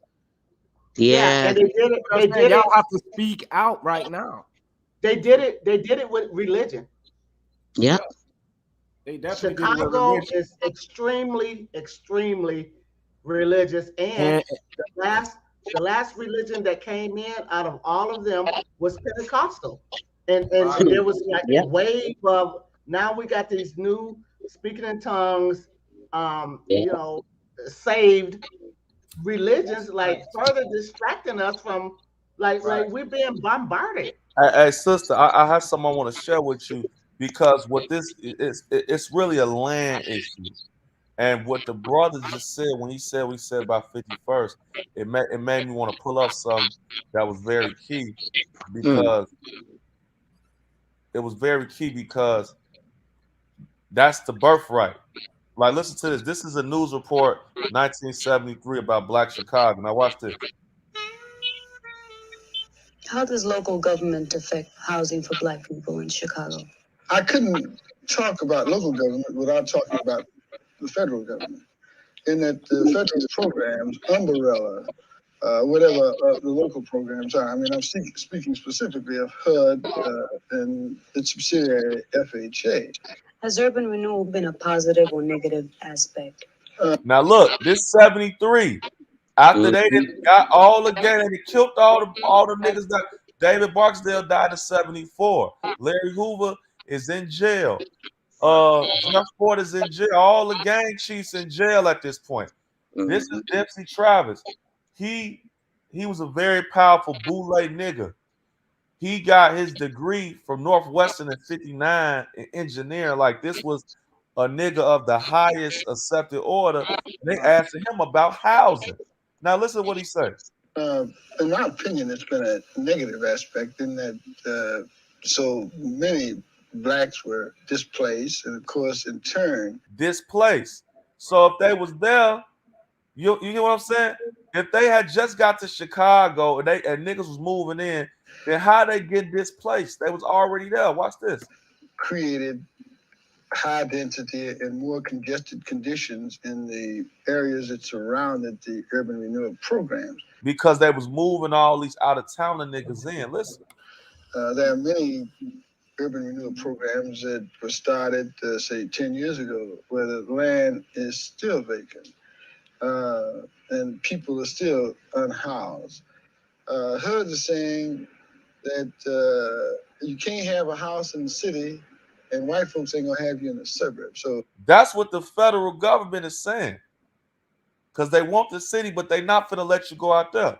You know, it seems to me that blacks have to. Didn't they, real quick, bro? Didn't they just do that though? When they tore down all the projects, right? No, that was round two. That was round two. Okay. I was about to say, yeah, that's that crazy. was round two. Hold on, this was round one. You know, it seems. Look, he's saying HUD is the housing. He's saying the what that. This the thing. Black folks that moved in had a housing crisis. Now they loading up these dudes in. He's saying the HUD is saying, not to say this dude's my prayer book, I'm just using him. He said that, listen what he said. Have a house in the city. The HUD said you can't, well, you're not gonna have no homes in Chicago, and white folks not gonna have you out there with them. So now you don't have nowhere to go. Watch this. HUD is saying that you can't have a house in the city and white folks ain't gonna have you in the suburbs. So, you know, it seems to me that, blacks have to become moon folk in order to do anything. And this is what we're gonna have to work with. This is what we're gonna have to deal with. I think it ought to be said, however, that urban... Now this just a dress you wearing ass nigga. Now listen what he's saying. Renewal, contrary to popular belief, is not simply a housing program. It is a process for renewing communities and providing not only added housing, but other amenities, so that it may well be true that urban renewal has destroyed more housing than it has built. Listen to what he's saying. He's saying the urban. I don't think it's registered. Urban renewal has destroyed more housing. And look, he said it's take. Listen to what he said again. Is not simply a housing program. It is a process for renewing. Let's the go belief back. Is not simply, it ought to be said, however, that urban renewal, contrary to popular belief, is not simply a housing program. So now urban renewal ain't about housing. It is a process for renewing communities. It's a process for renewing communities. But renewing communities from what? What are Right. you renewing? Excavations. No, I'm Excavations gonna of a show man. you. I'm gonna show you. Let me What? show y'all. Providing Watch this. Mm. Watch this. Watch this. And providing what? not only added housing, Hold on. Added housing. They needed more places for these people to live. Keep going. but other amenities. And other amenities. So that it may well be true that urban renewal has destroyed more housing than it has built. But I think that the effectiveness or ineffectiveness of the urban renewal program has got to be dealt with in terms of the overall effect it's had on the community. I think that in 5 years, Chicago will be regarded by Black people all over the country as one of the best big cities in the country to live in. Ain't that Now, some shit? now watch this. Five years later is what? 1979. Why? Because they knew that they was finna run with the dope game. Now watch this. The great white father has plans for recapturing Chicago. This year, we have some $3.5 billion worth of housing under construction. I'm speaking of commercial, industrial, office buildings, hotels.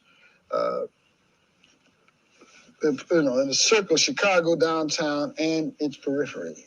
Okay, now with that in mind, nobody can tell me that the man has any ideas about abandoning Chicago, but he has some ideas about getting you out. What? All right. Dirty The bastards. site selection criteria as The site selection criteria. a plan to not move Black people to the suburbs, but move them to exurbia, you see. I mean, that's beyond. As in other They trying to get you that was here already out.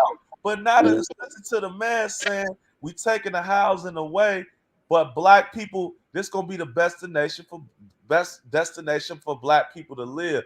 But he's not talking about the Black people that was already there. He talking about the new motherfuckers that was gonna live in them projects, not the people that was already there getting money. Now watch this. Black communities in major cities, the drug problem in Chicago is a constant source of concern for its citizens. It's just drug problem. Okay, Ain't drug that a problem bitch? out to get you and things like that. Drugs are available for anybody who wants it. You can smell pot. You can see people dropping off sacks of heroin and stuff, and people have been killed in the building. What would you say is the percentage of Black people that are drug addicts versus the total population in Chicago? There is no answer that you could say it's this figure, it's that figure. He didn't know because it wasn't no drug addicts yet, bro. Right. Listen, I'm They brought them. Listen what I'm saying. They wasn't. It was no drugs. We was getting money. They had money. Woodlawn had money. South Shore, these places were Black. They brought them ignorant ass. Man, look, I'm gonna shut up. Bro, listen, in this early 70s, right? And from the early 70s to the mid 70s, right? We lived in Hyde Park, right? My mom actually owned part of the co-op at the grocery store there. We had everything. It wasn't like we were these poor ass people. My mom, I'm sorry, and it's not just trying to act like I'm something, but my mom was never poor. We never lived poor. I grew up on 72nd and Exchange, which is close to where a lot of that gang activity was, further down towards 75th. But where we lived at on Exchange, it was mostly white people. We was right there by that country club right there. Y'all know that big country club. We used to go swimming there. South Shore Country Club. Yep, we used to go swimming right with the white people. They be in there playing golf with their horses, doing all kind of shit in the country club. We go right there because this was our hood too. We used to be there like every day. We never went through none of this stuff. My mom moved on 63rd in Winchester when she married my stepfather, and this is when like everything went to hell. As soon as we moved to that area, everything was different. As a kid, my whole life changed because it was like the people were different, the kids acted different.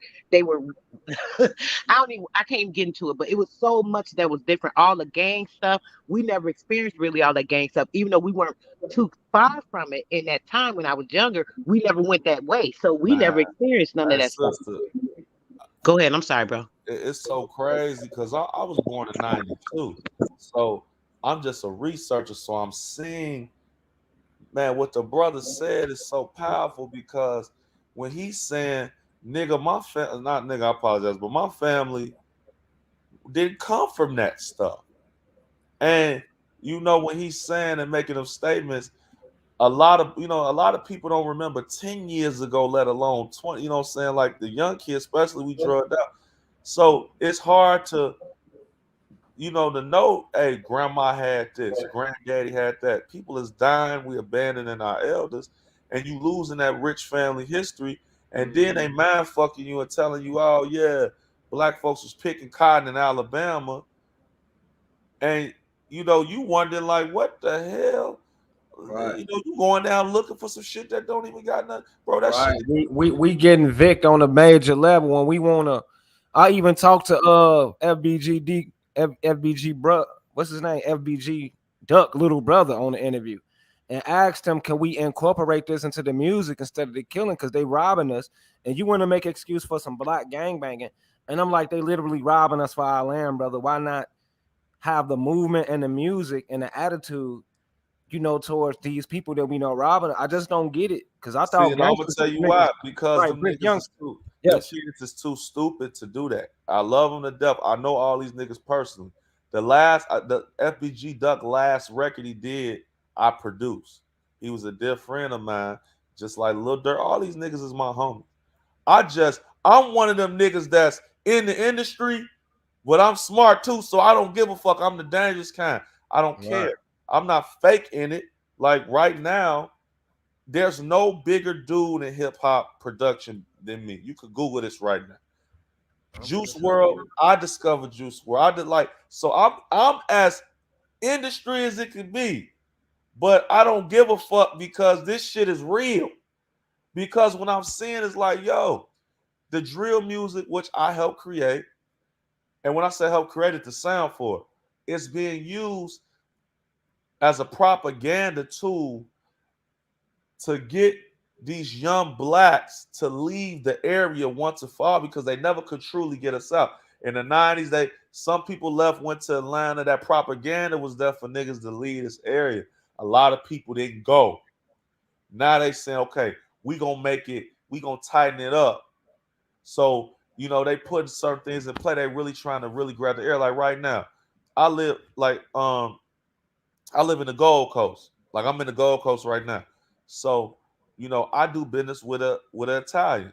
And the Italian, his family own 30% of commercial real estate in the city of Chicago. They've been robbing niggas for years.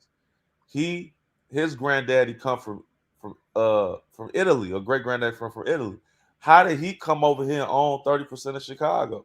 And I'll be playing spook who sat by the door, asking little stuff, and it was crazy because remember Chicago burned down in a fire. I'm not acting like it's just a very integral point. And then you see, I don't know if you're in Chicago anymore. You see, they just renamed Lakeshore Drive after DeSable.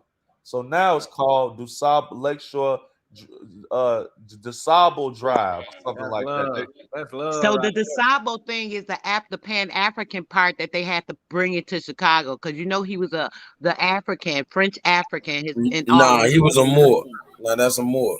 No, he was a Well, more. he was a Moor, but his dad was a French African. Yeah, he was from Santo Domingo, Yeah.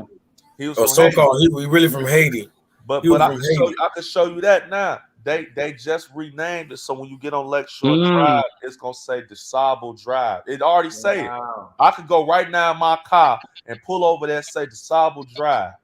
It do. I seen it, brother, when I was there a couple years ago. No, it wasn't a couple years ago. They just did it in the last month. In the last By month. it's over there by the Trump Tower. No, Lakeshore. I'm in Chicago right now. Lakeshore Drive. But I could show you the news story. No, I believe you. I'm just asking you, brother. I'm sorry. No, it's all good. Because we got to communicate so we can know what the hell is going on. Yeah. In the last month, they voted for that. Every white alderman voted no on that shit, and all the black would say yeah, it ended up going through for some reason. So right now, like let me show you. So right now, they renamed Lakeshore Drive DuSable Drive. So you know it the white folks mad because they like, damn, you know what I'm saying? Okay, now watch this. Here we go. We're gonna share right here, just so you can see. And it's Quick important question. because Quick it's on question that on that, east brother. side. I want to ask you about that real quick because I don't know if my mind is tripping on me, but I got to ask you that. Near You guys downtown see it? by that Trump Tower, bro, wasn't it a DeSable street already though? Am I That's the tripping or? street. We talking about the longest Okay. commercial. Do you guys see it? There you go. Now I they don't see it. voted on this on Friday, so them white folks mad than a motherfucker. Wow. And it says part of the compromise. You see, they was beefing about it. See, they ready to get niggas up out of there. Now this is what you was talking about, man. At the mouth of Chicago River to establish a trade and something. Who was there way before 1790? Was led to the Yes. formation of the city, which was incorporated. So that's what you talking about. That picture, which got the niggas up there sweating. And you Yeah. see David Moore, the black dude Moore. It ain't no mistake. He know who he is. Mhm. David Moore was the leading advocate. However, he was pushing for the name check. Them crackers, they ain't want that shit. See, That's why they hate Mary Lightfoot. Now I see why they hate her, because they really pro-black for real. I see now. look, they pro black, but the thing is, you gotta understand, man. Them white folks is mad because what they was trying to do. I'm gonna unshare the screen. Now remember, now keep in mind, Right. this drill music shit got black folks all over the world thinking that Chicago is this fucking gun 'em, kill 'em, shoot 'em spot. But you got older blacks that understand how important the place was. They say, okay, let's black it up. Let's make the whole Lake Shore Drive named after Named somebody after black. our icon. Exactly. So right. Now these crackers got the full court press on. Now they say, okay, I'm telling you, when the announcement came out, everybody was like, most young black people don't even know what the fuck DeSable is. All I know is they know DeSable Museum in this high school. So most young blacks don't know who this guy is about no more shit or nothing. So you Mhm. mean to tell me less than 6 months later, not a whole Chicago talking about getting Larry Hoover free? They need chaos. They need the chaos. You're They right. need that chaos. They need Right. that fucking chaos. You know what I'm So saying? they put that, but with him, right? That fits, bro, because the was Wabanzi Stone had something to do with that, and because of that area, the port being the main port of like a lot of the country and the trading and all of that, that's it makes sense that they would name it the DeSable Drive because he was Now, actually the one that actually organized all that trading in Chicago. He the one that got all these people to come into the country, this and that. This is why they say the Moors were traders and all that. But he didn't do that intentionally. He had that property. He was tricked out of that property. A lot of people don't know as well. Supposedly, he sold all the port and shipping and all that stuff to these white people for like $1,800. now Why? watch Who are this. they? Oh, I'm sorry. Go ahead. You see right here where it say Rasha. Now this was 6 days ago. Somebody had died, you know what I'm saying? But basically, you see how they talk about it now. Rasha passenger killed in crash. 1500 block of North DeSable, North Lakeshore Drive, like North DeSable Lakeshore. They, you know what I'm saying? So That's now, the north side too. Yeah, that's deep. They so got to that's the put it in whole. your mind. It's the whole strip. Right. Rideshare passenger killed on DeSable Lakeshore Drive. If you go to any news story, Chicago woman 23 shots on DeSable Lakeshore Drive. One Wow. killed on DeSable Lakeshore Drive. 21's last seen on DeSable Lakeshore Drive. Man shot on DeSable Advertisements. Lakeshore. Why they keep Now, pulling? since it's They named after a advertise nigga, it. it's something bad, right? Now it's like Martin Luther King. Everywhere Martin Luther King is ghetto and damn. Yeah, it's like a mind fuck because now The white, you gotta understand. You gotta understand what where I'm coming from, bro. The white man is trying to make his final push to get this sacred land. Like when I say that I'm This prime seriously, real estate. when Yeah. I'm saying I'm in the heart. This is my house. I'm right here. This is where I live at. So I'm telling you, I ain't got no reason to lie to you. It's their final push to get this motherfucking city full time.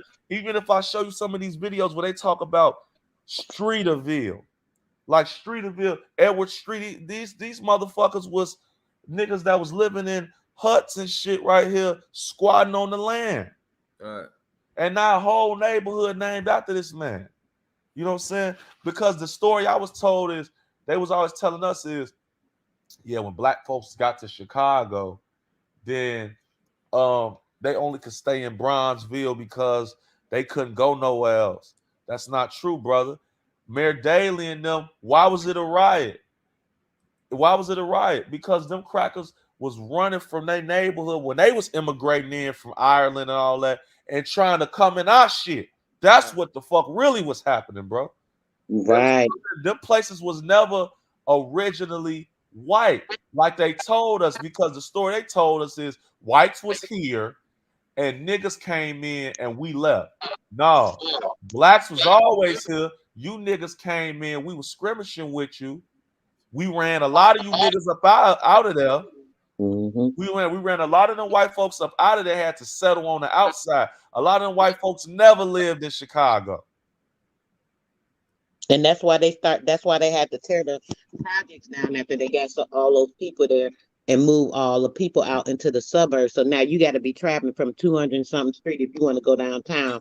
You got Yeah, to but do all what I'm this. telling you, sister, Man. in my opinion, I think that a lot of them white folks never was able to fully get in Chicago like that. Like it was some schools, like if you go to some of these South Side schools, yes, they were white. Shit like South Shore, they had certain neighborhoods, but by and large, this motherfucker was black, man.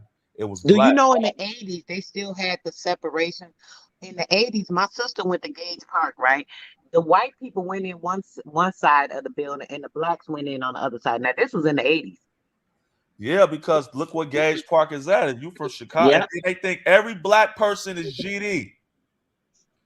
Like you remember that story, big bro? You ever went? I don't know if you went to no Mexican neighborhoods. They would think that every nigga that was black was GD, Yeah. and they I had, and it was remember that. oppressive.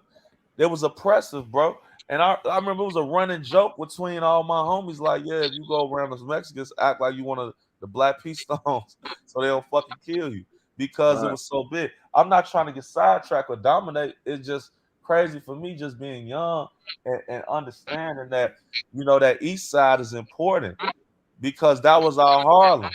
Yeah. That was our Harlem. You know what I'm saying? That was our thing. You The gotta train understand. tracks there, bro, too. Remember that. You know it's the train track there. That train been there probably forever. As a kid, I remember crossing and putting the pennies on it so I can get me a flat penny. And, But and then you think about this. I think like niggas like Elijah Muhammad, like they had like what like they got these big grandiose houses in Hyde Park, and I yeah. would be wondering like, well, his funding is another conversation. But what I'm saying is, how is niggas if niggas was getting oppressed in the 50s and 60s and all this shit? How do niggas got these magnificent homes? How do we have these banks and these hotels? Like I'm Right. from over east. You got this bank on Stony Island. So that's a black bank, like Yeah. black insurance company. Um, just all these Shit, establishments. everything was black, bro. All the shit. When I was in Chicago, before I moved out of Chicago in my 20s, but all my life I was born in Michael Reese Hospital, so that's all I know in Chicago. My mom left with my dad for like 4 years. She came back, so that's all I know. I love Chicago. I grew up there. It was happy times for me until I got shot. Shit, and that was on 62nd and Damon. So it was an Oh, area that where was there's a that lot of was gang activity. What you say, bro? that was pretty west. Now, Yep. now another thing too. I want to see the brother. I want to see the brothers because I like how he do this. I want to see the brothers. How he feel about this? Why is the New York Times reporting on this? This is February 16th, which is my birthday of last year, right before The New York Times, what? Black families came to Chicago by the thousands. Why are they leaving? There's an exodus of African Americans from Chicago. Mm. So, like, national news is reporting niggas getting up out of here. You know what I'm saying? But they putting this narrative down. That's crazy. What else? Black flights. Some African Americans flee Chicago's violence. This is a real thing. Chicago is losing its middle black class.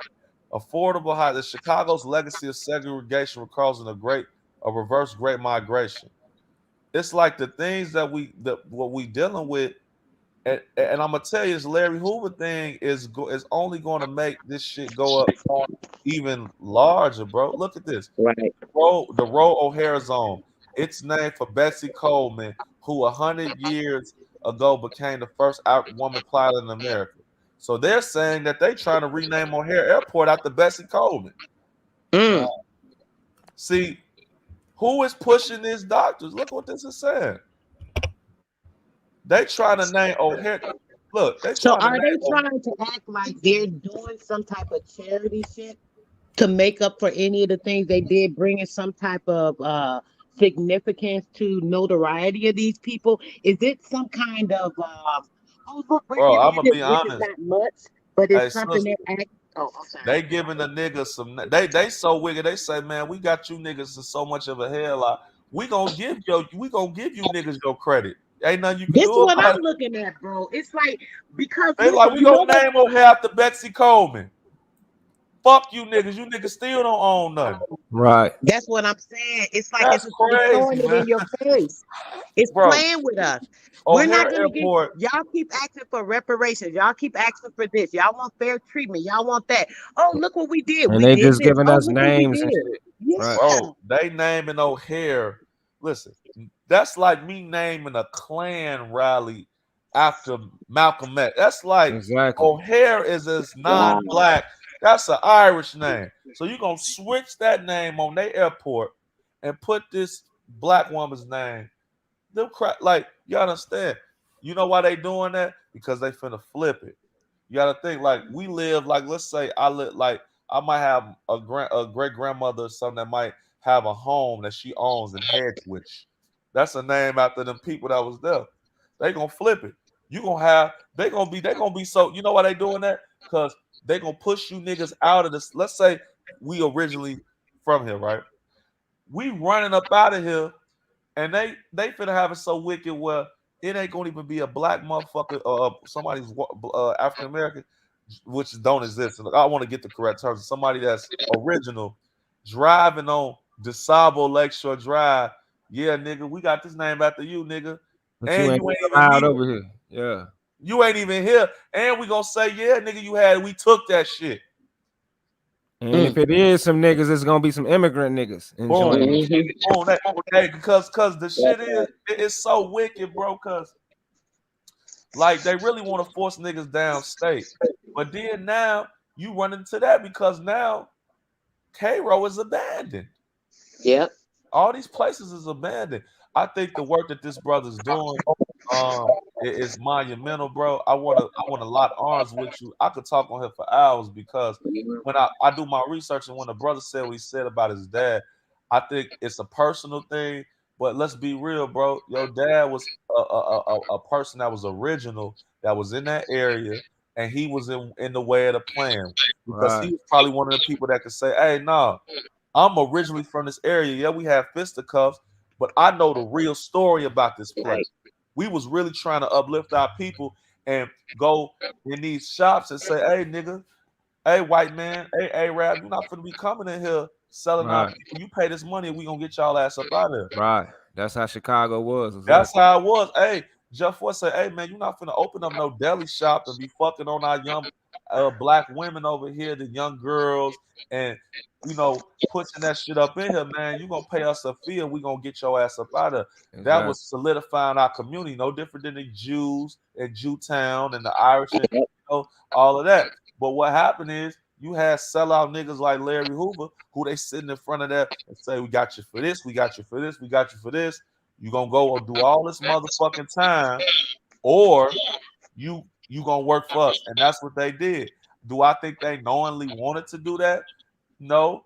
Do I think that them niggas was manipulated? Do I think that they was a victim of situation to the extent, yeah, they was 18, 17, 18 years old, right, and being encountered by these crackers with this agenda. But I think Do you believe he's in jail, brother? Do you really believe that? absolutely not.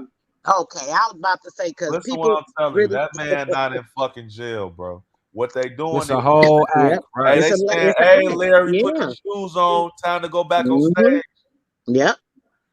He just a And doing. then, and this alien agenda, bro, you got to talk about the shit. This is part of it. They're trying to act like the aliens. Check this out.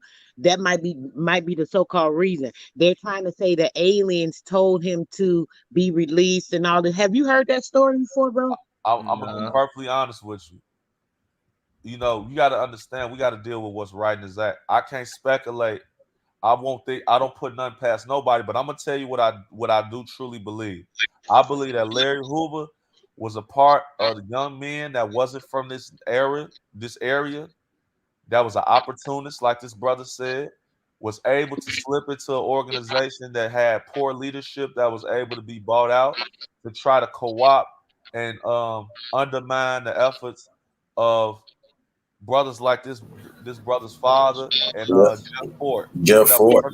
people that was from that area that was But waking I'm up. saying specifically with the A. I'm sorry, bro. Since you saying you don't know for sure, I'm trying to bring this to your No, attention. So no, here we go. I do. I'm familiar with the argument, but what I'm saying is, it's like I don't see what they benefit associating Larry Hoover with some extraterrestrial information. You know, I'm not saying it can't happen. I just don't see the play. Like I actually see the play with the Larry Hoover thing. If you got Drake and Kanye on stage advocating for this dude's freedom, what does this dude represent? He represent gang banging. That's what he's known for. He's not known for no 21st century vote, because what's funny is he never even got the people released. The people was never released, or the people didn't get elected. He was an ineffective political whatever. So they say he was a political prisoner because somehow he woke up and told black people to vote. Listen, you don't get points for the shots you shoot. You get points for the shots that go in. So he was telling black people to do all this. The shit didn't work. The shit didn't work. So they disposed of his ass. Now they dusting him off. The Republicans is dusting him off, not the Democrats. The Democrats want his ass in the jail. Think about this. They want him locked up. This brother, like, and it's still shit I'm not telling him because I don't know who everybody is. But bro, these people are saying straight up, Larry Hoover was not with us. Right. Like, it's one thing if this brother G Bop's son is up here saying this, but it's another thing if a dude who was there is making it plain that this guy was not with us. He was not with us. How can I prove that? This is now, keep in mind, this is coming from an ally of this dude saying that, man, we wasn't fucking with him. It said right here. Look what the man say. The man say plainly right here. So you're part of the Devil's Disciples, and was David Barksdale the leader at that point? Yeah, but you have to understand that I was a Gonzato before we even begin to holler Devil Disciple. The Devil Disciple was out. That's the kid gangs. Now watch this. Time, but the Gonzatos was now watch this. Part of the disciple, just like the Speed King. All of us was a part of the disciple fraction. But we all represented Devil Disciples too. Well, I believe in 1966. That's 66. David Barksdale created the Black Disciples Nation. Is that correct? No, sir. I wouldn't say that. I would say the Black Disciples was created during 1969. 1969. Remember, now watch this. During the crowning of Larry Hoover. Because they left. Because we were different names then. We was all kind of names. And King Dave, who was known then before he became King Dave as Lil D. That's who he was originally named. His name was. Now watch what he could say. It's very important. And he was telling us during the time that he had crowned Larry King that we wasn't gonna have no more names. That's when we started wearing the blue tams, and that's when the Black Disciples came involved, you know, at that time. Now, what was the relationship with the Black Disciples and the Black Peace Stones? We fought. I think everybody was basically about the same thing, taking care of their neighborhood. He said that they was cool. We just had fights. So all that shit that they trying to make it seem like they saying that David Barksdale got it was an attempted assassination by some Black Peace Stones was a fucking lie, bro. They never was enemies to that extent. They were just rival organizations. So the thing that I want to get at, and it's very important, is what this guy does is he's explaining that Larry Hoover wasn't who he said he was. We was never together. Look, the king of the Supreme, here, his old timer, they used to talk a lot. You know, even though we fought against Larry Hoover, they was fighting against Larry Hoover. Right. So how do a nigga that they beefing with become their chief? Watch this. All the way up into 69. 69. We fought them. We fought them all the way up to that point. They was more cooler than Black Peace Stones than this nigga. Now watch this. They was a part of Jeff Ford. He said they was with Jeff Ford. You know, when King Day put the crown on Larry Hoover's head, Larry Hoover became, you know, the king of the Supreme Gangster Nation. And they had to accept our emblem flag, our documentation. So look, Larry Hoover gets into that organization, and now he ain't no king for real. He still gotta wear they shit, adopt their shit. He's under them. So a nigga left the organization, went to the he was a little guy the whole time. Now watch this. They had to accept that. So Hoover became king of the gangster nation. King Dave was king of the disciple nation. We had our meeting on 63rd and Stewart and 61st and Halsey. Hoover had his meetings on 68th and Halsey. That's where all the gangsters met at. If we were Black Gangster Disciples, that means we would have had our meetings together. He's proving right now that they was not together. That means that King Dave and King Hoover would have sit at the throne together. They did not. You see, and that means that Prince Tennessee and Prince Oldtimer would have been sitting on that throne with them. We had our meetings, they had their meetings. They two completely different organizations. Listen. But they was a part of our branch. They was under David Barstow. Now watch this. At that time, because they came in as our brothers. Okay, so they came in as the Black Gangster Disciples Nation. Now watch this. The Black Gangster Disciple Nation represent the disciples as a whole. A lot of brothers went on to call themselves Black Gangster Disciples. Got it. Well, it's the disciples. Now watch this. After King David and Larry Hoover came together and formed this partnership, then a partnership. Larry Hoover and another member, they were convicted of murder, and I believe Larry Hoover was given 150 to 200 years in prison. Yeah, something like that. But watch this. What happened was Larry Hoover was the king all the way up into 1971. Look, so they joined in late 69, then he was the king to 71. What happened? Right. Some issues happened. Some issues happened. You know, where this brother named Irvin Green took over the gangster organization. Now watch this. How do you be the king, and in a year you lose it all, and you this tough guy. Right. Think about this. Hoover did go on the run for the charge that you just mentioned. And he was later caught, I believe, up in New York somewhere. Weird. Up in New York. They find this nigga, you run a whole whatever in Chicago. Now you up in New York, so you was trying to run. I mean, he knows something, right? He knew something. Watch this. I really don't have too much information about that.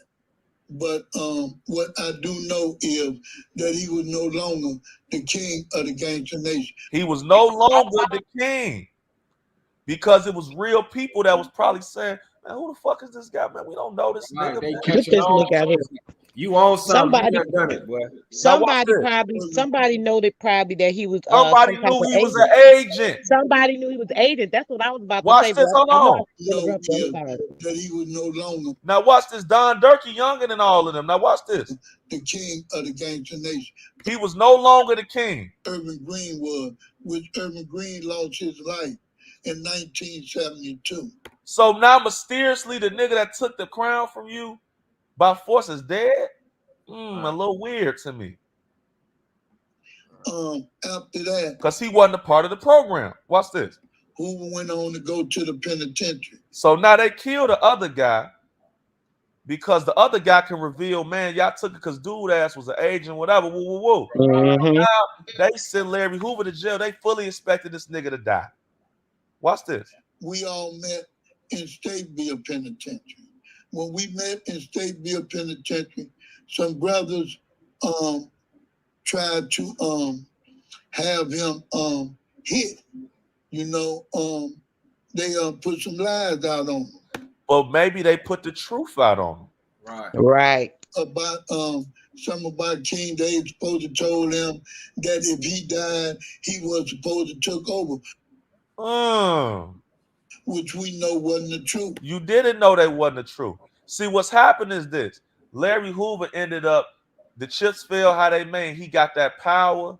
And a lot of these old dudes be trying to let niggas know what's really happened without putting their life in danger. Right. But listen to this. To the matter. It was always a lot of he say and she say. What's the he said, she say? That's they said. This nigga's an agent, man. Dude ain't from over here. They out there. Watch this. They got in the picture, you know, and caused it a lot of confusion and deception. So anyway, I come into the sale house from the tailor shop. At that time, Larry Hoover was working in the book binding, the mattress shop. So when I come in before him, that's when it was brought to my attention what was going to take place. It was on the way. They finna kill him.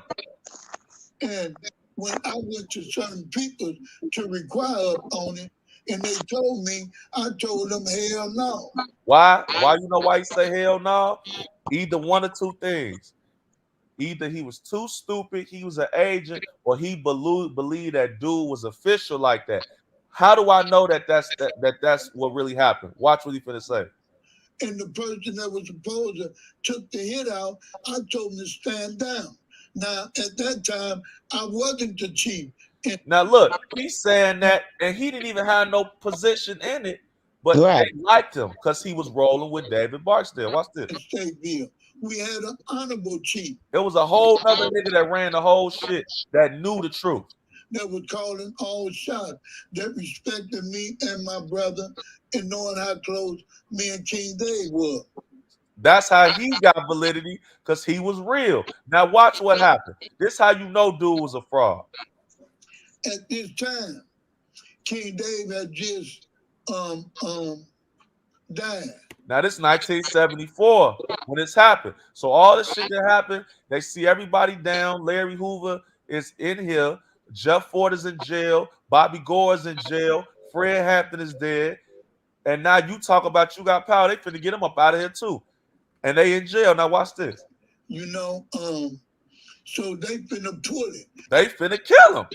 So I'm telling everybody, no, that ain't true. Because he done got tricked and bought the Kool-Aid that this dude is official. Now watch this. He ain't never told nobody that. And he even was telling people that I didn't say that. I didn't say that. He pleaded for his life. Tell nobody that. I didn't say David was supposed to make me the king. But you was the king, though. So why you reneging? Because you was scared because you was an agent. I didn't tell nobody that. I didn't say David was supposed to make me the king. He said, I didn't say none of that.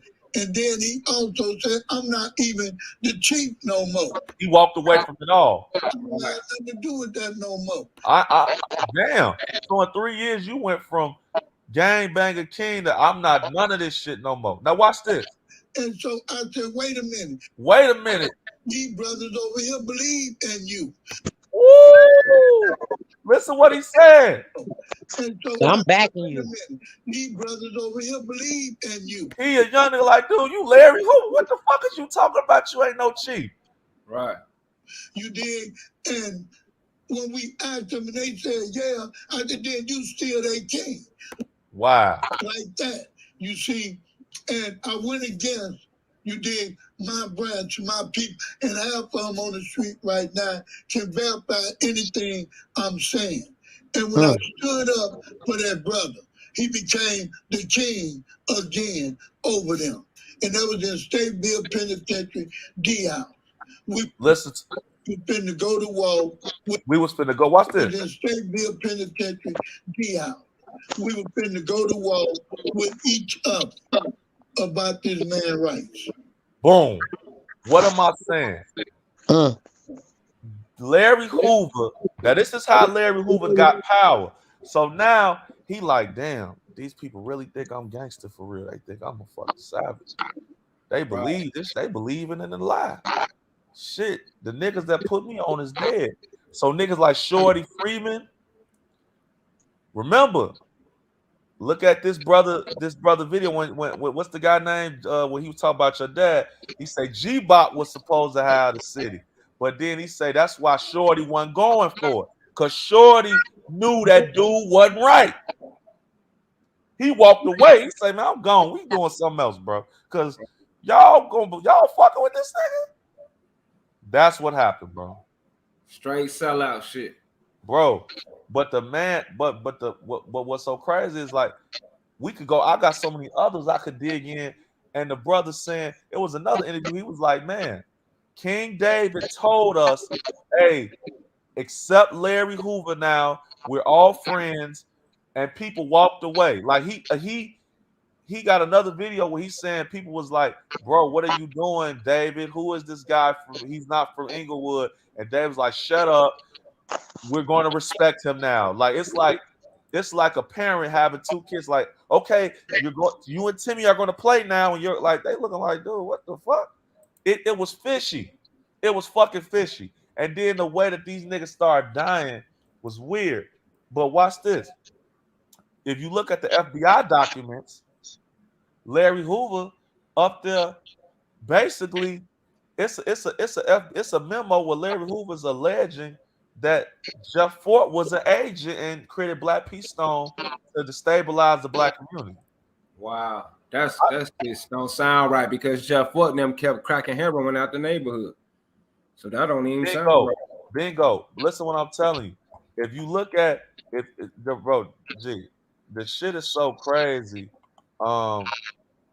That they literally have, because he had a memo. Now watch this. They got an FBI. The FBI wrote a report on this, basically about and this is the last thing I'll show. This is very important because this is pertinent to your family, bro. Because what happens is this guy hijacks the organization. It backfires, and then now these people believe that he really like that, and now he got to roll with he's one, bro. Larry Hoover's the biggest con artist of the last 50 years, G. Right, biggest con artist, bro. That's what I'm just being honest. I'm knowing this. He's the biggest con artist, and then now you got to keep killing to keep the lie up. Right. Yep. You got to keep killing to keep this lie up. Hold on, I'm gonna show you right now. Eh, See, this shit is so powerful And because they hearing so many people scared that actually know about this stuff too. man, because because the niggas just was mysteriously dying. But the Right. reason they was dying like that, bro, is because the federal government, he was a tool and they was using him. Bro, it was crazy, bro. Like Right. I'm finna like I really want to show this last thing, but basically, okay, right here, impact. Okay, here you go. The gangster disciple. Now look, this is what the white man is saying. The liberal white man is saying this. Now look at this. Y'all see what say the impact of the federal prosecution of the gangster disciples? Right. Y'all see this? Hello? Yeah, we see it. Now watch this. Look at what this say. This is what the FBI is saying. In 69, Barksdale was wounded in rival gang fire. This effectively took Barksdale out of gang action. This will ultimately make the founder of the BDs a legendary cult figure in gang mythology. It will also position Larry Hoover for major organizing opportunities to establish his own game. Now, watch this. Larry Hoover kept trying to do his own thing. From approximately 1970, continuing to 73, Hoover forms a spinoff group called the Family, includes the Supreme Gangsters. His group will include figures who will continue for the next 25 years to build up the gang organization known as the Gangster Disciples. This kid from Mississippi with a serious speech defect will emerge shortly as a major player in Chicago gangs, ultimately making him possibly the most serious gangster in the 20th century. That don't make no sense. But watch this. But his first effort to run an empire falls short due to his violence. He wanted to send a message to the gangs that he was somebody to be reckoned with, and they killed the drug dealer. Now watch this. This is how this goes into the situation. In 74, Larry Hoover died from kidney failure. And this void in gang leadership will provide him with the ultimate window to launch a new gang empire. Now, watch this. Now, you heard the story that Don Durkee says. So, watch this. In the next 4 years, Larry's influence will grow rapidly behind bars. Why? Because they think that he really liked that. Right. Making the GDs the most formidable gang in the prison system. Now, he in the prisons, the federal government was still helping this dude because they needed that to go out on the street. Remember, the GDs was ran from the prisons to the street. Right.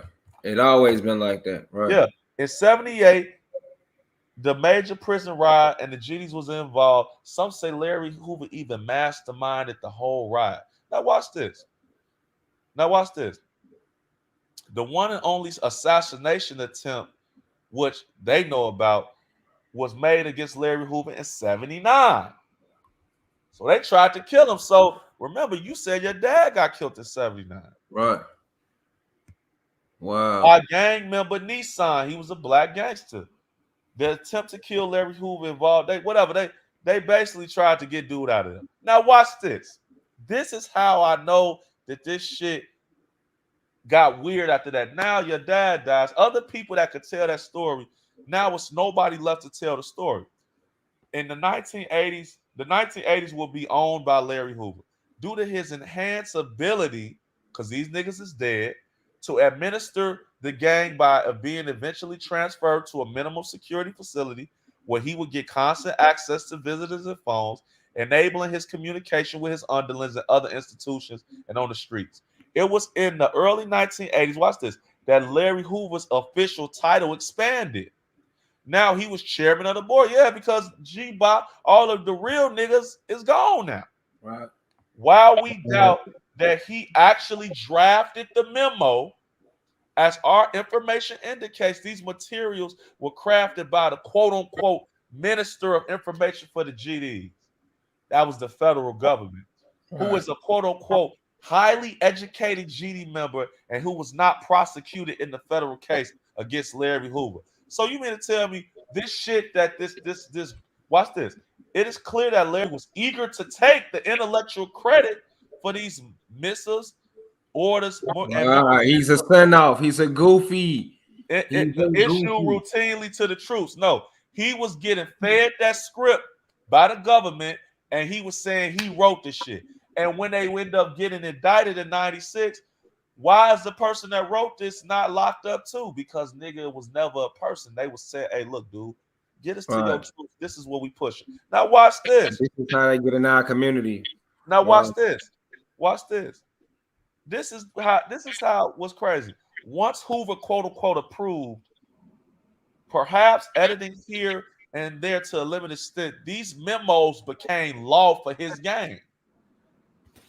Now what? Larry Hoover didn't draw none of this shit up. Whatever this is became the law for the gang. Nigga, the GDs was getting ran by the federal government. Watch this. All this time. Wow. The national gang, whatever, maintains a large collections of these early typewritten memos from the GD gang. Some of these fit importantly into the chronology of the events for the GD gang and will be mentioned where appropriate in time. Watch this. Only a portion of these memos are actually describing the knowledge here, but the rule of thumb in deciding which ones to use was this. Was there something unique about the memo? If so, we are providing an exact translation of the memo, complete with its original syntax, spelling errors, and with its special highlighters and all that. Now watch this. So what we prefacing is that now Larry Hoover, all the original niggas is dead or in jail or drugged out. So now he got the name because the government did knock these dudes off, and now everybody drinking the tea. Now everybody drinking the tea. Now it's time to issue the orders for this government-ran organization. This shit I'm saying could get me killed. Watch this. In 1981, Larry Hoover issues a memorandum to his troops. No one in the GD gang could ever assault, threaten, or even disrespect a correctional officer without his blessing. That's the government trying to say them white people. Exactly. You on top of it, boy. Watch this. No member shall engage in any unnecessary confrontation with any officers or administrative person. Think about this. This is pro-white. It works like his troops must obey him. This lands Larry Hoover, even though serving life in a jail sentence for murder, the reward of eventually being transferred to a college life minimum security in downstate Vienna. Watch this. Watch this. The year is 1981, so now he gets in the smaller prison. The GDs came up with a new concept, as well as some revision. And watch this. Now remember, Don Durkee was the first nigga to write literature. That was in 74. Up until that point, the GDs was using the BD's literature. So now the FBI, now let's say we're going to write our own literature. So watch this. Watch this. Hold on. If there's a date we could hang at the time when the GDs became a centralized, almost bureaucratic organization run by meetings, bylaws, dues, lots of rules, reporting requirements, and a constant onslaught of memos from above. It would be the year 1981.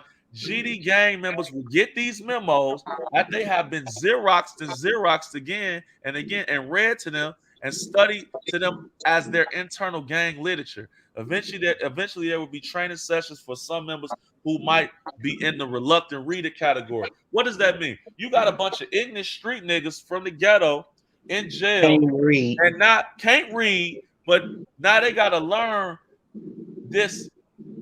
Larry Hoover running this shit like Microsoft. But it ain't. But this nigga can't even read. He being told what to do. Let's keep going. The prison-based GDs became the brothers of the struggle. That don't, because when I was hearing that shit, I was like, that don't even sound, that sound like some shit that white folks would say. It's an all-encompassing umbrella identified for GDs in custody, not only in prison but everywhere. Obviously, the chairman of the board is Larry Hoover. It becomes real clear in reading the memos. It's also real clear that is the larger identity. But now we're gonna get to this point. Now watch this. In a memo from 81, he told his troops that they got to study the written rules and they got to be active in politics, take jobs, all that sort of thing. Right. Now watch this. Let's just read this first part. The chairman of the board of directors extends our love, life, and loyalty to all brothers of the struggle. We are pleased with the support and participation of you many that has helped us in making a transition from the old into the new. What's the old into the new? That's that original Woodline thing now is ran by white folks. Now watch this. Now it's time to put down the Donald Goins books and now for us to pick up the business, law, political, and economical books. It's time for us to go to school, whatever, cool. We cannot wait for the system to teach us. We must take, you know what I'm saying? But watch this. But that statement is deceptive because the Donald Goins books was talking about what was going on in the black community. It was pro-black. But now you saying, put that shit down. We got to go. Bro, yeah, don't be reading your own. Yeah, don't read your own stuff. Watch and learn this. Your own, yeah. Watch this. Now, watch this. This is crazy. Now, in 1982, Larry Hoover to his troops signaled another organizational development: how to constantly replenish the middle management functions within the gang by stressing the need to educate the rank and file members. This memorandum is clear in Hoover outlining why the gang needs a constant influx of constant replacements. He's trying to expand this thing. Now let's keep going. Let's get to the point. Now, everybody wasn't buying this, so then they start doing these quote unquote awareness sessions where they beat these dudes up. Now, let's get to this other memo. Watch this. Man, this is important, bro. He's get all this. Now look to this. They got this written out like a fax. Figure this, date this, to this. You know what I'm saying? Hold on, I'm trying to show this last one. Now watch this. Yeah. The September 21st, 1982 memo from the chairman of the GDs, Larry Hoover, has got to be a history-making piece of internal gang literature. What other gang in the United States of America do you know has its own suggestion boxes for members to give ideas and complaints to their gang leader? If we made this up, it would sound preposterous. But the document speaks for itself. It is a factual piece of American gang history. It is provided in Figure 28. Some of these type memos carried the top title of What's Happening Inside and Out and continue for years in the memo. They function as a routine underground newsletter for prison inmates in Illinois and distributed. So if you see this, he got motherfuckers up here. They running it like a fucking company. Now, I'm not saying that this dude, you know, you get what I'm saying, bro? Right. I'm not understanding that. Now watch this. Saying that he totally illiterate either, but these type of niggas didn't, you know, from this area wasn't just. They didn't know all of this. They wasn't in Division I college. If you went, nigga, Larry Hoover went to jail at 71. He didn't even he didn't even have the opportunity to even get this information. I'm not bro. He's literally. Watch this. Now. They say Larry Hoover was trying to be political then. Look, listed below are the various offices for which candidates will be elected Tuesday, November 2nd, 82. We encourage to inform all of your family members that are eligible to vote for this.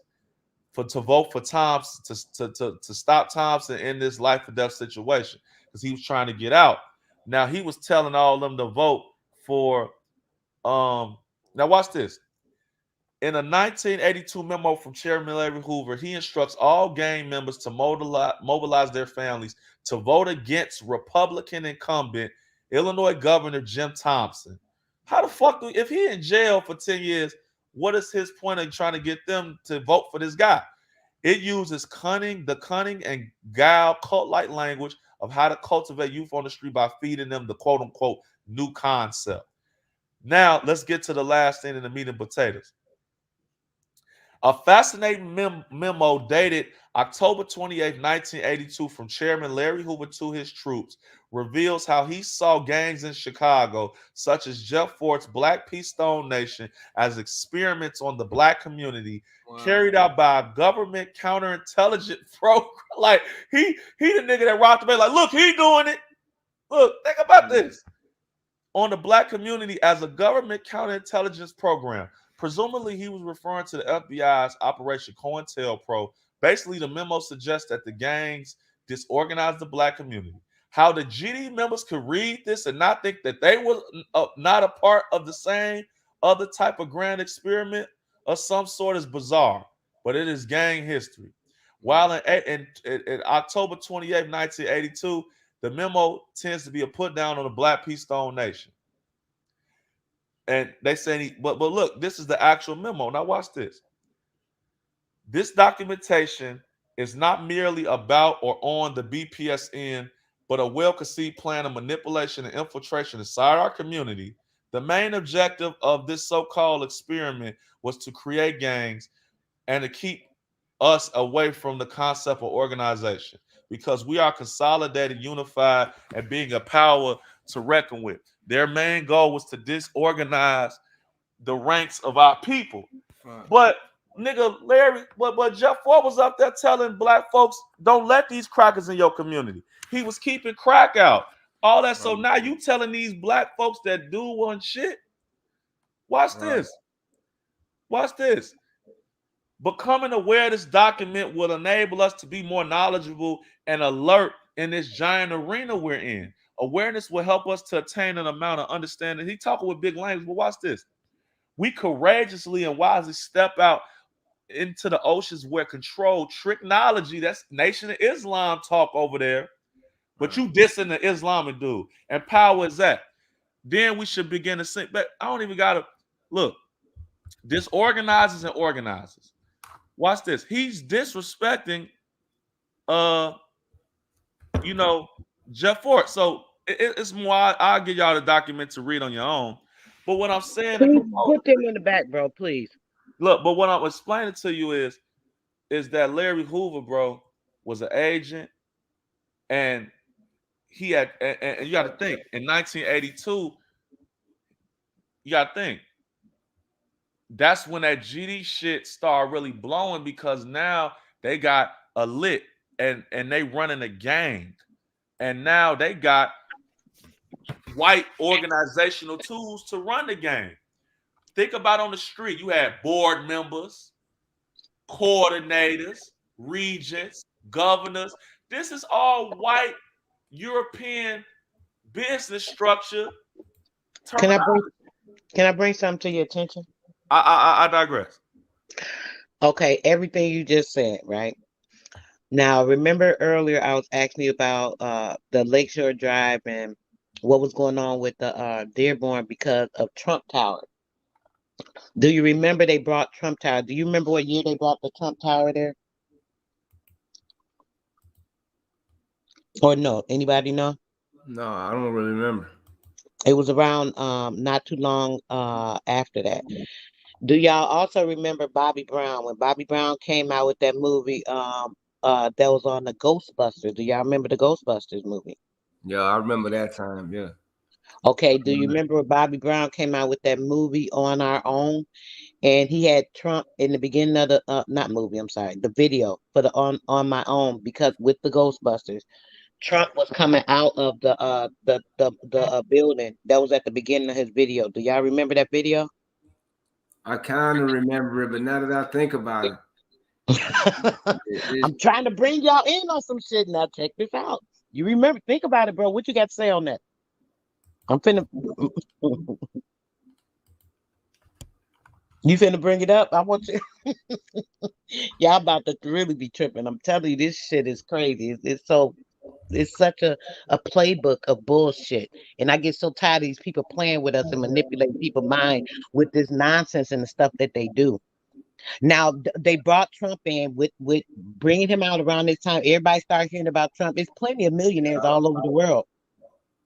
Just keep that in mind. These little black celebrities to bring him in. I know what you're saying. Yep. Yes, bro. Now, remember, Trump is the one that unleashed these so-called some of these files that showed about these alien invasions and all this old BS. You know that, right? You Uh-huh. also know that Trump's uncle was He one of pushing that the space force, that space command force too. Yeah, you're right. So they his going for the uncle. gusto. They going for the gusto, man. I can see Listen, it. and his uncle, right? His uncle was one of the German men that actually took information from Nikolai Tesla, including information for making the UFOs, right? Right. Okay. Now, when you think about all of these things, it's so much other stuff I ain't gonna get into because we'll be going everywhere because my mind be tripping on all this information. But when it comes to that, right now we have our president Trump that was brought in later, right? He had the Trump building. Look at everything. Think about his connection to Kanye. Y'all was talking about Kanye earlier. Look how Kanye. Oh, President Trump. How everybody Trump this. All the black leaders and the church, the big church people, and I'm just saying. I don't know how y'all tying this stuff in, but I'm telling you, it all has to do with all the same shit. A plot and a plan. Um, with a whole bunch of things that have to do with the ridding of our people because they believe all these things, and especially what they believe, them believing that Trump has this so-called the Christ DNA or the Jesus Christ DNA. He's part of that bloodline, and man, this shit goes so deep, y'all. I can't even get into all of it, but y'all go ahead on what y'all think about that. I really want y'all to elaborate and tell me what y'all think about that. I want you to, really kind of hear me, bro. Go ahead. Well, I look at it. You mentioned the Tesla or whatever. I definitely look at it as a reconquest of the Moors. Trump is located in Mar-a-Lago, Florida, which is um a historically Moorish uh stronghold, and then he owns property in the San Juan. It's called the San Juan Islands off the coast of Washington, America. That is historically owned by our most ancient ancestors that I've done a special on, our turban wearing ancestors. Let me show you. Chief Rewa of Vendovi. So Trump knows who we are, and he even have a book about so-called time traveling or whatever. Yes. Now, this is what's over here on the West Coast that they're, running around here talking about some Native Americans and some Mongoloids, and we got actual proof. The skull of Vendovi, Wilkes Island. Now, Wilkes Island, let me show y'all exactly what y'all dealing with and how these Europeans know who you is. Let's just say San Juan Islands. I done videos on this and on Queen Elizabeth living in Chicago. He just said that about the Anna. Now, look. Remember, he was talking about the Anna town. Go ahead. I'm sorry. All right. San Juan Islands is a total of 172 islands. Donald Trump owns one of these islands where our ancestors was captured at. And they also own land in Florida. This is a hijack, but they're doing it through deception, like the brother said. They ain't never just beat us up. What they're doing is beating us in politics and buying up everything and eventually gonna get us to abandon it like Cairo. See, that's how they beating us up in all our strongholds through alcohol and through doing, deviant stuff. Now LGBTQ. So that's how they beating us up and getting us to denationalize ourselves. But when you mention the Trump, this ain't nothing but Queen Elizabeth best nights. See, they be nice and all of that. They can't just flat out put on armor and kill us no more like how they want to. So what they doing is sending in the best of the best magicians to put us into a coma because we have historically been like that. I don't want to say racist, but we have race pride in America, and we ain't too quick to mix with no European. Right. Hey, brother, just like you said, they sending in the best magicians. And we know the word for a judge is a magistrate, meaning the magi, meaning magician. And we know all judges are first lawyers. And the only way you can be a lawyer is to go through the Bar Association. So we really talking about the BAR is really the British accredited registry. Right. You feel me? So like you said, and let me say this too, sending in her best. I was on the phone call. Now watch this. You got Jeff Ford and all them pushing a doctrine of the Moorish, it's more scientific. So they telling us who we are. Now you got Larry Hoover in these memos instructing niggas to go to church. Right. Watch this. Telling niggas they got niggas coming with the Jewish symbology and the signs and symbols, tricking us into some whole other shit. I could pull up Yeah, that and memo again. Look, look at Kanye, bro, with his church, his Jesus Right, church. even his Come yeah, on, church. that's what y'all. I'm saying. It's Come a on, play. it's in our And face. then and this is the thing. The nigga now Larry Hoover, watch how crazy this is. Larry Hoover is always was pushing an agenda to get Democrats elected. So now he's finna hop the fence and push the Republican agenda with Kanye and all these dudes. I was with Kanye and I Yeah. spoke to the brother. So you gotta understand, like I could show y'all pictures of me and Okay. Kanye. Well, look, I could show you a picture with me and Kanye West in the last month. I was with Kanye. I know Drake, Jay Prince. I could show you all these photos with me and this dude. You know what I'm saying? You could type in DJL and type in Kanye. You could put right Hey, there. so this is you I right believe you, here. bro. Listen, I was This is him right here. This is the brother who is speaking. You The could brother go who's scroll down right a little here. bit. Scroll down. No, over there. No, back up, back over there. No, what you was just said in the white with the original photos. Yeah, you can see me and Oh, Kanye right right here. there. This it right here. No, go down. No, go down. Right Right there, over me and here. Kanye to the left. To the He left. said to the left. I do not see it. To the Oh, left. this To right the here. left, bro. You on the To right. the left. Oh To the no, left. he said to the left. Okay. No, Yeah. no. You was right there. Let me go back. No. You go back to where you was at originally. All right. No. Go back to where you was at. Like you had clicked back. So go back to right here. No, go forward. Hey, that's you with 100. Right there. Go to the left. You see where it's me, Kanye West, and her. Right there. Oh, I got you right here. Boom. Yup. That was years ago. That's when I first met this nigga. 2014 in Chicago with Herbo. That's the Chicago drill rapper. Town. This is DJ L talking to all That's this when I first met him. Look, that's then I'm finna show, man. I can show you this shit now. Wow, this I'm talking about y'all three on such different levels too, man. That's wild. Bro, listen what I'm telling you, bro. There's no name called higher than mine when it comes to production. I don't even want to. I ain't the focus. I could literally show you me, Jay. Man, I could show you me and Jay Prince in photos in the last year. I could show you me and Kanye West in photos in the last couple months. Me and Drake in photos in the last couple months. I'm putting my life at risk because what I'm saying is they using that shit politically. Yeah.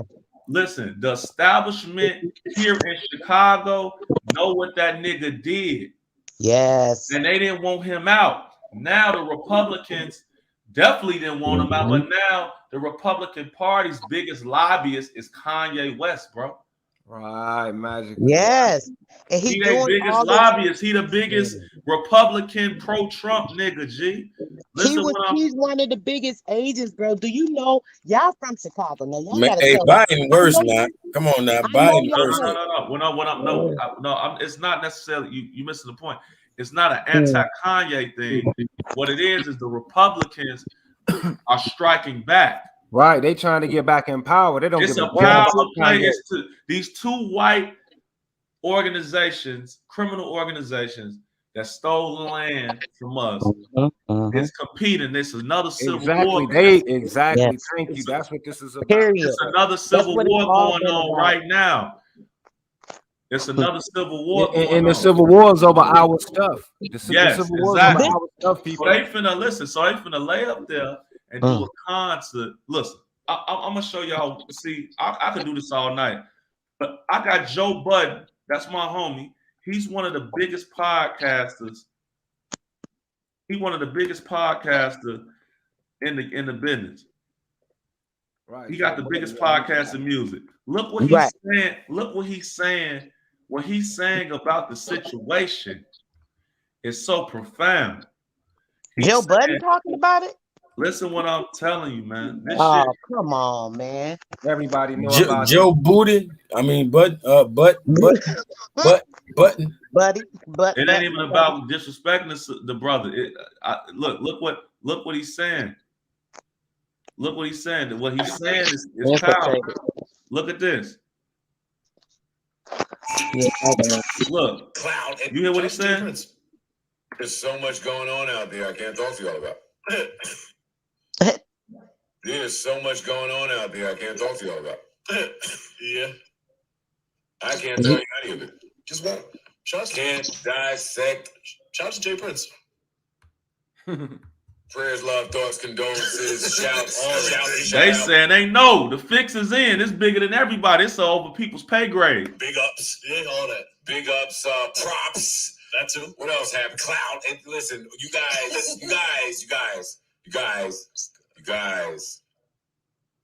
Joe's right again. How this time? I called this.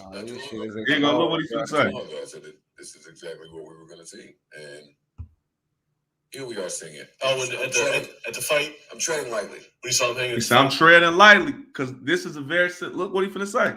I'm treading lightly. I'm not here to discuss this because it's none of my business, and I don't report on street shit. To me, this is street shit. I know Kanye is there. Kanye is also doing part 2 of his Drink Champs interview Thursday. Round of applause. Now watch this. Oh, really? It's the credits. Yeah. It's a whole new outfit. It looks like they had this planned, which is great because when part 1 ended, I said I could watch this more. Here you go. So Kanye is doing his Drink Champs interview. My brain is all over the place with this. And the other day he popped up on Instagram with none other than Jay Prince to announce that he's inviting Drake to perform with him at his concert to free Larry Hoover. Mutual interest here, as I'm certain both of them want to help Larry Hoover as best they can. Larry Hoover is a friend of Jay Prince's. He has said that. Jay Prince is on the Drake side. Larry Hoover in part 1 of Noriega's interview. Bro, like the industry is confused right now. They looking like, what the fuck? Listen. They don't know what's going on though, bro. They know, but they still like, okay. They only know surface though, bro. Now watch what he finna say. Kanye said we both are too rich and have too much money to beef. Right? It's the manner that the video was released that has people talking. That's it. Everything is noble and beautiful about it. Like, truce is a great idea. Free Larry Hoover, great. They don't even know this nigga. Look what's happening. This is the video. It's noble and beautiful if you have the brain capacity to understand why it's noble and beautiful and what's going on. And because most of you out there were born in 2000. Do you hear this dummy talking about noble and beautiful? No. Man, listen. He don't think it's really noble and beautiful. He's talking in code. You know what I'm saying? Overstand what the brother's saying. Look what he finna say. What's going on? And because most of you out there were born in 2002, we're this cast of old niggas is here to help you. I know y'all think that some of these people are your favorite superstars. Some of these people are the biggest superstars in the world. They don't wait in line. They don't yield to many people. They're very powerful, rich, wealthy people that are in control and have been in control for most of their lives. The same way we speak about the athletes that were star athletes in high school. And see, he's about to expose. He's saying some shit. I hear him. So as a consumer, you think that these people are the most powerful people in the world. I'm here to tell you as someone that was in the artist's shoes at one point, never to this capacity, let me throw that out there, that once the streets are involved, the streets are involved, and everybody gets in the back. Everybody takes a back seat. It's why I don't discuss street issues here, because I'm big on energy, and that's not mine. I'm a civilian. I try to remain that way, right? Mm-hmm. However, I've been around enough street niggas to know that when the streets get involved, everything else takes a back seat. Certain street niggas. Yeah, I'm talking about the real streets. I'm not talking about the niggas that pretenders, the play. I'm not talking about the internet stuff. I'm talking about the niggas that opted out of the group photo. No. The murderers. Right. And the average consumer doesn't know that that level of street can get involved no matter what level you are in. Mm-hmm. You could be Kanye, you could be Kim, you could be Drake, you could be Chris, you could be Wayne, you could be whoever. You could be in the government. You could be there. Look what he's saying. Look what they're trying to say. The streets are going to be involved. And when the streets are thorough and respected enough, you know what it'll sound like? It'll sound like Kanye in this video. Scared for his life. I ain't mad. Not at all. I totally understand the predicament. But bigger than that, it's for a good purpose. Watch this. It is for a good purpose. You know what I'm saying? Like, I've had bass in your voice for a good purpose before. I've never even heard his voice like that. He's reading. He told us he couldn't read. Well, that's the other point. He didn't say. Look, you see what he said? He said, man, that you read? You said you couldn't read, though. And it's for a good purpose. Listen. He said, asshole. Yo, dog. Never mind. I want to go. Can I? There goes something immaculate. You found one? Red at the top of his class. Why you lying? You lying to us? Thinking like you on a BlackBerry. No, why you lying to us, man? Hey, Nora, you better ask. Now watch this. Your voice sounded all fucking mature and fucking cool. He just sat with the King of Texas, had a little chop it up at the church. That matters. That was at the church? At the chapel. Rokio Chapel. At the chapel. The chapel's on the leg. The turkey leg with some stuffing and shit. Look. That nigga is focused on his BlackBerry board. Gotta be. You don't want to mess up a word. He got the stamp of approval. One day. He's like, I thought Stephen A did first take. Now watch this. I mean, two, so I think this one. That was one. That's definitely one. Nigga, this off the dog. Actually, nigga said to him, yo, dog, this is the objective. How you gonna go out and say it? No, he wrote it. Yeah, is a great act. He was telling him, yo, I'm gonna go out and say such and such. Nah, you can read this. No. What they saying is because they sending a lot of they sneak this in a little bit is dude was extorted to say this Larry Hoover shit. Right. And he up there like a goddamn hostage, and they like, man. And he done got himself in some street shit. He done got himself in some street shit. You talking all this free Larry Hoover, I get him free then, nigga. And if you don't, and now he done dragged Drake into that shit. And to free a nigga that been fucking black people over for 50 years. Right, a straight scumbag. A scumbag. They know it though.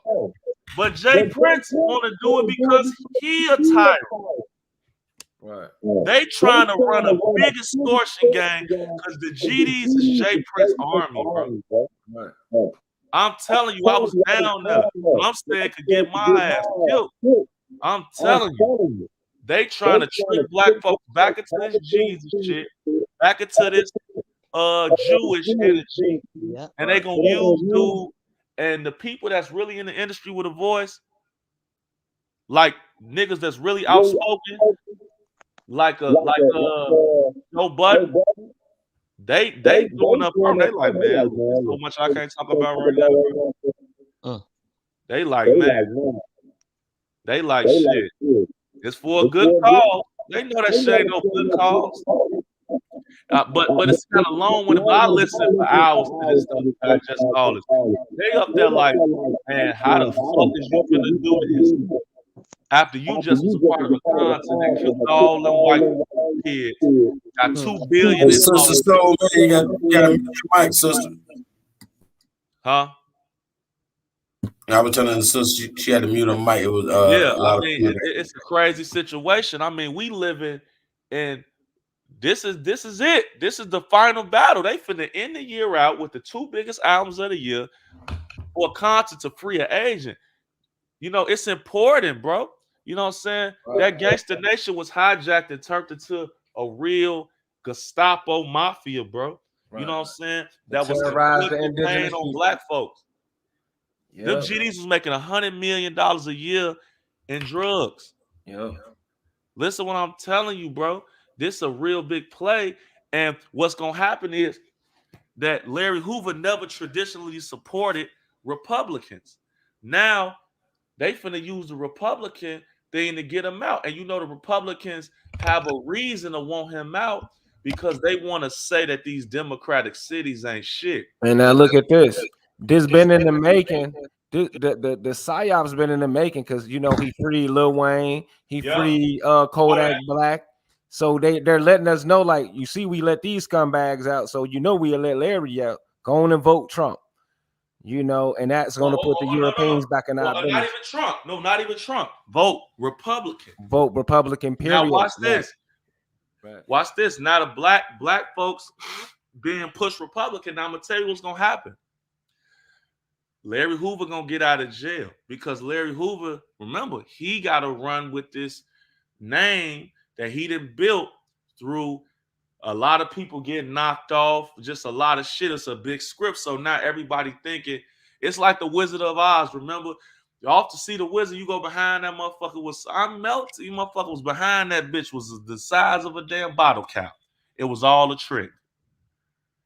It was all a trick. So, but think about the optics. Because I want to build.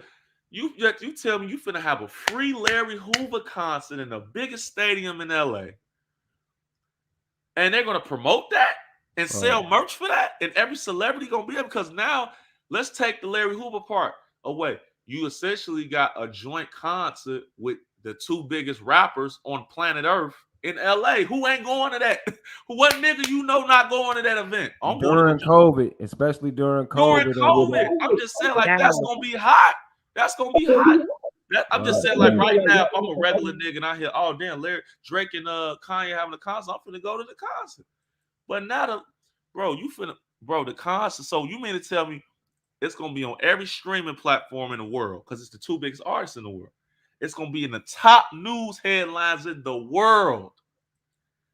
And the name of the concert is Free Larry Hoover. And he on the cover.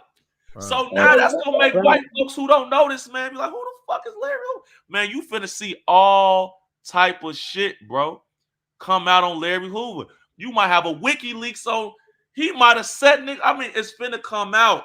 Right, the real is finna come out, bro. Because them real white hackers that hack government databases, they got all that already. They got it, bro. They finna be like, oh damn, hey, we might find out some whole other shit that might blow a whole video on him. I'm gonna show it probably in a few days. We got the ultimate video on Larry. I don't think y'all seen it, but we prove he's a crisis actor. He's just confirming it because he's a Chicagoan in a industry, know how. He knows what's going on. Brother DJ L up on the panel right now, but yeah, what he's saying is it's going to be a domino effect.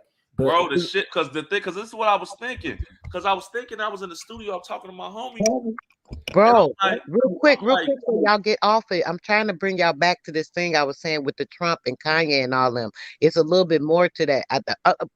Unless you want to finish on that real quick, because Donald Trump really ain't the focus. The focus is Donald Trump is in that order, and their whole thing was to bring that chaos.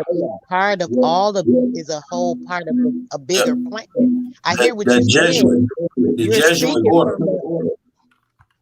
Okay, let me be quiet. Go ahead. No. Well, look. Correct me if I'm wrong. Well, I'm not saying nobody right or wrong. I could be wrong.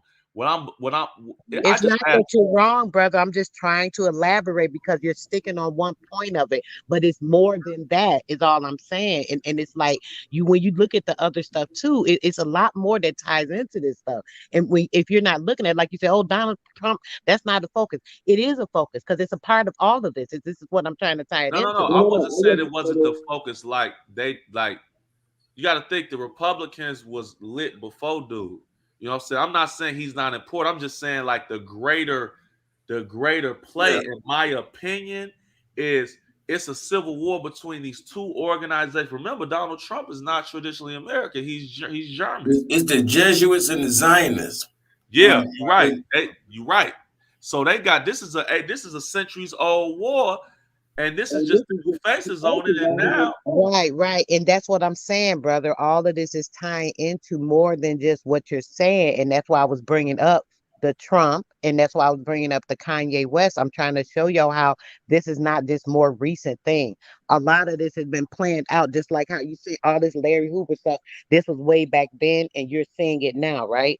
All of well, this I'm, stuff. I'm telling you this, man, and I'm gonna digress. The reason I'm kind of like I feel like I would just like you to rely on me with that, because this is what I'm saying. But What I'm brother, saying, there's more than more information than just the information you have. Not that it's not valid or important. I mean, All I I'm know saying Kanye West. I was just with him a month ago having a conversation about this same shit. so Not he this told you part. all the No, secrets. oh, give me 1 second. Hold on, y'all. This division that I got out of all of this. We got the what's his name? The dude who just had the killings at the damn concert. The rapper. Travis Scott. Travis Scott. This is all in conjunction with this shit. That's It what I'm is. trying to I This know is say, what more I'm about PMF. it. You you don't feel even me? let me speak at all. I was just trying to bring something to your attention, bro. And I'm showing y'all the trail of the shit. That's all I was saying. That's all I was doing. Go Not ahead, trying to be sister. the brother. Please drop the bomb, sister. All I was just trying to say this, and then I'm gonna let y'all finish. I just want to bring this to your attention. Like you said, that was part of it, the Travis Scott thing. Before that, the other concert. Do y'all remember Kanye just did a concert with his mom? The name of his mom album. I forgot the name It of it. was Whatever. God. I was there at both. What was the name of the concert? It was called the Donda concert, but I was Okay. backstage at both with Kanye. But I'm gonna listen to Okay, so basically, when he did that out, first off, if you want to PMF or do it at a later time, his mom's name means something, right? It ties into something too. We don't even get into all that. I'm just bringing this stuff to your attention. The mom name ties into something.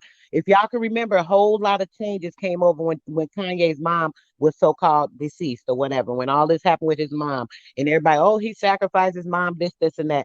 I myself, this is my own opinion. I believe that was more of a threat to him to let him know what he better do because he was supposed to do certain things and he felt like he wanted to back out of it. He felt like he wasn't, wanting to be a part of boom, boom, boom no more. And they like, listen, you're gonna be a part of it. We're gonna show you. So they had to show him. And by taking his mom, I think that was a part of that. This is when a lot of things started going into effect too. Now come back current. When it comes to what happened with that concert with his mom's name, the mom's name ties back into some of this Jesuit shit. Now, when it comes to the mom being sacrificed, when he did that concert, at the end of that concert, he actually went up into a portal, just like that portal theme for the Travis Scott thing. He went up into a portal at the top of that stadium, right at the end of that concert, lifted up like he was lifted up by a spirit or God. Nobody seen. They don't know what it was. It could have been wires. Who knows? I'm not insinuating anything because I don't know what they did. But he was lifted up into that. That was step one. Step two was the concert for the boy Travis, right? All these people, they lied about the people that died. That's first off. I believe it was 666 people that died at that concert. We ain't gonna get into the elaboration of that. All the lies, the stories they told after they changed and said one thing on the news here in Texas, and they say another shit later. So that's a whole nother story. Now, when that happened, even with the concert with Travis, he had the whole portal, the whole mouth, which shows the evil, which is the hell and all this other stuff. There's old pictures of this Jesuit shit with that whole setup that he had with people coming in through his mouth of that portal. On the stage, when they did all that, it was a portal open on that stage. They had this phoenix damn dragon shit on the stage up over them. It fire that was up over him. On his shirt, he had the portal open on his shirt. And you know what it had? It had the blue demon coming in, crossing over through the portal and coming out as the red demon on his shirt. This was showing the transformation. That blue is the Democrat, the red is the Republican. We already know that. I just want to point those little things out. I'm gonna be quiet because I know y'all want to finish going in. I just want y'all to see all this stuff is not just, oh, this is a little this and that. It's all together. It's all But go ahead. orchestrated. It's all orchestrated. I agree with that. I ain't gonna lie what, to what, you. what I want to say is, just to respond to the sister, I'm not saying it can't be on that level, but I'm just being perfectly honest. I'll screenshot and show you that the man. Matter of fact, that's what I'm gonna do. I'm gonna share right now because I want to like when I'm telling y'all something This is serious. You see what this say? Can y'all see my screen? Yeah. You see what this say? Bro, well, you were supposed to stay here. Salmon, that's Kanye's album. That's the Kanye. It's coming out August 6th. What are you doing? They needed me there. Let's go to the other one. Right. I'm just showing you that when I'm speaking, I'm telling the truth. Look at this. Well, Greetings. we're not. Wait, I'm not wait. disagreeing with what you're saying. Let me finish. I'm not. This is not to you. I'm just breaking something down. Greetings, gentlemen. Kanye would like to bring DJ L out to Atlanta work. Well, that was the 21st. The concert was the next day. So I'm there with dude that time. I got flown out private by this nigga. You know what I'm saying? Right. So basically, at this moment, you really realizing you around some satanic motherfuckers. No, I've been knew that, Yeah, but he been. no, I've No, if been. anything, I've been billionaires. but you didn't know how deep it was, basically. No, I knew. Listen, bro, I knew how deep it was, but I'm just be real. I'm from '79, so I don't care about none of that. Right. Motherfucker, About that bread. This is amazing. He keeping it real too, y'all. Hey, This hey, is bro, amazing. the realest hold nigga, on, right? wait. Look, I'm listening. Hey, I'm gonna say, bro, the realest nigga, good boy. Hey, we don't know damn nigga be around no damn billionaires and keeping it real with the people. Bro, cause I'm rich. I don't give a fuck about these niggas, bro. These niggas Right. play with me. I'm kidding. No, listen what I'm telling you. I could show you. I'm finna show you me and Jay Prince. But Jay Prince son, one of my best homies. I just know what the fuck really happening is that, man, bro. Okay, so let me just tell you about this Kanye shit. So like he flew me down there, and when he flew me down there, they was coming out. They flew me down on some musical shit, right? I get down there. This time to what the sister was saying, and I have a personal meeting with Kanye West, Arthur Blank, who run the Atlanta Falcons, and he owns the Home Depot. Rick Rubin, who started Def Jam with what's the motherfucker name? Russell Simmons. Russell Simmons, yeah. This Yeah, is so I'm having a personal meeting with these guys for these guys. Now I know y'all like, well, why is this significant? It wasn't really that. We was having a music meeting. Obviously, Arthur Blank, this his shit. This is rich Arthur guy. Blank is the owner of the dang on Falcons. And the Home Depot. I'm with the. I'm like, man, I knew he was a mobster back in the day. I could Yeah. that's what I'm saying. So I'm in the room with him. So me and Kanye talking about the album. How they came, they were just He with him. even did the concert in Atlanta. Remember, he locked this up. Yeah, I'm telling you that it was at the. I was at the stadium. I just showed you the itinerary where I'm at the stadium. I could show you me and look. I'm finna show you, right? So that's not important. Ain't nobody that important. But what I'm explaining to you is, I'm listening to the album. Because remember they fly me out for a musical reason. I'm like, yeah, I don't really think it's all right, but it ain't gonna beat the boy. You know, the boy is Drake because I'm cool with them too. He like, what do you mean? I say, it's your mom was associated with excellence as far as in the educational field and shit like that. And I was like, bro, I was just with one of my, I'm just gonna talk how I talk. I was with one of my little chicks, man. Nigga, she lived by 95th. They just killed somebody else. So I'm coming from the field. I'm one of the red niggas that could go sit with niggas that got bees and come back and float around because they let us in the door on that drill shit. So I explained to him that, bro, it feels like it's a disconnect between, this elitism shit y'all pushing and that you need to, you flying people out there to get their ideas, but it needs to be some program wise to really help the city build. So we end up having a debate. And the debate was about, is it morally right to save our people? You know what I'm saying? Or do our people put ourselves in a position? So when the sister say something like, yeah, they clipped his mom because he went on the program, I don't agree with that. I'm not saying it's wrong. I don't agree with that. I'm gonna tell you why. Because Kanye West was never 1,000 with black folks. He used that to get on. He used that. Remember the woke, that woke pro-black demographic is a $15 billion business. That's why the move, so he wanted that base. He got in and went corporate as it can be. And what happened is when he went up there trying to be, yeah, we the throne and all that, and talking about Beyonce and all that, like, dude told me straight up, man, them people like, they start tweaking and like, and when that backlash happened, they start saying, man, I'm tweaking. So I said, fuck y'all. I went in the other way. So Jay, Right. you got to think. Let's talk facts. You want to talk turkey? Let's talk turkey. Jay-Z and Beyonce, the card has been this ruling black family. They've been tricking white folks to feel like, oh, this is our family that got control and influence over the niggas. What happened is that they start putting these different people on. And as these people got on, some of these people was with the agenda, some wasn't. But a nigga like Kanye West, you gotta understand, he always is like uncontrollable. You know what I'm saying? So they can't control him. So when he went and got down with Trump and them, that was anti-establishment. So they made him to be crazy and goofy and all that. Yeah, he So they exposed left him. Jay-Z, you Yeah, know. they fell they fell back off of him.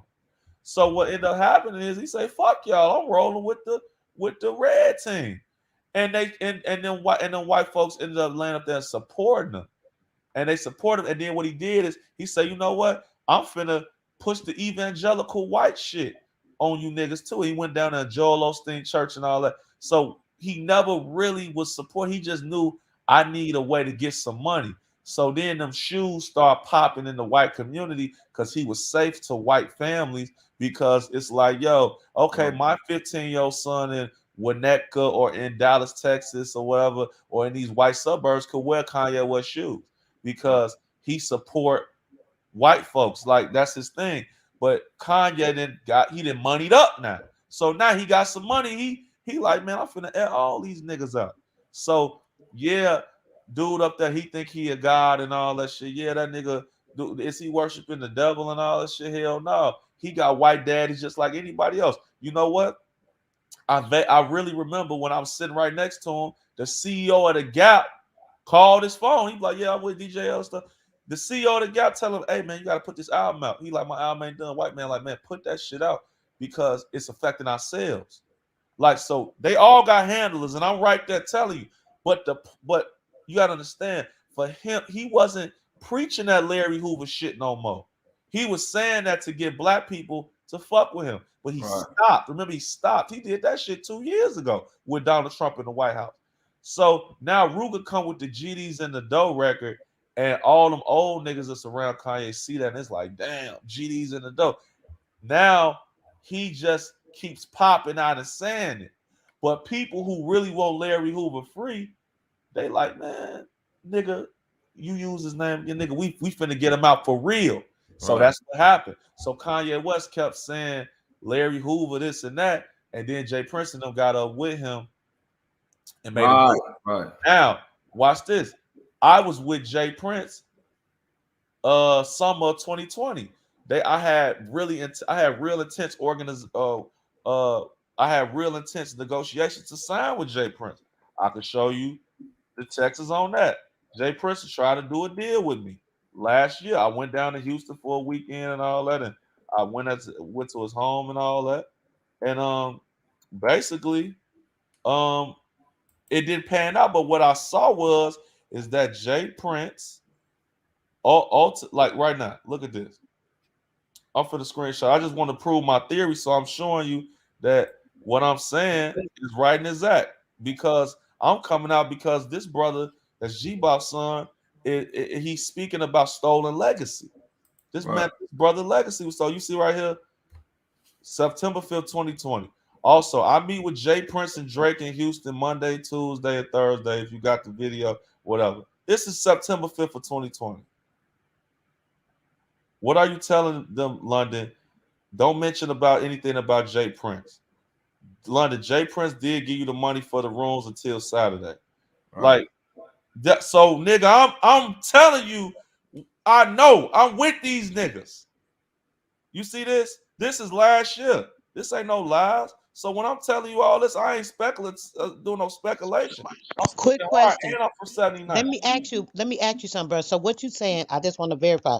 If you can recall now, before I said that part, I said this is my own speculation. I never said that was No, I'm fact. I not talking don't know. about you specifically. I'm saying in No, general. no, no, no. I'm trying to ask you because I'm trying to clarify from what you said because it sounds like you saying something a little different. So are you saying that what I was saying about the mom being taken because he wasn't listening, that wasn't really what happened with the That's mom? not what I Because mean, happened. it's pure speculation. We're not okay, saying okay. that can't be right. It could definitely, it could be. It You could know, be. Well, what I'm alleging is this: is that when I went, I'm telling you this because it's on my heart. And remember, all these events is unrelated. So now when this play is happening now, it's like, whoa, my last 4 years of my life is all making sense now. I'm like, oh, Right. because I said, okay, I went down with Jay Prince for the sign with them, and the niggas that I went with are Larry Hoover loyalists. Right. They like, just to be honest with you, I had a conversation with Larry Hoover, and they was like, "Yo, pay." See, I don't want to. Man, I was finna have to pay for the canal type, but it was cool though, cause at the time I'm drinking the Kool-Aid. I'm thinking this is an OG. I don't Right. know none of this shit. Right. I'm just like, I'm from Chicago. Hey man, salute to the old man, right? But and, what I and, know, and they definitely ain't think you were gonna do no research. Right. man. Definitely. So I'm noticing Definitely. like, yo, I noticed that Larry Hoover never got none of his artists put on by Jay Prince. Like, you can't name me one that came through that pipeline. Right. But the GDs is all in his brother's organization as friends or whatever. That ain't my business. If they on some street shit and they got the land, they whatever. That's not my business. I don't care. But what I'm noticing now is when I met with Drake down there, Drake, him and Jay Prince have a brother. They like a big not a brother, but a family. Like, that's like his son. So Drake don't really even know about Larry Hoover. He just cool with Jay Prince, but Jay Prince been using Larry Hoover. To I pump want his cloud up forever too. Yeah. boom. Thank you. Because now this is his opportunity to get dude out. Because remember, Larry Hoover in jail. So if Jay Prince on the street, you got to think he runs everything. So it's Everything like, for Larry Hoover, basically. Yo, come on now. man, no, because I got Larry Hoover soldiers doing whatever I say because Larry Hoover in jail was broke with no money. And all this leads to So now see what's Chicago is the goddamn on ground zero to test everything they want to test on a large scale. So now big bro? unleashing these I new gotta disagree with improved you on that. They GDs, already tested. It's right? done. They already tested. They So already this, tested people and folks that your family came up with. yeah, They expanded. They was dissing each other in 82. right, This shit already to play. So remember, at that point, that's just some Chicago street shit. It ain't in New Orleans. It ain't in Washington State. So what you about to do is take Chicago street shit and advocate for the leader, the imposter leader of this Chicago street shit, the representative of all this, not Jeff Ford, none of these dudes. Larry Hoover is the face, and say he's a pioneer on the biggest stage in the world, right. December 9th, with the two biggest artists and the biggest in Hollywood. People in Folks Nation go Hollywood December 9th Yep, this on gonna a lead world right, stage. You think that they not finna use that stage to push some propaganda on some right, anti-original shit? right. Then the Republicans is backing it. Because it's pushing propaganda and false Watch this. information. So now Larry Hoover get out because the Republican, his judge is a Republican. They got Bill Cosby lawyer as his lawyer. Larry Hoover truly was framed. So now they let him out because it really was a frame. And now that old Democratic structure in Chicago with the mayor day, all them niggas dead. So now it's a more progressive. He framed for real, so he could play the whole I was innocently whatever woo woo woo. And remember, all the niggas that did the case with him is out. So why he ain't get out? Because the government know that nigga might get out and tell all. Yeah, I This was is in a the wrong. brilliant power grab, and I wouldn't be surprised if this why they got the C-19 to destabilize because they didn't see this coming from Kanye. They didn't That's see right. it coming. And They now didn't the see this real coming. street niggas, they hijacked him. So they made Right. Kanye, man, nigga, sit here and Hey, preach hey, this P and shit. F, boy, that was deep, brother. I see it. You know I see it, D Calico. This is some Now deep watch shit. this. Now this is PM, what's real quick. I'm sorry, I got to get in it right now. PMF tomorrow. I'm tomorrow. Tonight, you busy tonight, bro? Yeah, I might be free. Yeah, I'll be free. Okay, and you too, brother. I forgot your name. I'm sorry. Who? The EJ one Man, that. that Taylor man and East busy. Calico. Oh, Yeah. okay. All right. But tonight I put my info in the back, bro. If you could join me on my show, because I want to talk about this on my radio show. I'm a streaming on YouTube, but I want to talk about it on my radio show because I want people to be aware of this. A lot. You already know I See, put I out a don't I lot of don't really Yeah, want to information. yeah, go we public down because for this. This I, got to I spread don't really. I'm ASAP. gonna be Hey, honest, sister. I've hey, been I don't know how researching. we got this lucky.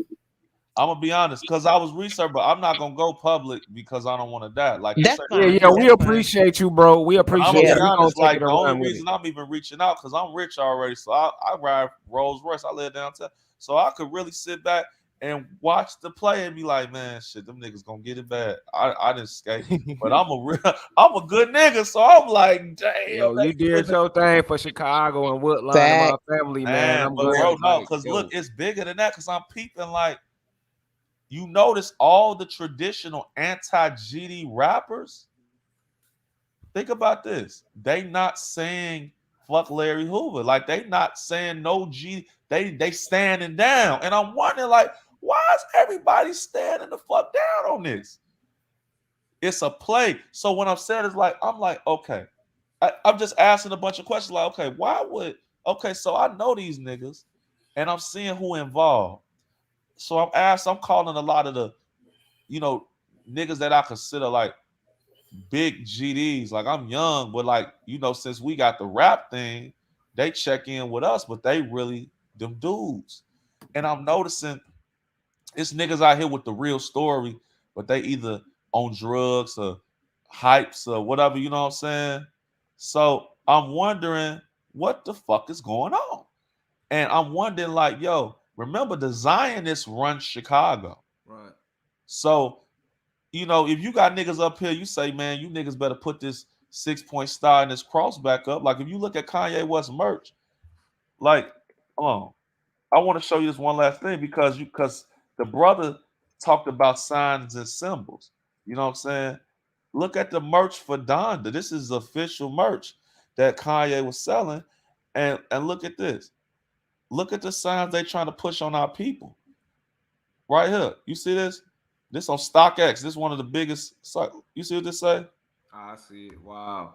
It's that That Jewish shit. You're right. yeah. That was the merch. That's what the fuck they was wearing. This and then he had some Wow. studies men. So they had the 6-point star and the cross, and he talking about Jesus. So the thing is, think about this. The Republicans is pushing a Christian agenda. Kanye West pushing Yep. a Christian agenda. Let's keep And hold going. up, one That's more thing. Not to that's really Drake cut Jay-Z. is you off. Jewish. Check this This- out. Larry Hoover got niggas throwing up 6 points. Like, look. Right. This been indoctrination from day one. You very prophetic. Not only that, but the one organization who is anti what? The one group of people who is anti what? Islam and Moorish. Noble Drew Ali. Facts. Yep. Yeah.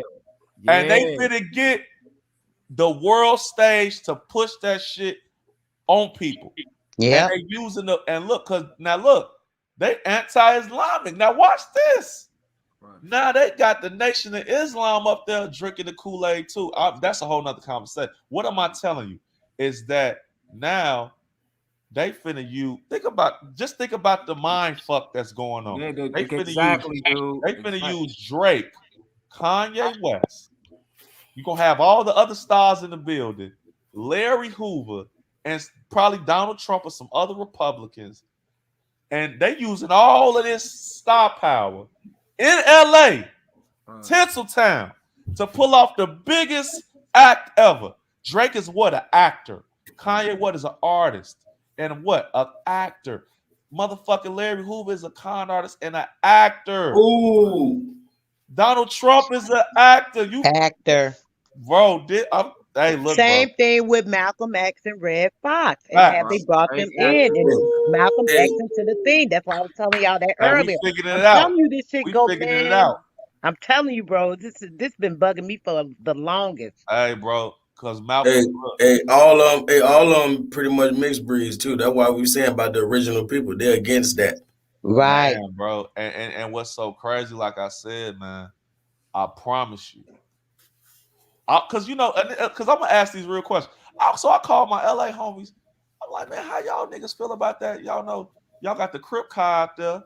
See, then think about this. A lot of niggas is mysteriously dying.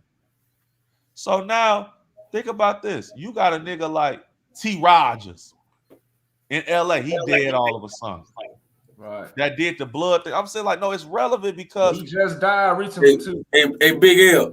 Yeah. Hey, how you feel about like any of this stuff being psyops? Like, do you think any of these rich motherfuckers faking their death? Like Man, Dolph and I'm them. gonna be real. Like, even with the Travis Scott thing, bro, you gotta understand. This is how I'm thinking. You gotta understand how music is connected. And Yes. Kanye put some of these niggas in position, and they end up turning against him and being pro Jay-Z because Jay-Z is a baby of the Democrats. Right. Remember, he was pushing that Hillary Clinton, Obama. all that shit. Yeah. But it didn't work. So now they stripping his tie. That's why he leaving. So watch this. Kanye West said, fuck Big Sean. That's the worst thing I did. So now he discredited him. Travis Scott, all these other people, John Legend, motherfucking Common, all these niggas that could say something, he discrediting them all publicly. Oh, right on Now, this show. Travis Scott is a big dude. Travis Scott is big. Now, he could have swayed them white kids to say, fuck Kanye. Now they don't even want to hear from him. J. Cole is real quiet. Right. He ain't saying nothing. He went on his tour, he fell back. Motherfucking Rihanna is real quiet. Future real quiet. Think about these other entertainers. Remember, the entertainers are the people that run the nation. Remember, these are Democrat-ran cities. Chicago, a liberal city. LA, a liberal city. New York, liberal cities. The major cities in the country are ran by Democrats. The Republicans want to take the cities back. So what are they doing? I'm not saying they for us. They just, it's a game. So they say, okay, you know what, this is what we finna do. The Democrats, Biden lay up there and told them niggas, hey, you not black and you got to get with the Mexican or it's over with for you. So the Republicans know that more black people are prone to fuck with them, even though it's two slave masters and we shouldn't have a pick in the fight. But this is what the Republican gonna do. He said, okay, we finna push this propaganda, this pro-Christian, pro-Jewish, we the 12 tribes, all this crap, and we finna use the biggest niggas in rap to do it because the optics is good. So now Drake, yeah, you a Jew, take your ass up there. Larry Hoover, you been having rock 6-point stars for 30, 40 years that you hijacked from the people who originally came with that. And you read the script, we gonna free you. Do you see how that portal? I'm sorry, I got to bring it back to your yeah, attention. because The portal on that dude's shirt from the Democrat red blue demon, the blue devil, going through the portal on his shirt to the red devil Republican. Just want to remind I y'all. mean, I can't really say that. I mean, I'm not saying you're wrong, but Travis Scott is a puppet of the Democrats. So it's like you gotta understand how shit work. It wouldn't make no sense for him to put that symbology up. They do rituals though, brother. This is what I'm saying. These are rituals. I'm not And saying they ain't doing rituals. I'm just saying, like, this is what I'm saying. Me knowing the situation personally, I would not, without the speculation. I'm not even saying what you're saying ain't true. I just can't see him flagging that when the Democrats just rolled on his ass and got all them kids killed out there. but wouldn't those kids symbolize the Jews, brother? Because they were the white kids. It was mostly whites. If people don't Yeah, understand but that. what I'm saying is that they got them like they like it color. It's not about color. It's about It's about the race, though, brother. The not the color itself, but the Jewish children is what I'm saying, and that would be the Republican side, right? Hell no, that's the Democrat side. That's what I'm trying to explain to you, sister. What I'm saying Okay. is that Jay-Z, Travis Yeah, they Scott, all of Jesuits. them, they puppets of the Democrats. Jesuits. Right, Yeah, right. I understand okay. that, but maybe I'm Okay, not yeah. understanding what you're saying when Yeah. it comes to the red and the blue. That's Yeah, what the I'm. red. Okay, so what I'm saying is this: is that Donald. What I'm saying is Donald Trump was a chaos agent. When he came in, he came with arguments that weren't popular. That flipped. Yep. Black folks didn't Yep. like this guy. Yep, flat Kanye earth, West, abortion, everything. Kanye West flying the flag for the Republicans, right? So what happens? The whole black race say Kanye West a sellout, he a goofy. We shit on Kanye West. His own friends turned on him. So now, right before this big grandiose event, all these people start fucking dying. The biggest rapper in the world is Travis Scott outside of them dudes. The second tier is Travis Scott, the baby, all these guys. For some reason, all these dudes just start having issues. Look at the baby. They start canceling him. Travis Scott, they cancel All all that these shit look folks. fake. Yeah, so watch this. So the baby, you see what he did? He ran over there with Kanye. Think about this. He ran over there with Kanye. Yeah. What I'm telling you, sister, is this: is that ultimately what I'm not saying I'm the know all be all. I could be wrong. It's two left shoes. But what I'm assuming is that now Kanye West knows that Drake is the biggest dude in the world, and he know that Jay Prince is his big homie, and he know that Jay Prince want Larry Hoover free because they want power. So he keeps mentioning dude name. Now Jay Prince forcing this dude Drake to be a part of this. But if you really think about it, they all pushing Christian shit. They pushing Jewish doctrine, and Right. now they're about to have the biggest concert in the world. Now this is my forecast. I believe that they're going to be successful with the help of the Republicans, and they're going to get Larry Hoover released. Once that happens, Larry Hoover he's not known for reform. He is essentially going to be the biggest gangster in the world. You think Big Meech is somebody? Larry Hoover getting released is going to cause a cataclysmic event, because what's going to happen is it's going to make gang banging go to the max, because now that's what you know this guy for. Like He's the Al 70. Capone days. Boom. He finna make millions of dollars off book deals, interviews, niggas sending care packages. They Right, using his movie. name. They're using his name right now to sell tickets. The average ticket for the Larry Hoover concert, this ain't the Larry. That shit $8,000, G.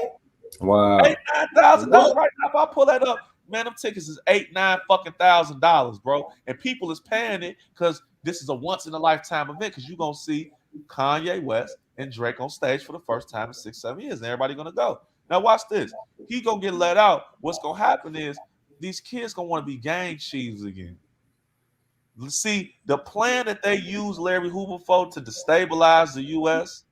To destabilize Woodlawn. Now he's graduated to I'm gonna destabilize the country. Right. He's 70. He's not really that old. Joe 70 Biden, is yeah, not Joe old. Biden in his 70s. Trump's in his 70s, right? Bro, you get what I'm saying? That's not really old like that. This nigga is still active. Facts. Man, they finna use dude. He finna get out. Listen, his little homie already riding Rolls Royces around here. I'm telling you, he finna get out. See what's gonna happen. Chicago, they get overrode because they don't want him out. Like if right now, if I type in "free Larry Hoover" and some of the articles, traditionalists, the Democratic establishment is like, bro, what the fuck is you doing? And then they said, gee, when these white people and white liberals that's in Bel Air, California, and in Miami, and these places, these rich white places, and they get to Montana, and because hip hop is global, when they get to Google and Larry Hoover, what the fuck y'all want this dude out? They're gonna be vehemently against it.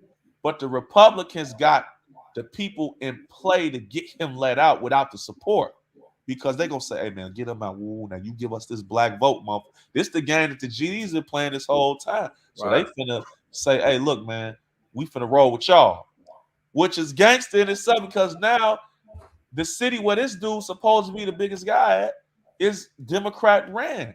Now watch this. They finna get Larry Hoover out, and it's gonna up the motherfucking murder rate, because now everybody gonna be gunning because they don't know what he on. And now you just gave the biggest gang chief. Listen, bro, Right. gang You right. gang chiefs are nobodies, bro. They just niggas that make money here and there. Bro, they using a gang chief name that's still incarcerated to sell tickets that's $8,000 a fucking ticket. He a millionaire already. They using his name to sell that shit, man. Hey, and if that work, you know, It's Big already Meech. working. Hey, Big Meech got to be next because he gonna make more money. Big Meech being used to push the drug Wow. and shit right now. Right. Bro, if I type in right on right now, if I type it like, because even traditionalist blacks in Chicago is like, bro, what the fuck is y'all talking about? Like people that's really from the city. Look, you type in Larry Hoover. Watch this, Larry Hoover tickets. Watch this, 15 hours ago. You see this? How does the free Larry Hoover concert actually benefit Larry Hoover at all? People's asking these questions. I believe this event will bring awareness to our cause, but prove to people everywhere how much more we can accomplish when we come together. Like, because they try to say that Larry Hoover squashed the beef between these two rappers. But look at how much these tickets is. Right. Look What at is the this purpose shit. of that? That's retarded. Bro, look at this shit, bro. The source. Fans are shocked by the ticket prices. Yeah, this is a fucking big pimp game. Right. Watch this. Everybody ain't awake yet, so I can say this. I thought that they said bro, look at this. Front row for the Drake Kanye free Larry Hoover concert, $4,000, G. Listen what I'm telling you. They done took game banging to the big stage. Right. Crazy. But watch this. It's the same. Hold on, why? I'm finna prove one more thing. I'm gonna leave y'all alone. They pulled it. They tried to pull the same play. This the same playbook. They tried to pull the same playbook before. They tried to pull the same play before in the 90s with Jay Prince and who else? Larry Hoover and the top rap motherfuckers at that time, which was what? Death Row Records. Right. So if I go to right now, I'm finna show you. They got a the shit is so crazy. Right here. I don't think so. It's the same gangbangers. Hold on, I'm finna show you this shit. They got this shit so rigged that they had a concert with Death Row Records talking about free Larry Hoover. It was a concert in LA. Right. So they ran this play before. I got to like I know Gator Bradley personally. I'm telling you, bro, this shit right now, like I'm trying to pull up the video, but they got the video where these niggas was in LA because the news was covering saying that they was doing a free Larry Hoover event in LA in conjunction with Death Row Records. But we didn't hear about it because hip hop wasn't that big back then. Hip hop was see, I just found it. See, I just found it right here. Now look at this. This show that this man running the same plays he been running for the last 30-some years to get out. Now watch this. Look at this. Here you go. Calling Hoover a political street piece. Calling Hoover a political prisoner, the rappers ask for his release from the penitentiary. The lyrics also claim that Death Row Records president Suge Knight, who's in jail on a parole violation, is a political prisoner as well. Come on, man. Right. Death Row is rap's most successful label. You hear that? It has produced Another federal government agency on the street. Now it claims to support the peace movement. Reports say the company is being investigated for alleged ties to street gangs, now watch this. drug trafficking, and tax violations. Now look, but you see this? The difference is you see this concert that Death Row had, right? Nobody in that motherfucker. Right. Watch this. Here you go. What does he do beforehand? He goes down to Vienna to talk to Larry Hoover so they can discuss the G. Like Hoover. Now watch it on here. Go right here. To someone, his name is Larry Hoover. Traveling from Chicago to Los Angeles with Hoover's wife and son. Didn't they do this before? Gator Bradley promotes Larry Hoover. Larry Hoover, look. Right. Hey, this been a Hollywood act. This shit is And crazy. then who else? Hey guys, real quick, Look at the little kids. who else just been promoting not too long ago? Is that Tupac too? Yeah. No, no, I'm sorry. Wasn't it Rick Ross that came out with that song Big Meech? No, Larry Larry Hoover. Hoover. but no, but he didn't do it to promote Larry Hoover. He just thought that he was a gangster, and Right.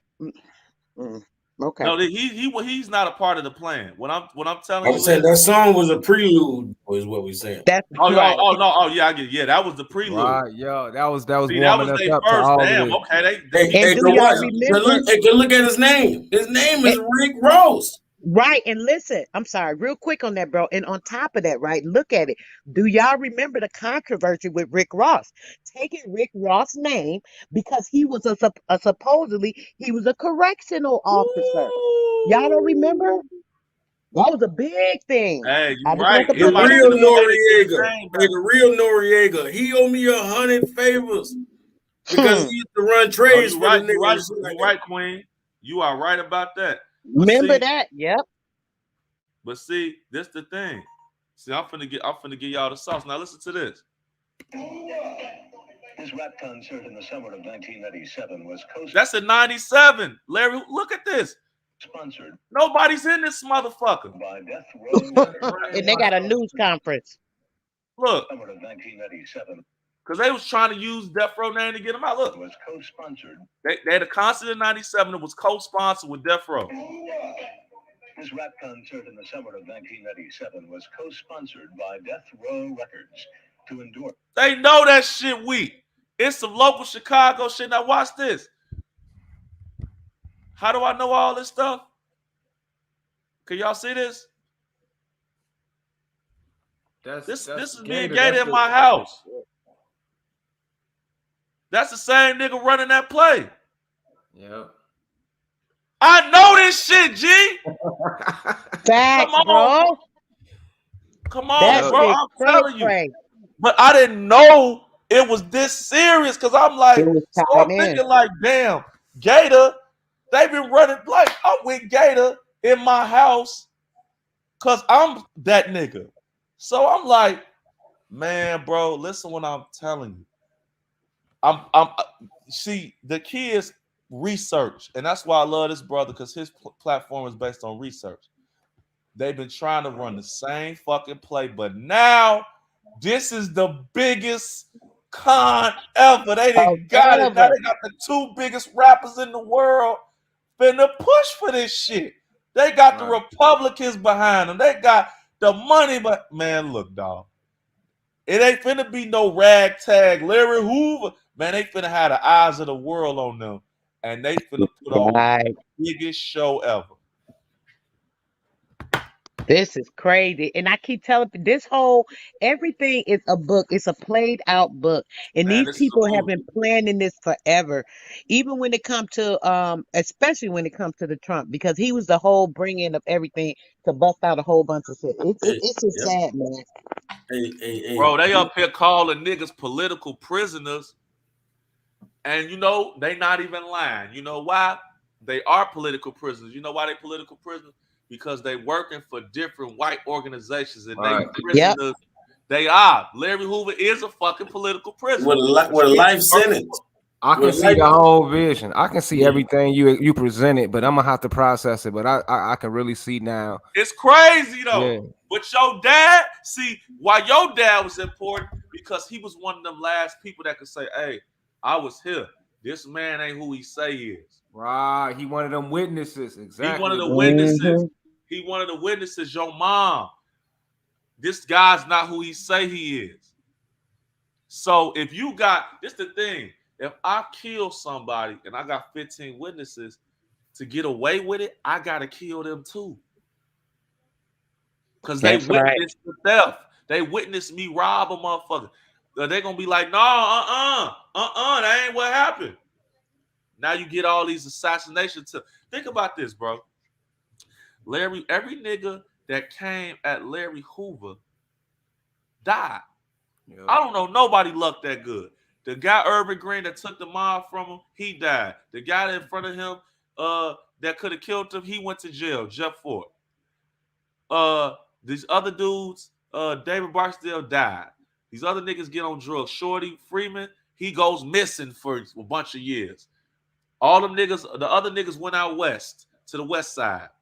You know, look, Shorty Freeman, he was so disgusted by the shit. He said, we just finna be blue fan. We finna go on the people side of Right, this on the shit. blue five, right. We just finna be moles at this point, because y'all niggas crazy.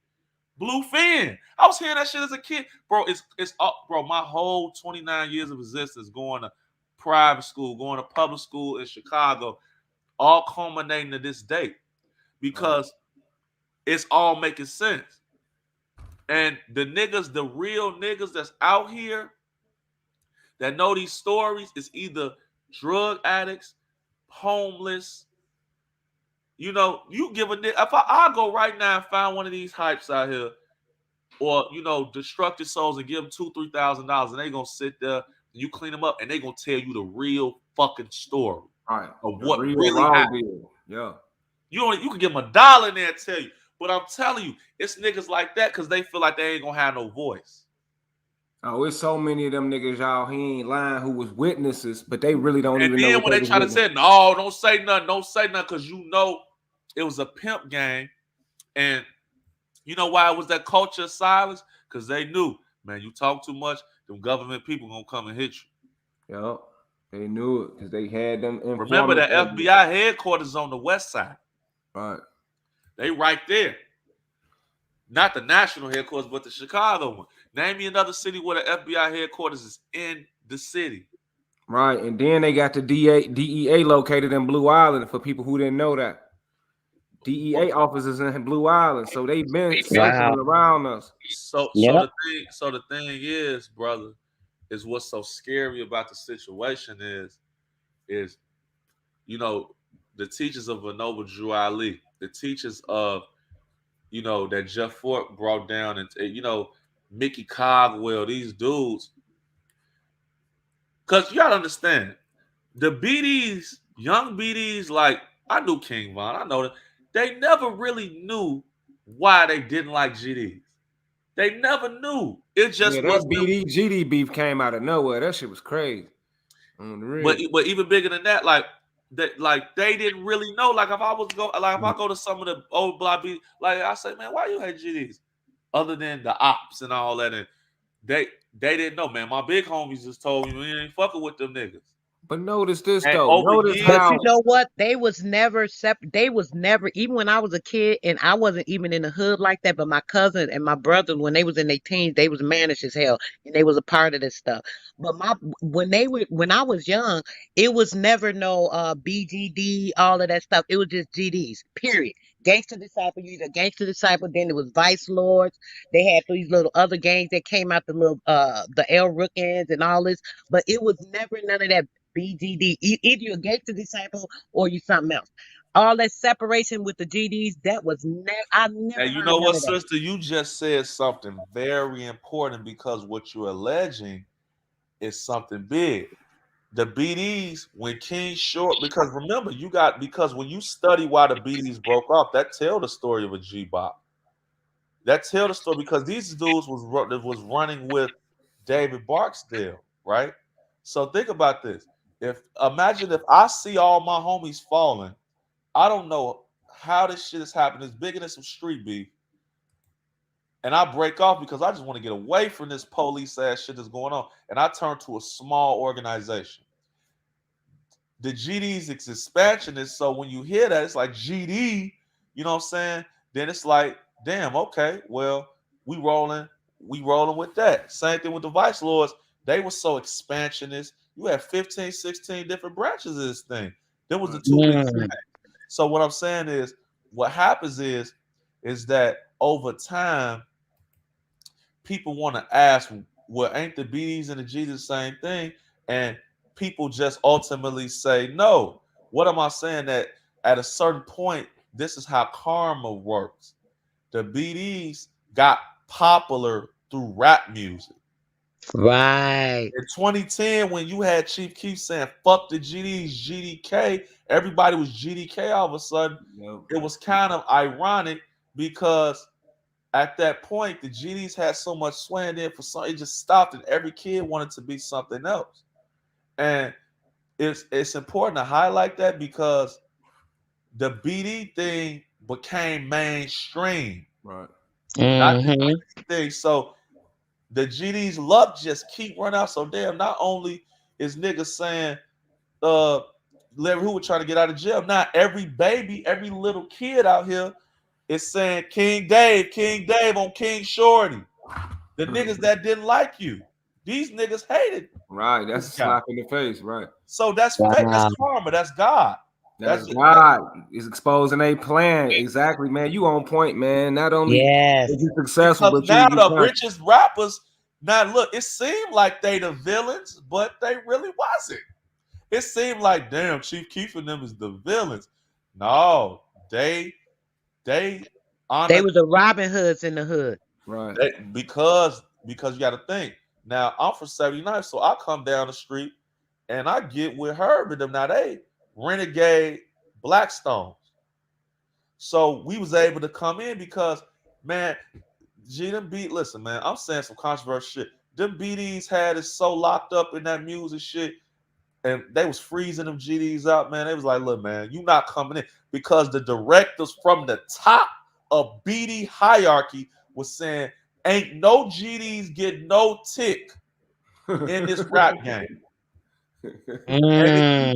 GD, you're not like it was a real freeze out, bro. I'm telling you, like, Right. bro, it was like if you GD, you can't come to the studio session. We ain't gonna work with GD producers.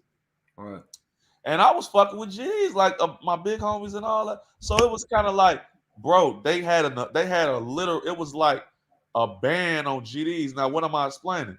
And then King David name got popular with the babies again. They wasn't preaching no Larry Hoover. It was on Dave, on Dave, on Dave, on Dave, Right. King On David Dave. Barksdale. They popularized David Barksdale's name with the babies again because Larry Hoover had influence over that 90s, them 90s babies. When them 2000s and late 90s babies came up and they was coming of age, and now the hottest rapper in the world is saying he a black disciple and he King David crazy and all that. Then now Right. think about that. Now kids like, well, who the fuck is King David? Who is King Short? Right. Who is this? So now who is Don Durkee? Who is all these people that y'all saying these? Now that story get told. And now Larry Hoover, we ain't like Larry Hoover. Fuck Larry Hoover. Herb on the DV on the thing said, man, man. And then watch this. And then they pushing the Black Peace Stone doctor, like, man, we just lost Dark. RIP Lil Mo. This is the shit they said in their rap. They was bringing it together organically how it was. Well, the Black Peace Stones and the Black Disciples, they had skirmishes, but they was neighbors. They was right next to each other. They lived in that Woodlawn community. Right. And this outsider came in and infiltrated and eventually caused the split and made the shit the way it was. I'm not gonna blame everything on him, but he was in the early formation and the chips fell where they fell. And when a lot of them dudes got out of jail in the late 80s and the 90s on the street, Larry Hoover was king. So they was outnumbered and they could never tell their story. They could never get it out. So, right now, ironically, like I say, 2010s, look what happened. The fucking BDs is the biggest gang in the world because it's popularized through rap music. So now you got Ruger come with the GDs and the Doe record. So now every GD who the babies of that era where GD was the biggest thing in the world, now they got their anthem. Right. Remember, GD ain't big in Chicago. If you in Chicago, you say you GD, nigga laugh at you. Right. You know what I'm saying? That shit big in them other states. You go to Memphis, you talking about GD, they gonna kill you. You go to Mississippi, Disciple, all that shit.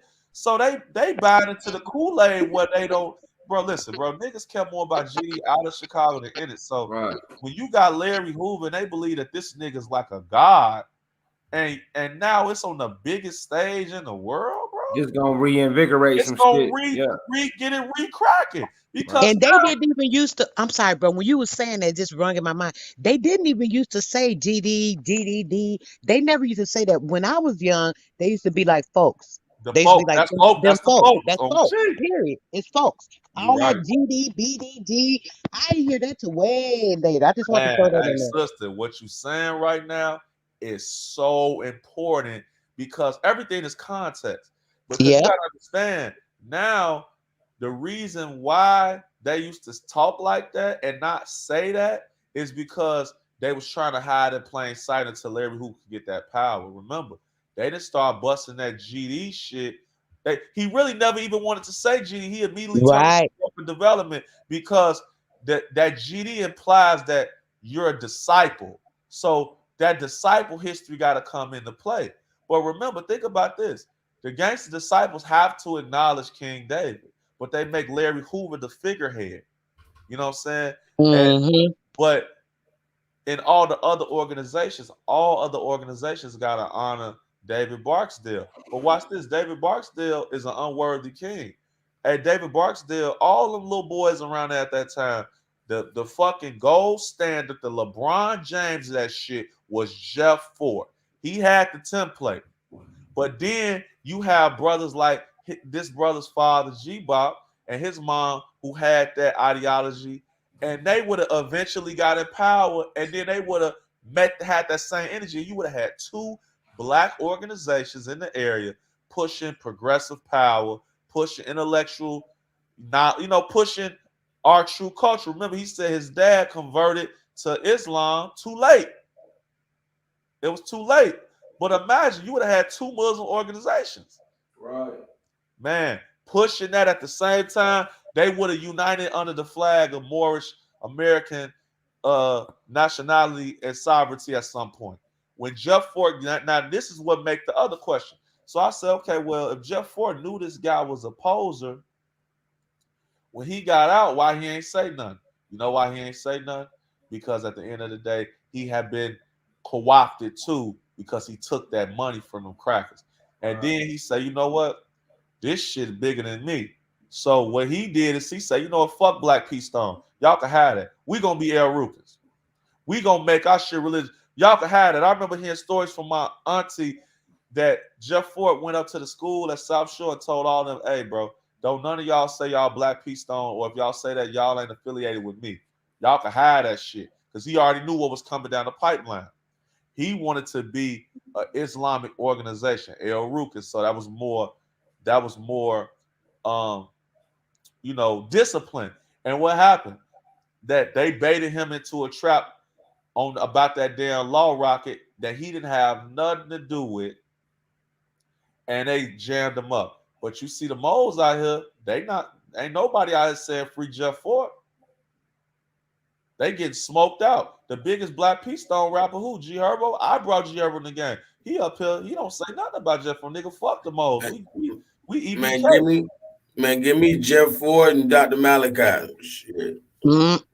But yeah, you're right. But then if you look at this, Willie Lloyd tried to do the Larry Hoover thing over the vice. So he said, man, dude, I'm gonna go over here and make all these niggas. They wasn't having that out there. They say, dude, no, it's not happening. And they killed his ass. Think about that. The point that the reason why it's important to tell these stories, you have this brother up here saying, man, people and folks is my family legacy. Taking this back. But on the street, people and folks is umbrellas of these organizations. So when he's saying that now, what he's saying is very serious. Right. Because now he said, this is my family legacy, I'm taking it back. He just don't have a platform. Like right now, you don't have 4 or 5 million people hearing this brother. Right now, if this brother go on Vlad TV and let's say this whole conversation and we condense it to 30, 40 minutes, not that I would want him to do this, and you say that, dude, it's gonna be the most talked about shit in the country. Right. Because now the Chicago gangbanging history, politics, back and forth are international news. This is international news. Right. If you mean to tell me that if it come out on a national news platform that Larry Hoover was an agent that did all this, and you start telling these stories, now this brother gonna get interviews with CNN.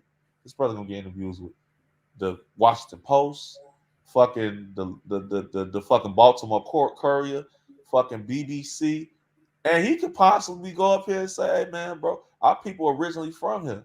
Right, and put that up in that mix, right? About, dude, with all that racism, talk about for the South, nigga. My family owned property in these cities. Facts. Like, see, that's what's scary, because if we get to saying that, and then some of these young black niggas with this money say, hey man, hold on, let me look up my grandma this land. Well, we ain't leaving Chicago, man. We staying right Right. here. All Right. that gang banging, gang violence shit. Because remember, the Crip on Crip violence split LA. The GD violence split Chicago. Right. And they're supposed to be the same fucking organization. Right. So that's just what it is. So I fully intend for us to be in a position where we're gonna have to gun it out, because what we saying right now can't be swept under the rug. Even if we be on the top of the highest tree and preaching this to black folk, people can't fathom they leader being a fucking government informant age. Right. They can't So, understand that. so this information, y'all, that's why I'm like, this important. People need to really get this, because it's not only revealing or unveiling truth. What it does is opens up portals in people's minds. Because just like now, that's why I literally, this is crazy. Y'all might not believe this. Literally, I believe in spirit. PMF, I always talk about that. I can't help it, because that's what I literally am guided by. I was literally like sleep. I went to sleep early. I was laying here for a second. I got up, whatever. And then I sat down for a minute, and something was like, see who live, because it's a late night, because I wasn't sleepy, because I had a good rest. So as soon as I put YouTube on PMF, I was like, oh, my boy live. I said, I barely catch his live. And every time, it's like I rarely catch it. And every time he on here, we be hitting some good shit. It'd be so crazy. He always on a good topic, because he is so good with his information. And it's crazy how people don't really tie things together. This is the thing about it. Like now, this late night, y'all was talking. I'm listening like, wait a minute. Oh, I said they talking about some side stuff. Let me get on there. I heard y'all saying something. I was listening for a minute, and I don't know what made me pop on, but it was ringing bells of stuff that was in my mind that I be talking about. Another guy, Coppertone Indigenous. He always asking me about this Larry Hoover stuff, and I'm like, bro, I don't really like getting into that too much. It's a lot of stuff with that, blah, blah, blah. This is what I was telling them. And I kind of left off. So now when I woke up and y'all talking about it, my mind was like, you got to talk about this, because they're going to help you start remembering or thinking about things that you Right. haven't been able to Right. tie You even into. got shot. You got shot. Yes. You got a story to tell, and that's what this about to lead to. So I'm gonna pop up on your show later, and we can carry this on, because I'm not talking about nothing else up into the concert. I might Yeah, even hey, you know what? boycott the concert. It's one last thing Yeah. I want to share with y'all, then I'm gonna sign off.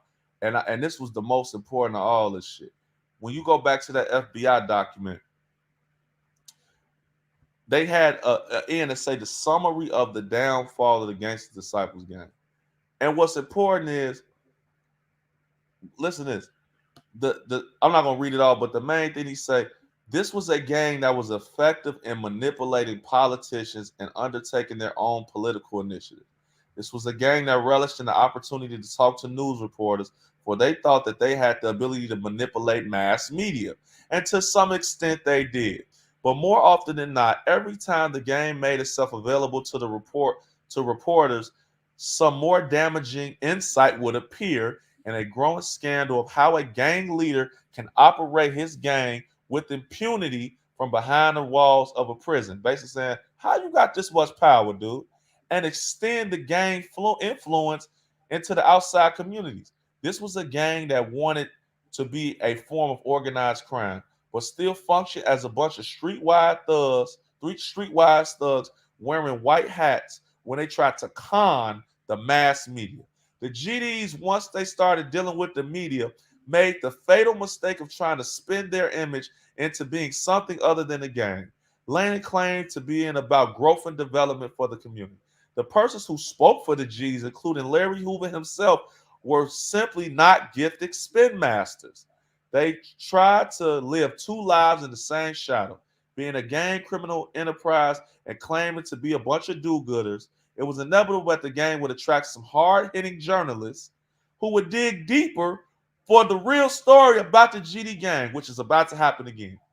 So so certain was Larry Hoover that he could pull off this social construction of portraying himself and his gang as somehow having been transformed into a do-gooder group, that to a large extent it became the basis for his defense strategy. When he went to trial for federal charges, he bargained that if he was portrayed as a political prisoner, that he could sway the hearts and minds of a jury to acquit him. It backfired in a big way. In retrospect, it was exactly the kind of thinly disguised and deceitful posturing that a megalomaniacal grandstanding that a prosecutor could benefit from.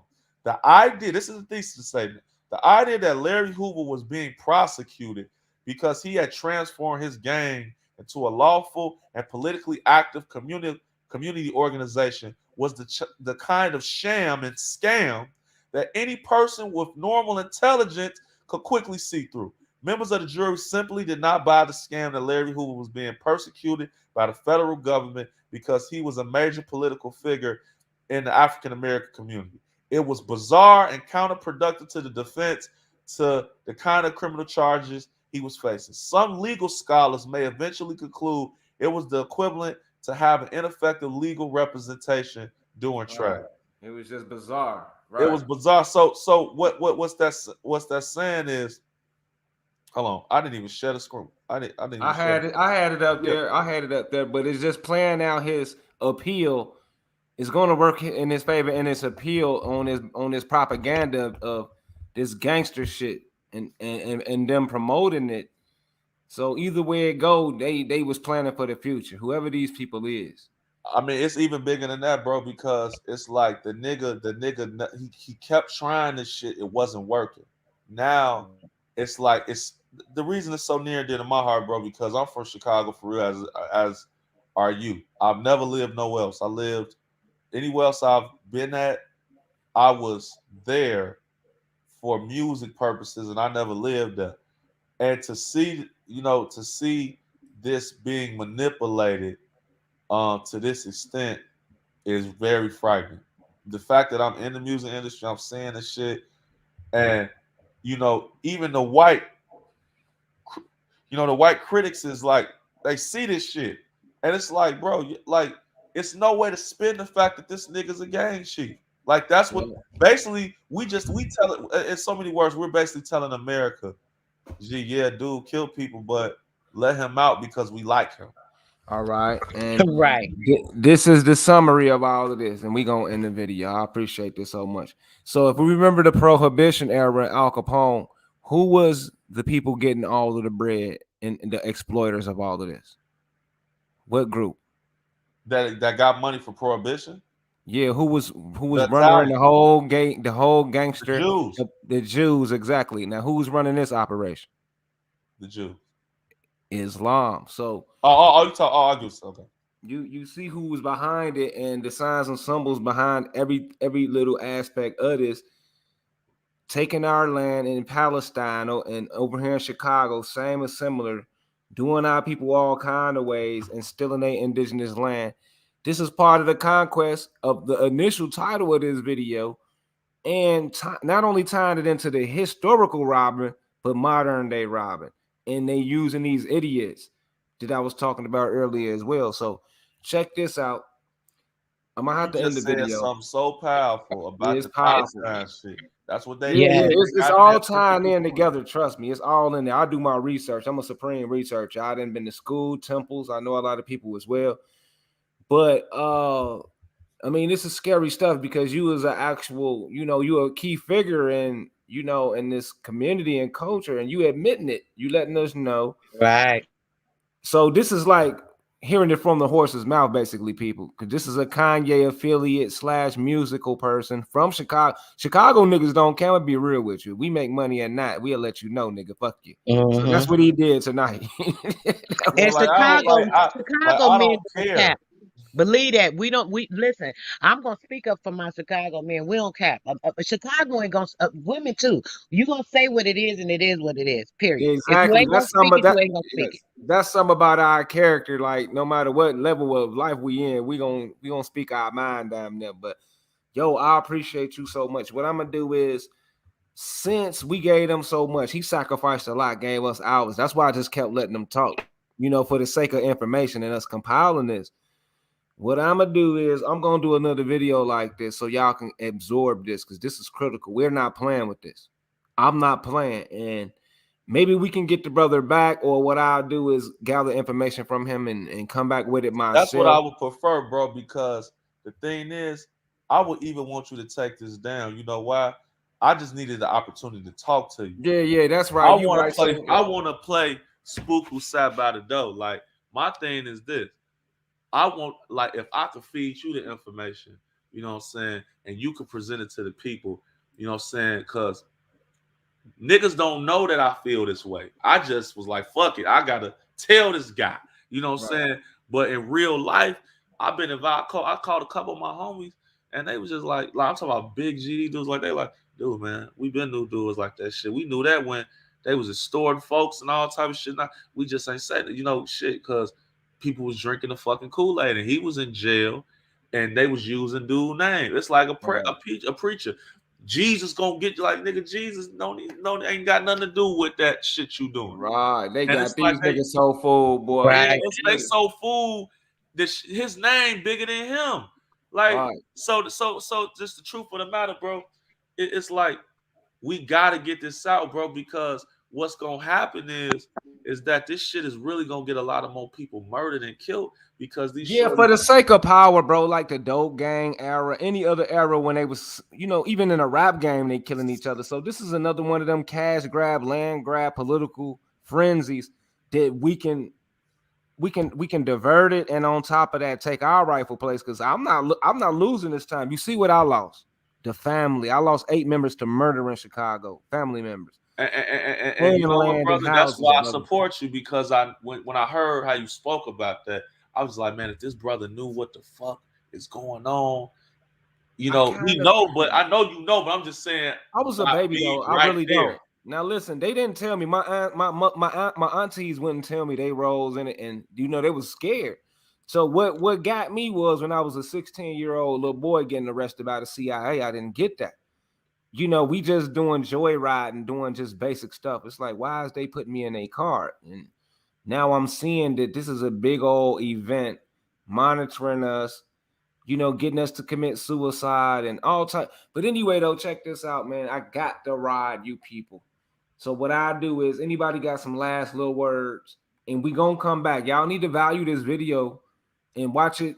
Do what you gonna do, because I'm gonna have to do something. I'm gonna have to probably I'm take finna it put down my and number in the chat for y'all in the chat if y'all want my direct number. Yeah, I was Contact. gonna say that, bro. Do that because I definitely Yeah, want to reach and out. we ultimately, rocking with you, bro. We got your back too, Facts. man. yeah, Just know that, because what's man. gonna happen, bro? What I would like to do, honestly, but it's gonna probably end up coming out, is put the alley oop out there for one of these white kids who's smart to say, hold on, who the fuck is Larry? Who one of these hacker white kids? And Right, they we're gonna go and find out this shit. and they gonna go find out because they can't think, because right now the optics is that they'll how they pitching it. You're a political prisoner, No, not even that. They pitch that too, but they pitching it like all black people want this nigga free.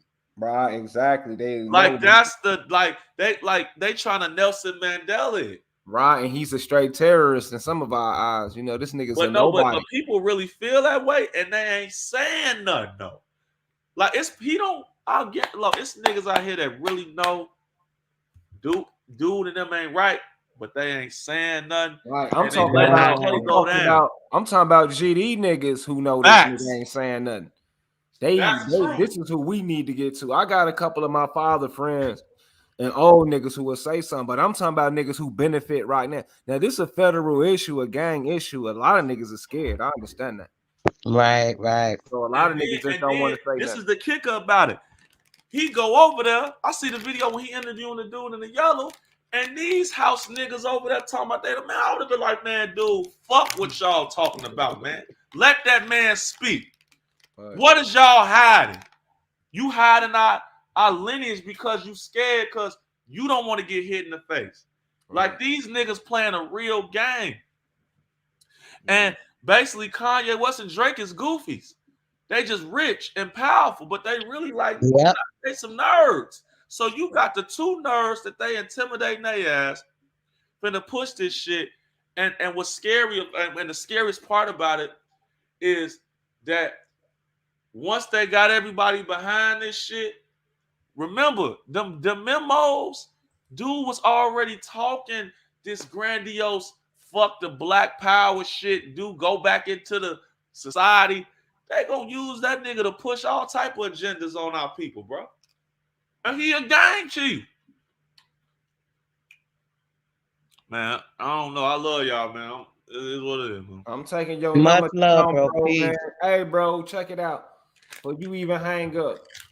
I know you ain't no dummy. You a Chicago nigga, man. I don't know if you believe in spirituality or whatever, but we ain't meet for no strange, this ain't no Nothing strange happens meet. by osmosis. You feel me? So whatever you do, just stay in the house or whatever. Stay protected, bro, until we meet up, bro. You good, bro. This shit is going down, homie. That Like, ass. we ain't about to lose. I'm letting you know that right now. Listen, what I'm ain't telling shit to you. worry about. The reason why I ain't scared of no niggas, we got the streets, right? Right. These crackers, it's like people, the niggas, like anybody who really knew the real sauce, they done silenced them niggas to the extent. Right. So it's like because I could talk all night, but this is the last thing. Then you not factoring in if niggas pushing one agenda, then what is they ops doing? Right. Jay-Z, I fully expect, man. Listen, something gonna happen because when you got big events like this, nothing happens by happenstance, bro. Right. If you go right now, you read the tone of the people on Twitter. I'm talking about the right wing media, the left wing media. I'm talking about these white kids who Kanye West and Drake fans, these black community organizers in Chicago. I ain't never seen all these niggas united in one philosophy, and that is who the fuck is Larry Hoover and why we want him free. I'm talking about the racist crackers, the black power specialists, the gang members. Everybody's confused about this play. So my thing is, this is what I'm scared of. When these white kids get to digging and seeing who Larry Hoover really is on some WikiLeaks They're type gonna shit. see it's another Travis Scott episode of To Devour Their Ass. Yep. They're gonna see it. I'm telling you, this Bro, the third. That's the third wheel, bro. The first one was Kanye with his mom's concert. The name of that Adelia, whatever concert. The second was Travis, and then this gonna be the third. Man, listen what I'm telling you, bro. This shit's scary. Yeah, there's some scary shit. And I then see it. the event's so big, they moving it from the LA Coliseum to Sophie Stadium. That's the biggest. That's $1 billion stadium. And on the fucking marquee, it's gonna say free Larry Hoover. Like Larry Hoover is probably gonna be the most talked about black man in the world. Man, overnight. this ain't right. This is gonna be a whole new psyop slave auction, if you ask me, to indoctrinate these idiots. You know what I'm gonna do with you? We could do a live stream as the concert going down. Right, because exactly. Hey, that's exactly how we gonna do it. Because it's gonna be. I want in on that. Yeah, we gonna do it. I already told you, leading up to it, we gonna do an assault on these niggas. I ain't worried about nothing else. Bro, because the thing about it is, and I'm saying this out of respect, people like your mother, she probably really knew what the fuck happened. Right, they assaulted her and left her for dead, and she lived, man. They shot her in the head, and she was in our Woodline neighborhood, one of the oldest residents. God rest her soul, she just passed, but she was dumping weed around there. They was the pretty girls, and they were nobody else allowed to do nothing with them. So they was jealous of these women and the power that they had. And she knew exactly, her being who she is. She knew these niggas, the pimps and the niggas with money. So, and they had this culture of silence as well. So, these type of people. I think your mom and them, I'm gonna be honest, they was are historians. But at that time, it wasn't fashionable to speak. It wasn't fashionable to put our secret society. Certain people just knew certain shit. I know what you're saying. Yeah, it was bigger than that. Yeah, I got you. Trust me, I know that. I know it, but the way you just broke it down is what it is. People wasn't talking like that. People's like, you know what? That's how I went. Fuck them niggas. I'm staying away from their ass. Now it's more, it's more open to think. You got to think back then, niggas was checking the fuck out. They like, man, let me shut up. Now, we talk, we'll say how we feel. Even being Right. homosexual. Some niggas back then, if you was gay, you didn't say it. Now niggas, I'm gay. So Right. society, Niggas just talking mode. Right. I'm just Yep. saying society is more open to that. Right. Now, I'm gonna tell you some other shit. The GD elite right now, they all scared because now it's like they gonna pull for him to get out, but now it's basically like if they get Whitey to cooperate with him getting out, dude, that's gonna because this is the thing. I couldn't see this. Man, I'm sorry, I keep going on tangent. I was like, I cannot see these Democratic motherfuckers letting these niggas pull this lick off. I can't see it. I see it. What I I don't see if see they is might let a terror attack in anything. right, exactly like COVID. Like, listen, Yeah. come on, he Yeah. done broke it down. The GDs is the last resort for them to reverse what the Democrats is doing. That's why I'm saying they didn't see it coming. So that's why they had to hit us with the shutdown, the lockdown. Cause they gonna unleash these niggas on everybody, and ain't nobody gonna win with these You a cold brother. Now, they gonna unleash these And they was motherfuckers. now trying the to get the guns back, bro. Omicron is coming. Ooh. Bro, it's going down in Operation Battlefield America, nigga, and we are still asleep. All of us wake up every day consuming, Hey, bro. not knowing what the fuck It's is the going purge, on. bro. That's why they've been pushing that purge movie. You notice how that purge thing showing how the lockdown, the government, everybody go out, do what they want to do, all this other nonsense. I believe they have a lot to do with it. And them trying to Yeah, shut down with it the does. guns. We Oh, just no ain't guns, no killing. guns. Hey, nigga, Yep. that concert is in motherfucking 12 days. They just 12 days. that's on the Wow, 9th. 12 days to the showdown, boy. But wow, this is crazy. But no, this is why what you just said is like, whoa, nigga, they lay up there, and now the Democrats is pushing it's a new variant. Motherfuckers is just passing out dying. It's a real check because remember, Right, it's a chess move, right? They wanted that exactly. They when wanted they that and gave they niggas canceled that this shit. PPP last year, they gave niggas that PPP, bro. The whole black community took that money, bro. That shit was by design. Them niggas was out here. You seen niggas riding every car they wanted, everything because they didn't know what was gonna happen with that verdict because niggas was on some uprise and shit. But now they said, okay, we gonna let Rittenhouse go, but we gonna prosecute the other niggas just to see what's gonna happen. Because think about it, they let Rittenhouse go because they wanted to see if niggas was gonna riot Right. in Illinois and in the northern states. They convicted the 3 white men in Georgia because the optics is damn, we hate niggas, and we convicted 3 white men of murder in the state of Georgia just to see how white folks was gonna turn up. They didn't do nothing. Right. So they like, damn, we tried to push the black psyop and the white psyop. Shit ain't work. So basically, you need this last thing. They need something. So they killed young Dolph got his ass killed before that, and niggas still ain't do nothing. They killing everybody moving down there. Niggas ain't doing nothing. I'm telling you, it's like they want an event that's gonna rock our minds. They need another 9/11. They trying to open that portal, like the sisters say. And they Right. trying a lot of different Y'all is shit. on It ain't something working. tonight, man. Why y'all come on my channel with this shit? Bro Y'all said, I just need some bullshit. sleep. Y'all just bullshit. I'm with the shit too. I'm with this shit. It's great. Hey, This bro, you know, I'll be one. I'm tired too, but I'm gonna keep it a buck. We living in one of the most craziest, pivotal 30-day periods in history. wow. Right. We a Y'all hear part of this this shit? shit, bro. We a part We of it, are a bro. part, Really, the you a active part of it, bro. members. Y'all is hell, boy. Y'all is hell. Y'all is hell, man. It ain't that I'm tired. It ain't even that. It's just it's true. It's a And lot we to got take in. It's a lot It's to a take lot in. to take in, and we don't got that much time because they're going to institute their so-called authority over us once again. They ain't got no business leading over us, is what we talk, because we is a different nation than these people. They ain't in Right. our family reunions.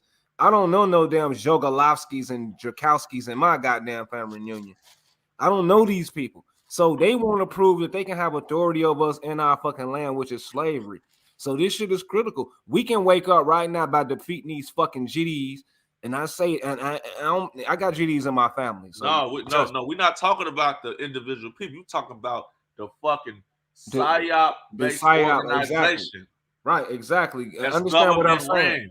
ran. I understand the people who pulling the puppet string, but what PNF do is I expose black people. That's just what I do. I don't necessarily point my finger at whites in general. I go and show you the motherfuckers who is ready to sell their soul for this bullshit. So when I say stop them, the rappers, the entertainers, the people who get up here and push this shit and read from a script and know they read from a script. We need the All the motherfucker make it away. The Judases. The Judases. We got to make it a way where we're basically I'm PNF, so I'm taking the hit. I'm sacrificing what I got by letting you know, like, look, this ain't what it is. They lying like Don Durkee did. This ain't what it is. We don't know these motherfuckers. This I'm letting you niggas know we don't know these motherfuckers. I'm from my hood, and they attacked my hood and burnt our hood down. I'm a witness. I'm a witness to the CIA, FBI, police, any one of these organizations terrorizing us. On top of that, we don't know none of these motherfuckers. So it's all a lie. I'm telling y'all. Remember this too, bro. Keep this in mind. When Martin Luther King got killed in '68, they burnt the West Side down. Right. They ain't burned that South Side because Jeff Ford say, nigga, we not finna burn our shit. That's some power. They say we got to get them niggas out. So look, 69 it went down. They tried to take out Barksdale. They got Bobby Gore out of there. They got Jeff Ford out of there. They got Fred Hampton out of there. 69 is when it hot 60. Well, you showing up right. They killed Fred Hampton out there. You showing up right, boy. Listen, and that other agent, nigga, damn, boy. Look, wow. Yeah, but think about this though, because what Fred Hampton wanted to do was get Jeff Ford and them behind him so he could do some whole other shit. He was an agent too, but look, all that shit was psyop though. Yeah, you right. It was a side, but watch this though. Now, if you really think about it, you know, at this point, oh shit, I just lost my train of thought. I'm gonna conclude on that, but it's a lot, bro. Yeah, I appreciate you. Cool. I think that you know, ultimately, you know, what you doing here is powerful, bro.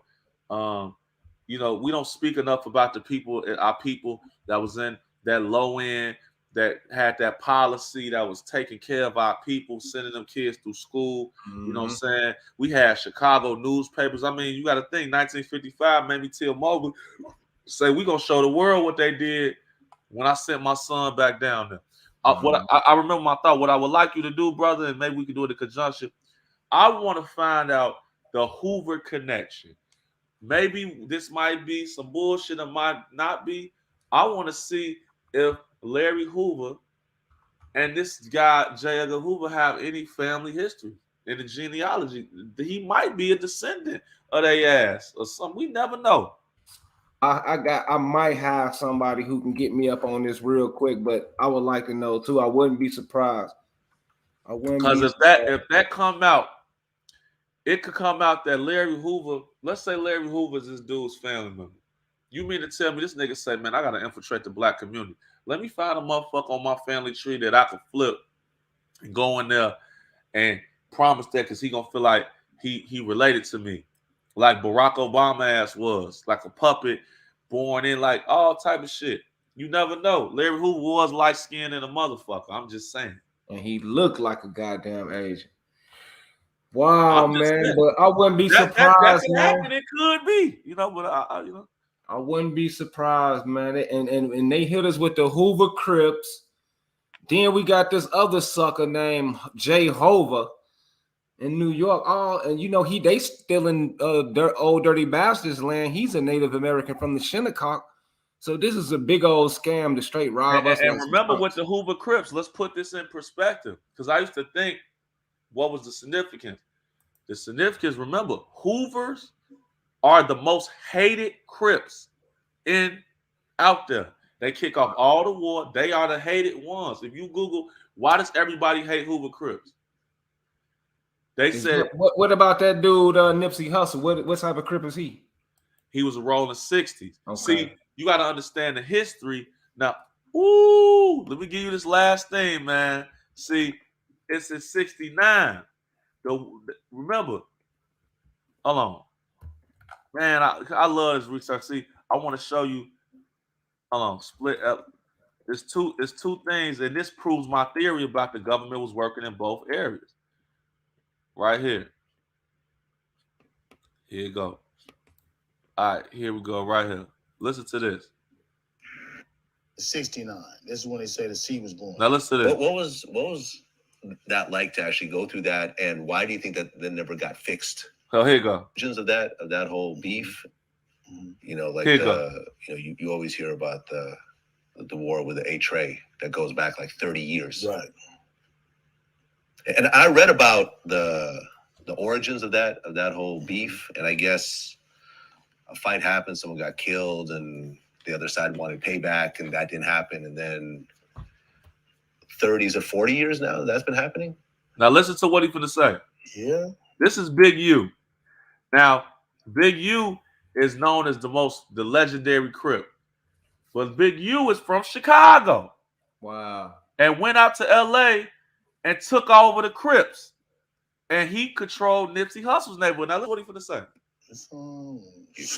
You're talking about multi-generational beef. Now look what he's gonna say. That started with someone that people probably have never even met.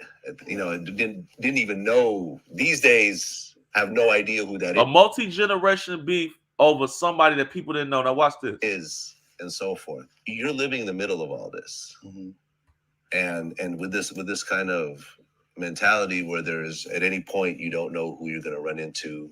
There's beefs, you know, and on a level that goes back decades. What was that like to actually go through that, and why do you think that never got fixed early on? Now listen close. Well, I'm gonna say this. It definitely was it's bigger than it's kind of bigger than what I probably can explain in one sitting. But 79 is where it actually happened. 79. When did G-Bob die? 79. Listen, because it's when did they say Larry Hoover took power? 79. Watch this. Crippin started in 69. Crippin started in 69. What else started in 69? Larry Hoover and them Supreme Gangsters. GD. The GD. Right. This is when they say the C was born. The C was born in 69, and the G was born in 69. Let's keep going. But this LA and Chicago. Let's keep going. The C was born in 69, but in 79, the C was split up. 79, the C was split up. 79, the G, and all that was split up. Right. Let's keep going. Wow. More than it was a beef with the Rolling 60s and the A-Tray gangsters, it split up LA. Ooh. Hold on. Yeah. Like when the Rolling 60s and the A-Tray gangsters started fighting. They was both Crips. It split LA in half. Run this back. A-Tray gangsters started fighting. It split LA in half. Right, because was that the first time that there was like a Crip on Crip war? Before then it was just Crips Bloods, but this is the first time that inner Crip. And remember, Bloods was always smaller than Crips. They didn't matter. Right. Watch this. Really, to my knowledge, it probably hadn't even been like 3-4 murders or 3-4, really killings at all between Crips and Bloods up until 79. Woo! They never had no beef, really. That's deep. Listen. So what happened in 79, when that beef started, it exasperated the beefs all over LA, because it went from just fighting to actually now it became like an arms race. And it changed LA. And what people don't understand is it changed LA in the fact that where now you had to either decide you was going to be with the neighborhood car or you was going to be with the gangster car. And it split the gangs of LA up. Yeah, everyone had to take sides at that point. Everyone had to take sides. Yeah. And it became bigger. Because, like, really, I think the one thing I agree with Master Cody in his book is that it really ain't been a war with us in the A-Trays, because they went where they went and we went. So it ain't really been a war. I mean, I can't really say where it's been, even when I was in the streets and I can't say that in the last 20 years I ever even worried about, or I don't even think none of the kids over there even worry about that fraction. See, you see what he's saying? We was beefing, but it was a play. But look, so you got it. So he's talking from the Rolling 60 perspective. Now, who is the Rolling 60 rival? A-Trey Gangster. So look at Monster Cody talk about the same situation right here. And look what he said. And he just magically died. Yeah, watch this. Her brothers came beat BB up. They was 60s. Broke his rear, threw him in the trash can. Homie still defended. We got to fight Friday. After school, we got to fight. You know how it is. They went on the side of Hobart. They was both Crips. They had a fight. Friday, homies, head up. That's what usual do. Them is our type. 60s our dogs. They friends. They just fight. We ain't tripping. Head up. Handle that beef, squash it, step on. You see? Fatty started fighting with Tyrone. Tyrone's brother was Big Rick, OG 60, rider, moneymaker, hustler, thug motherfucker. Him and Fatty fighting. Boom, bad, boom, both big youngsters. Boom, bad, boom, bad, bad, bad, boom. Squalling. Fool named Daryl Oaks. Fool named Darren Oaks. Look. The hood just recruited. Just recruited. He was originally from 9-0. Went around the corner, got the strap. The homie. Came back. He was on the hood like 2 days. He was only with their neighborhood 2 fucking days. He thought it was something more serious than just the fisticuffs. And that's all it was. And it's 79. Ooh, this is the 70s. It's September 79. Man, it's still the 70s. It's all about this, fool. The fighting. Listen. Fool come back with the heat. Tell Fatty move, dump. Boom, boom. Kill Tyrone. Shoot him in the head and the chest. Shoot Bogart. Boom, from the 60s in the stomach. Rest of them break. We all break too. Like, damn. Man, what you tripping on? 60s coming to the hood, though. Big Rick, the OG, Babyface. All the top roller 60s coming to hood. Baby Huey, Motor Mouse, 60s, OGs, killers. Coming to the hood. All they want is a shooter. They want the guy that shot their brother. Killed their brother. They ain't tripping. Like, man, who wants the motherfucker to kill my brother? Because they all Crips. Now watch this. So Big Rick said, we was like, man, we don't know him. We didn't. He just started claiming the hood in 2 days. We couldn't get him up. We didn't know the motherfucker. Who was that nigga then? Wow. Fools them took it as a sign of us saying we ain't giving him up. We threw a big meeting, big sidewinder, big Keystone, all them from the 60s, Big Joe Rat, Mumbles, Mumpy. Threw a big meeting at the park. The meeting became a big gang fight. It fell into name calling, disrespect. People started getting hit, bombed on. It turned a big gang fight. Pigs came, helicopter 40 feet off the ground. So if they having a gang fight, how did the helicopter know they was there? Because some of them niggas out there starting to fight, they was agents. Ran everybody off. From that point, September 27th, 1979, the Rolling 60s and the A-Trays have been mortal enemies. They've killed over 20 of my homies. And we've killed over, I'm sure, 27, 28, 9 of them. Black men, young men, unfortunately, just been getting cut down this war since September 27th, 29th, 79, man. It's hectic. I've been shot 7 times. I've been shot 6 times by Rolling 60s. 6 times at once. One time I was robbing a man, was shot. The war is taking a toll. Every criminal act I've committed has been in commission in trying to destroy in some aspect of Rolling 60s. Crip organization. And my whole life has been spent primarily on that mission. Like, look, he when he really thinking about it, he look like, damn, it's a mind fuck. Look. Today, even now, I consider myself a Rolling 60 killer. Fuck, how much money I get. So look, I'm just in conclusion. It was a play everywhere, bro. Right, it was everywhere, right. And the years correlated. So when I started doing this review, I'm like, damn, this shit ain't by mistake. This shit is 69, 79. Then, I got 2 more days. Then 1981. 1981, with Hoover come with that new concept, and 81 they come with the crash task force out there in LA to start paying the gang members to run the organization. I got all these dates, and it wasn't just a local thing, it was a national thing, but Crippin' and Bloodin' became less authentic and too cheesy. Like you saw that shit in movie. Like this GD thing is gritty and grimy as it comes. Right. So it's just in conclusion, I appreciate y'all time, brother.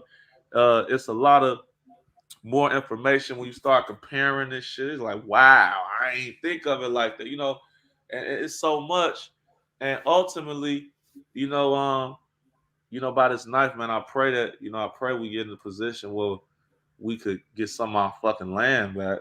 Right. That our family, strove and built it. And we had it, we might have had this shit in our family 400-500 years. Right. And we talk about the Trail of Tears and all this shit. And it's crazy. But man, I appreciate you, brother, and your time. And I thank you for you even being patient enough to let me rant for 5 hours. I'm glad you let it out, man. Being successful as you is in the music industry, you don't have to do this. So I sacrificed it. I appreciate it, and hopefully we can do it again, bro. And I'm gonna hit you up too, brother. And even though it ain't just the music, you see, I'm with all these other niggas, right? McGada and all these niggas. And one thing that struck me about these dudes is they not really that smart. Right?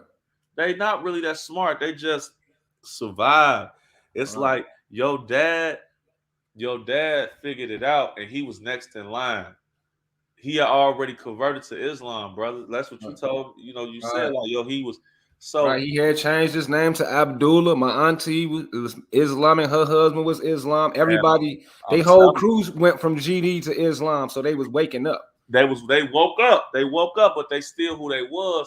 Right. What ultimately was gonna happen is they was gonna end up getting with the Jeff Force and all these people, right, and get more political and start coming together. Right. But what fucking happened is that they had, man, the government know, man, and back in them times, man,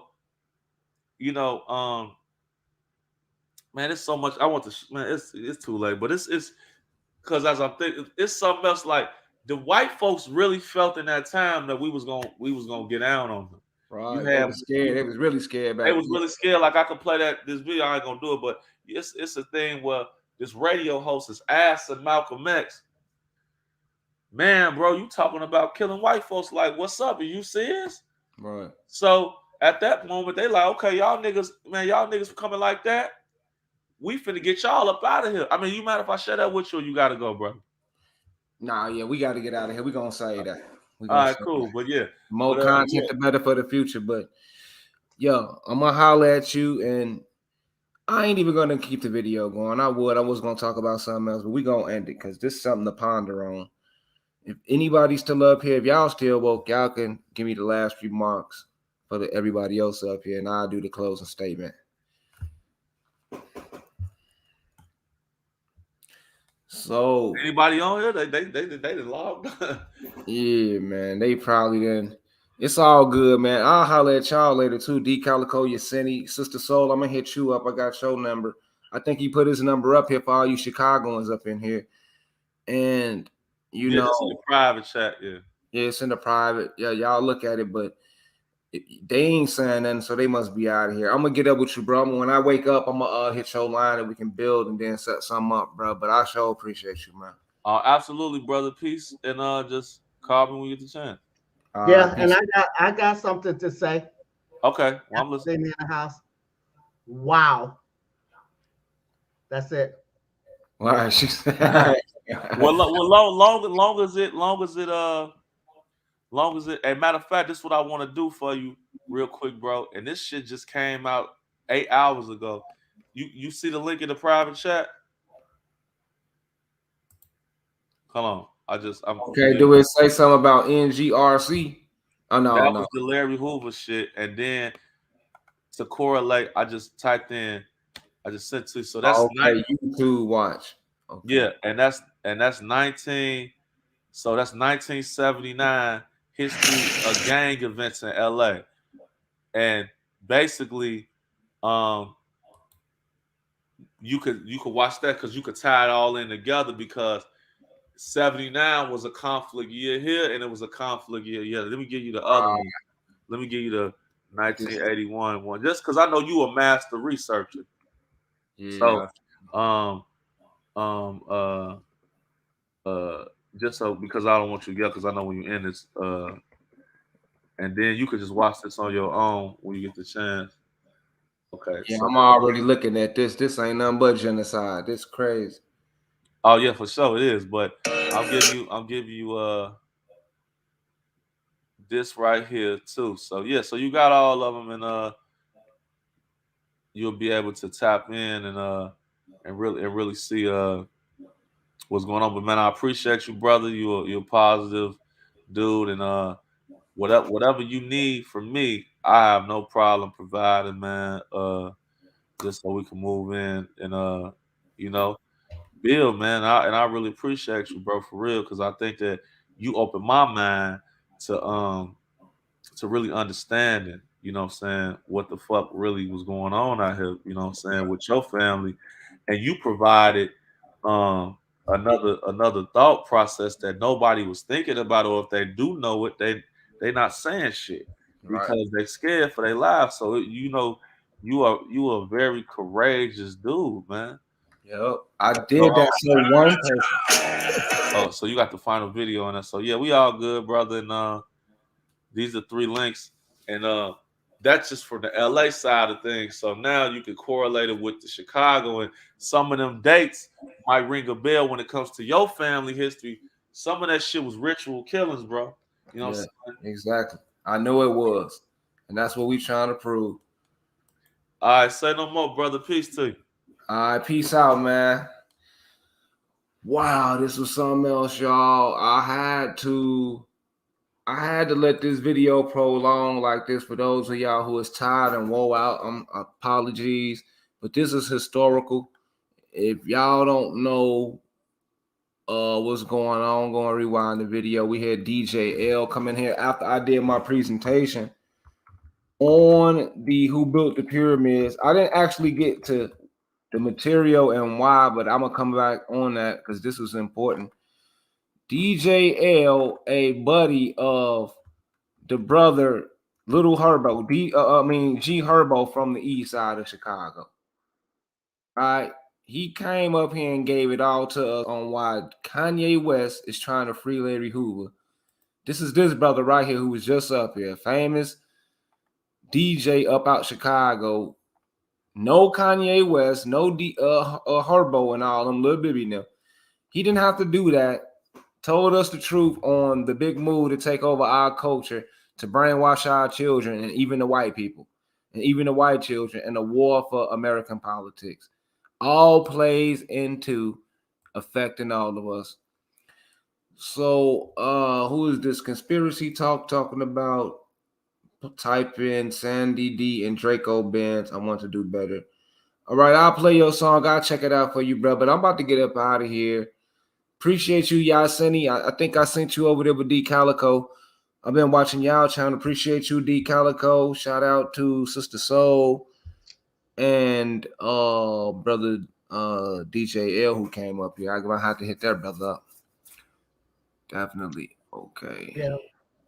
Peace and love for real. For real, for real.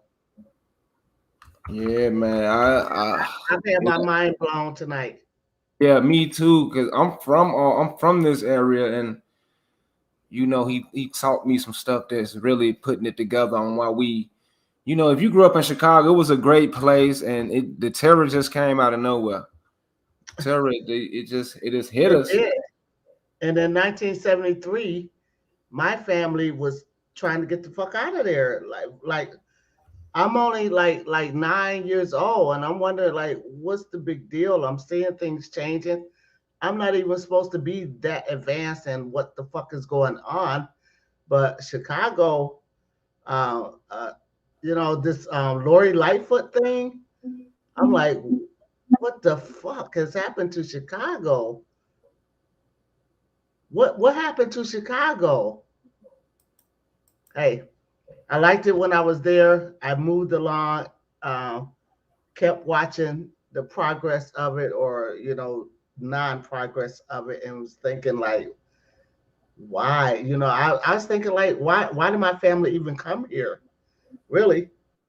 But while we was there, we had to go through what we went through, Robert Taylor Apartments, Ideal Gardens, and all of that shit.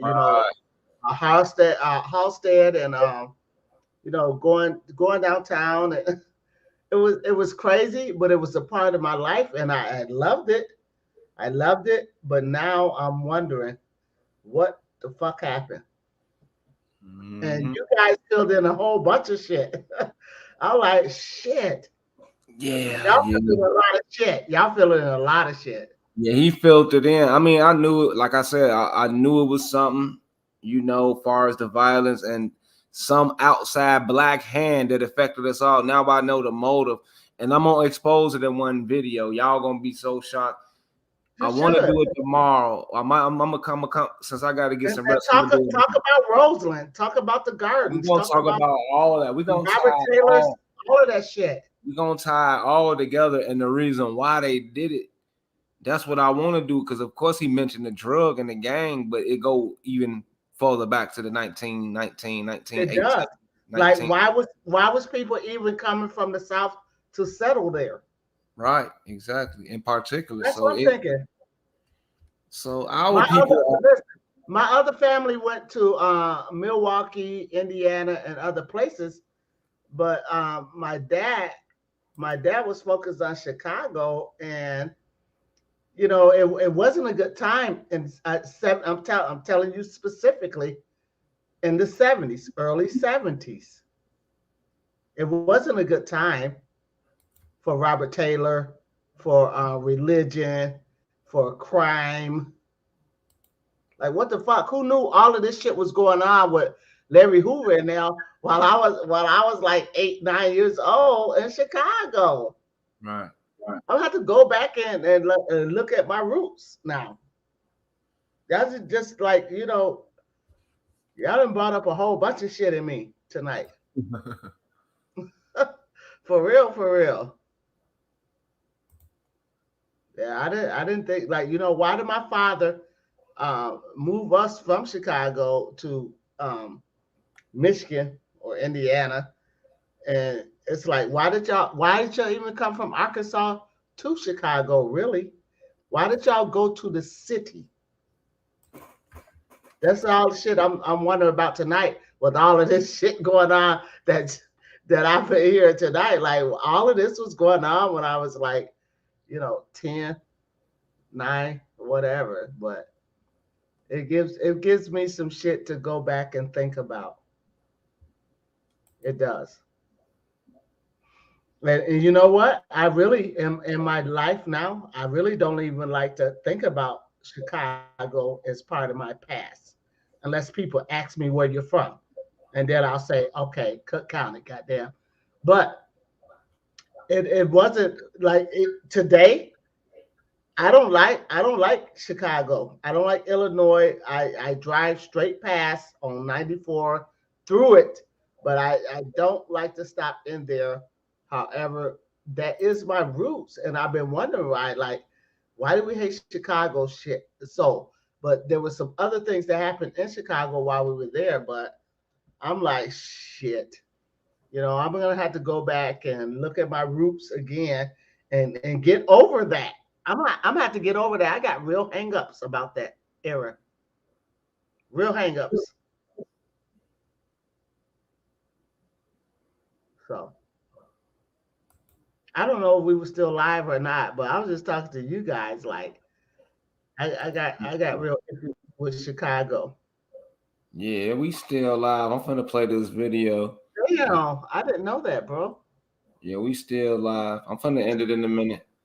Let's check this out. He want us to play this to see. Girls who get to go on adventures. I just seen a movie with this dude. Hold on, let's play this. Let's see what he's talking about. Oh, yeah. What's that book you've been reading about? It's about heroes who get to go on adventures, defeat the monsters, and save the day. young boy from the south side of Chicago. The only tourists that get to do that.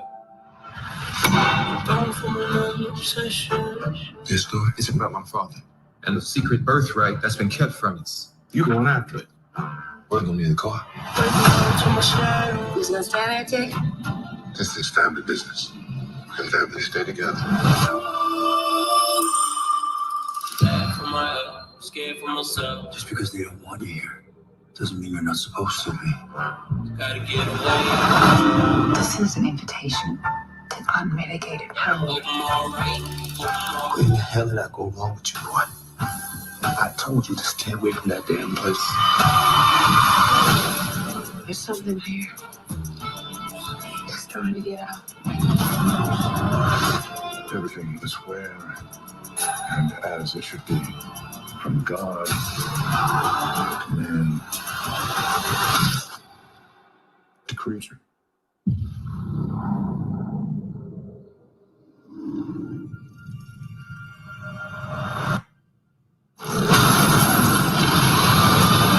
We're surrounded by monsters. I'm doing this to protect us. You can't win this game. They set up for you to play.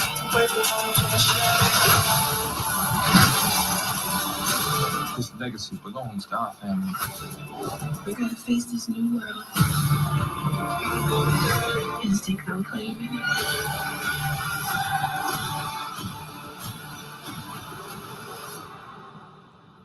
This is our family story. What in the hell? That shit look crazy. But anyway, this is crazy, man, that you even put that up there. This is because we are surrounded by monsters, and I don't even want to go into that right now. I don't even want to go into that, but I just played that for the brother. But anyway, I'm up out of here. I'm gonna go in and play this young brother music. Hopefully your music is fire, brother, who just came up here talking about play his little song. Give you a little shout out, brother, you know, on this lovely night. I wanna do better. I want to do better. So much pain. I wanna do better. And peace and love to all of you.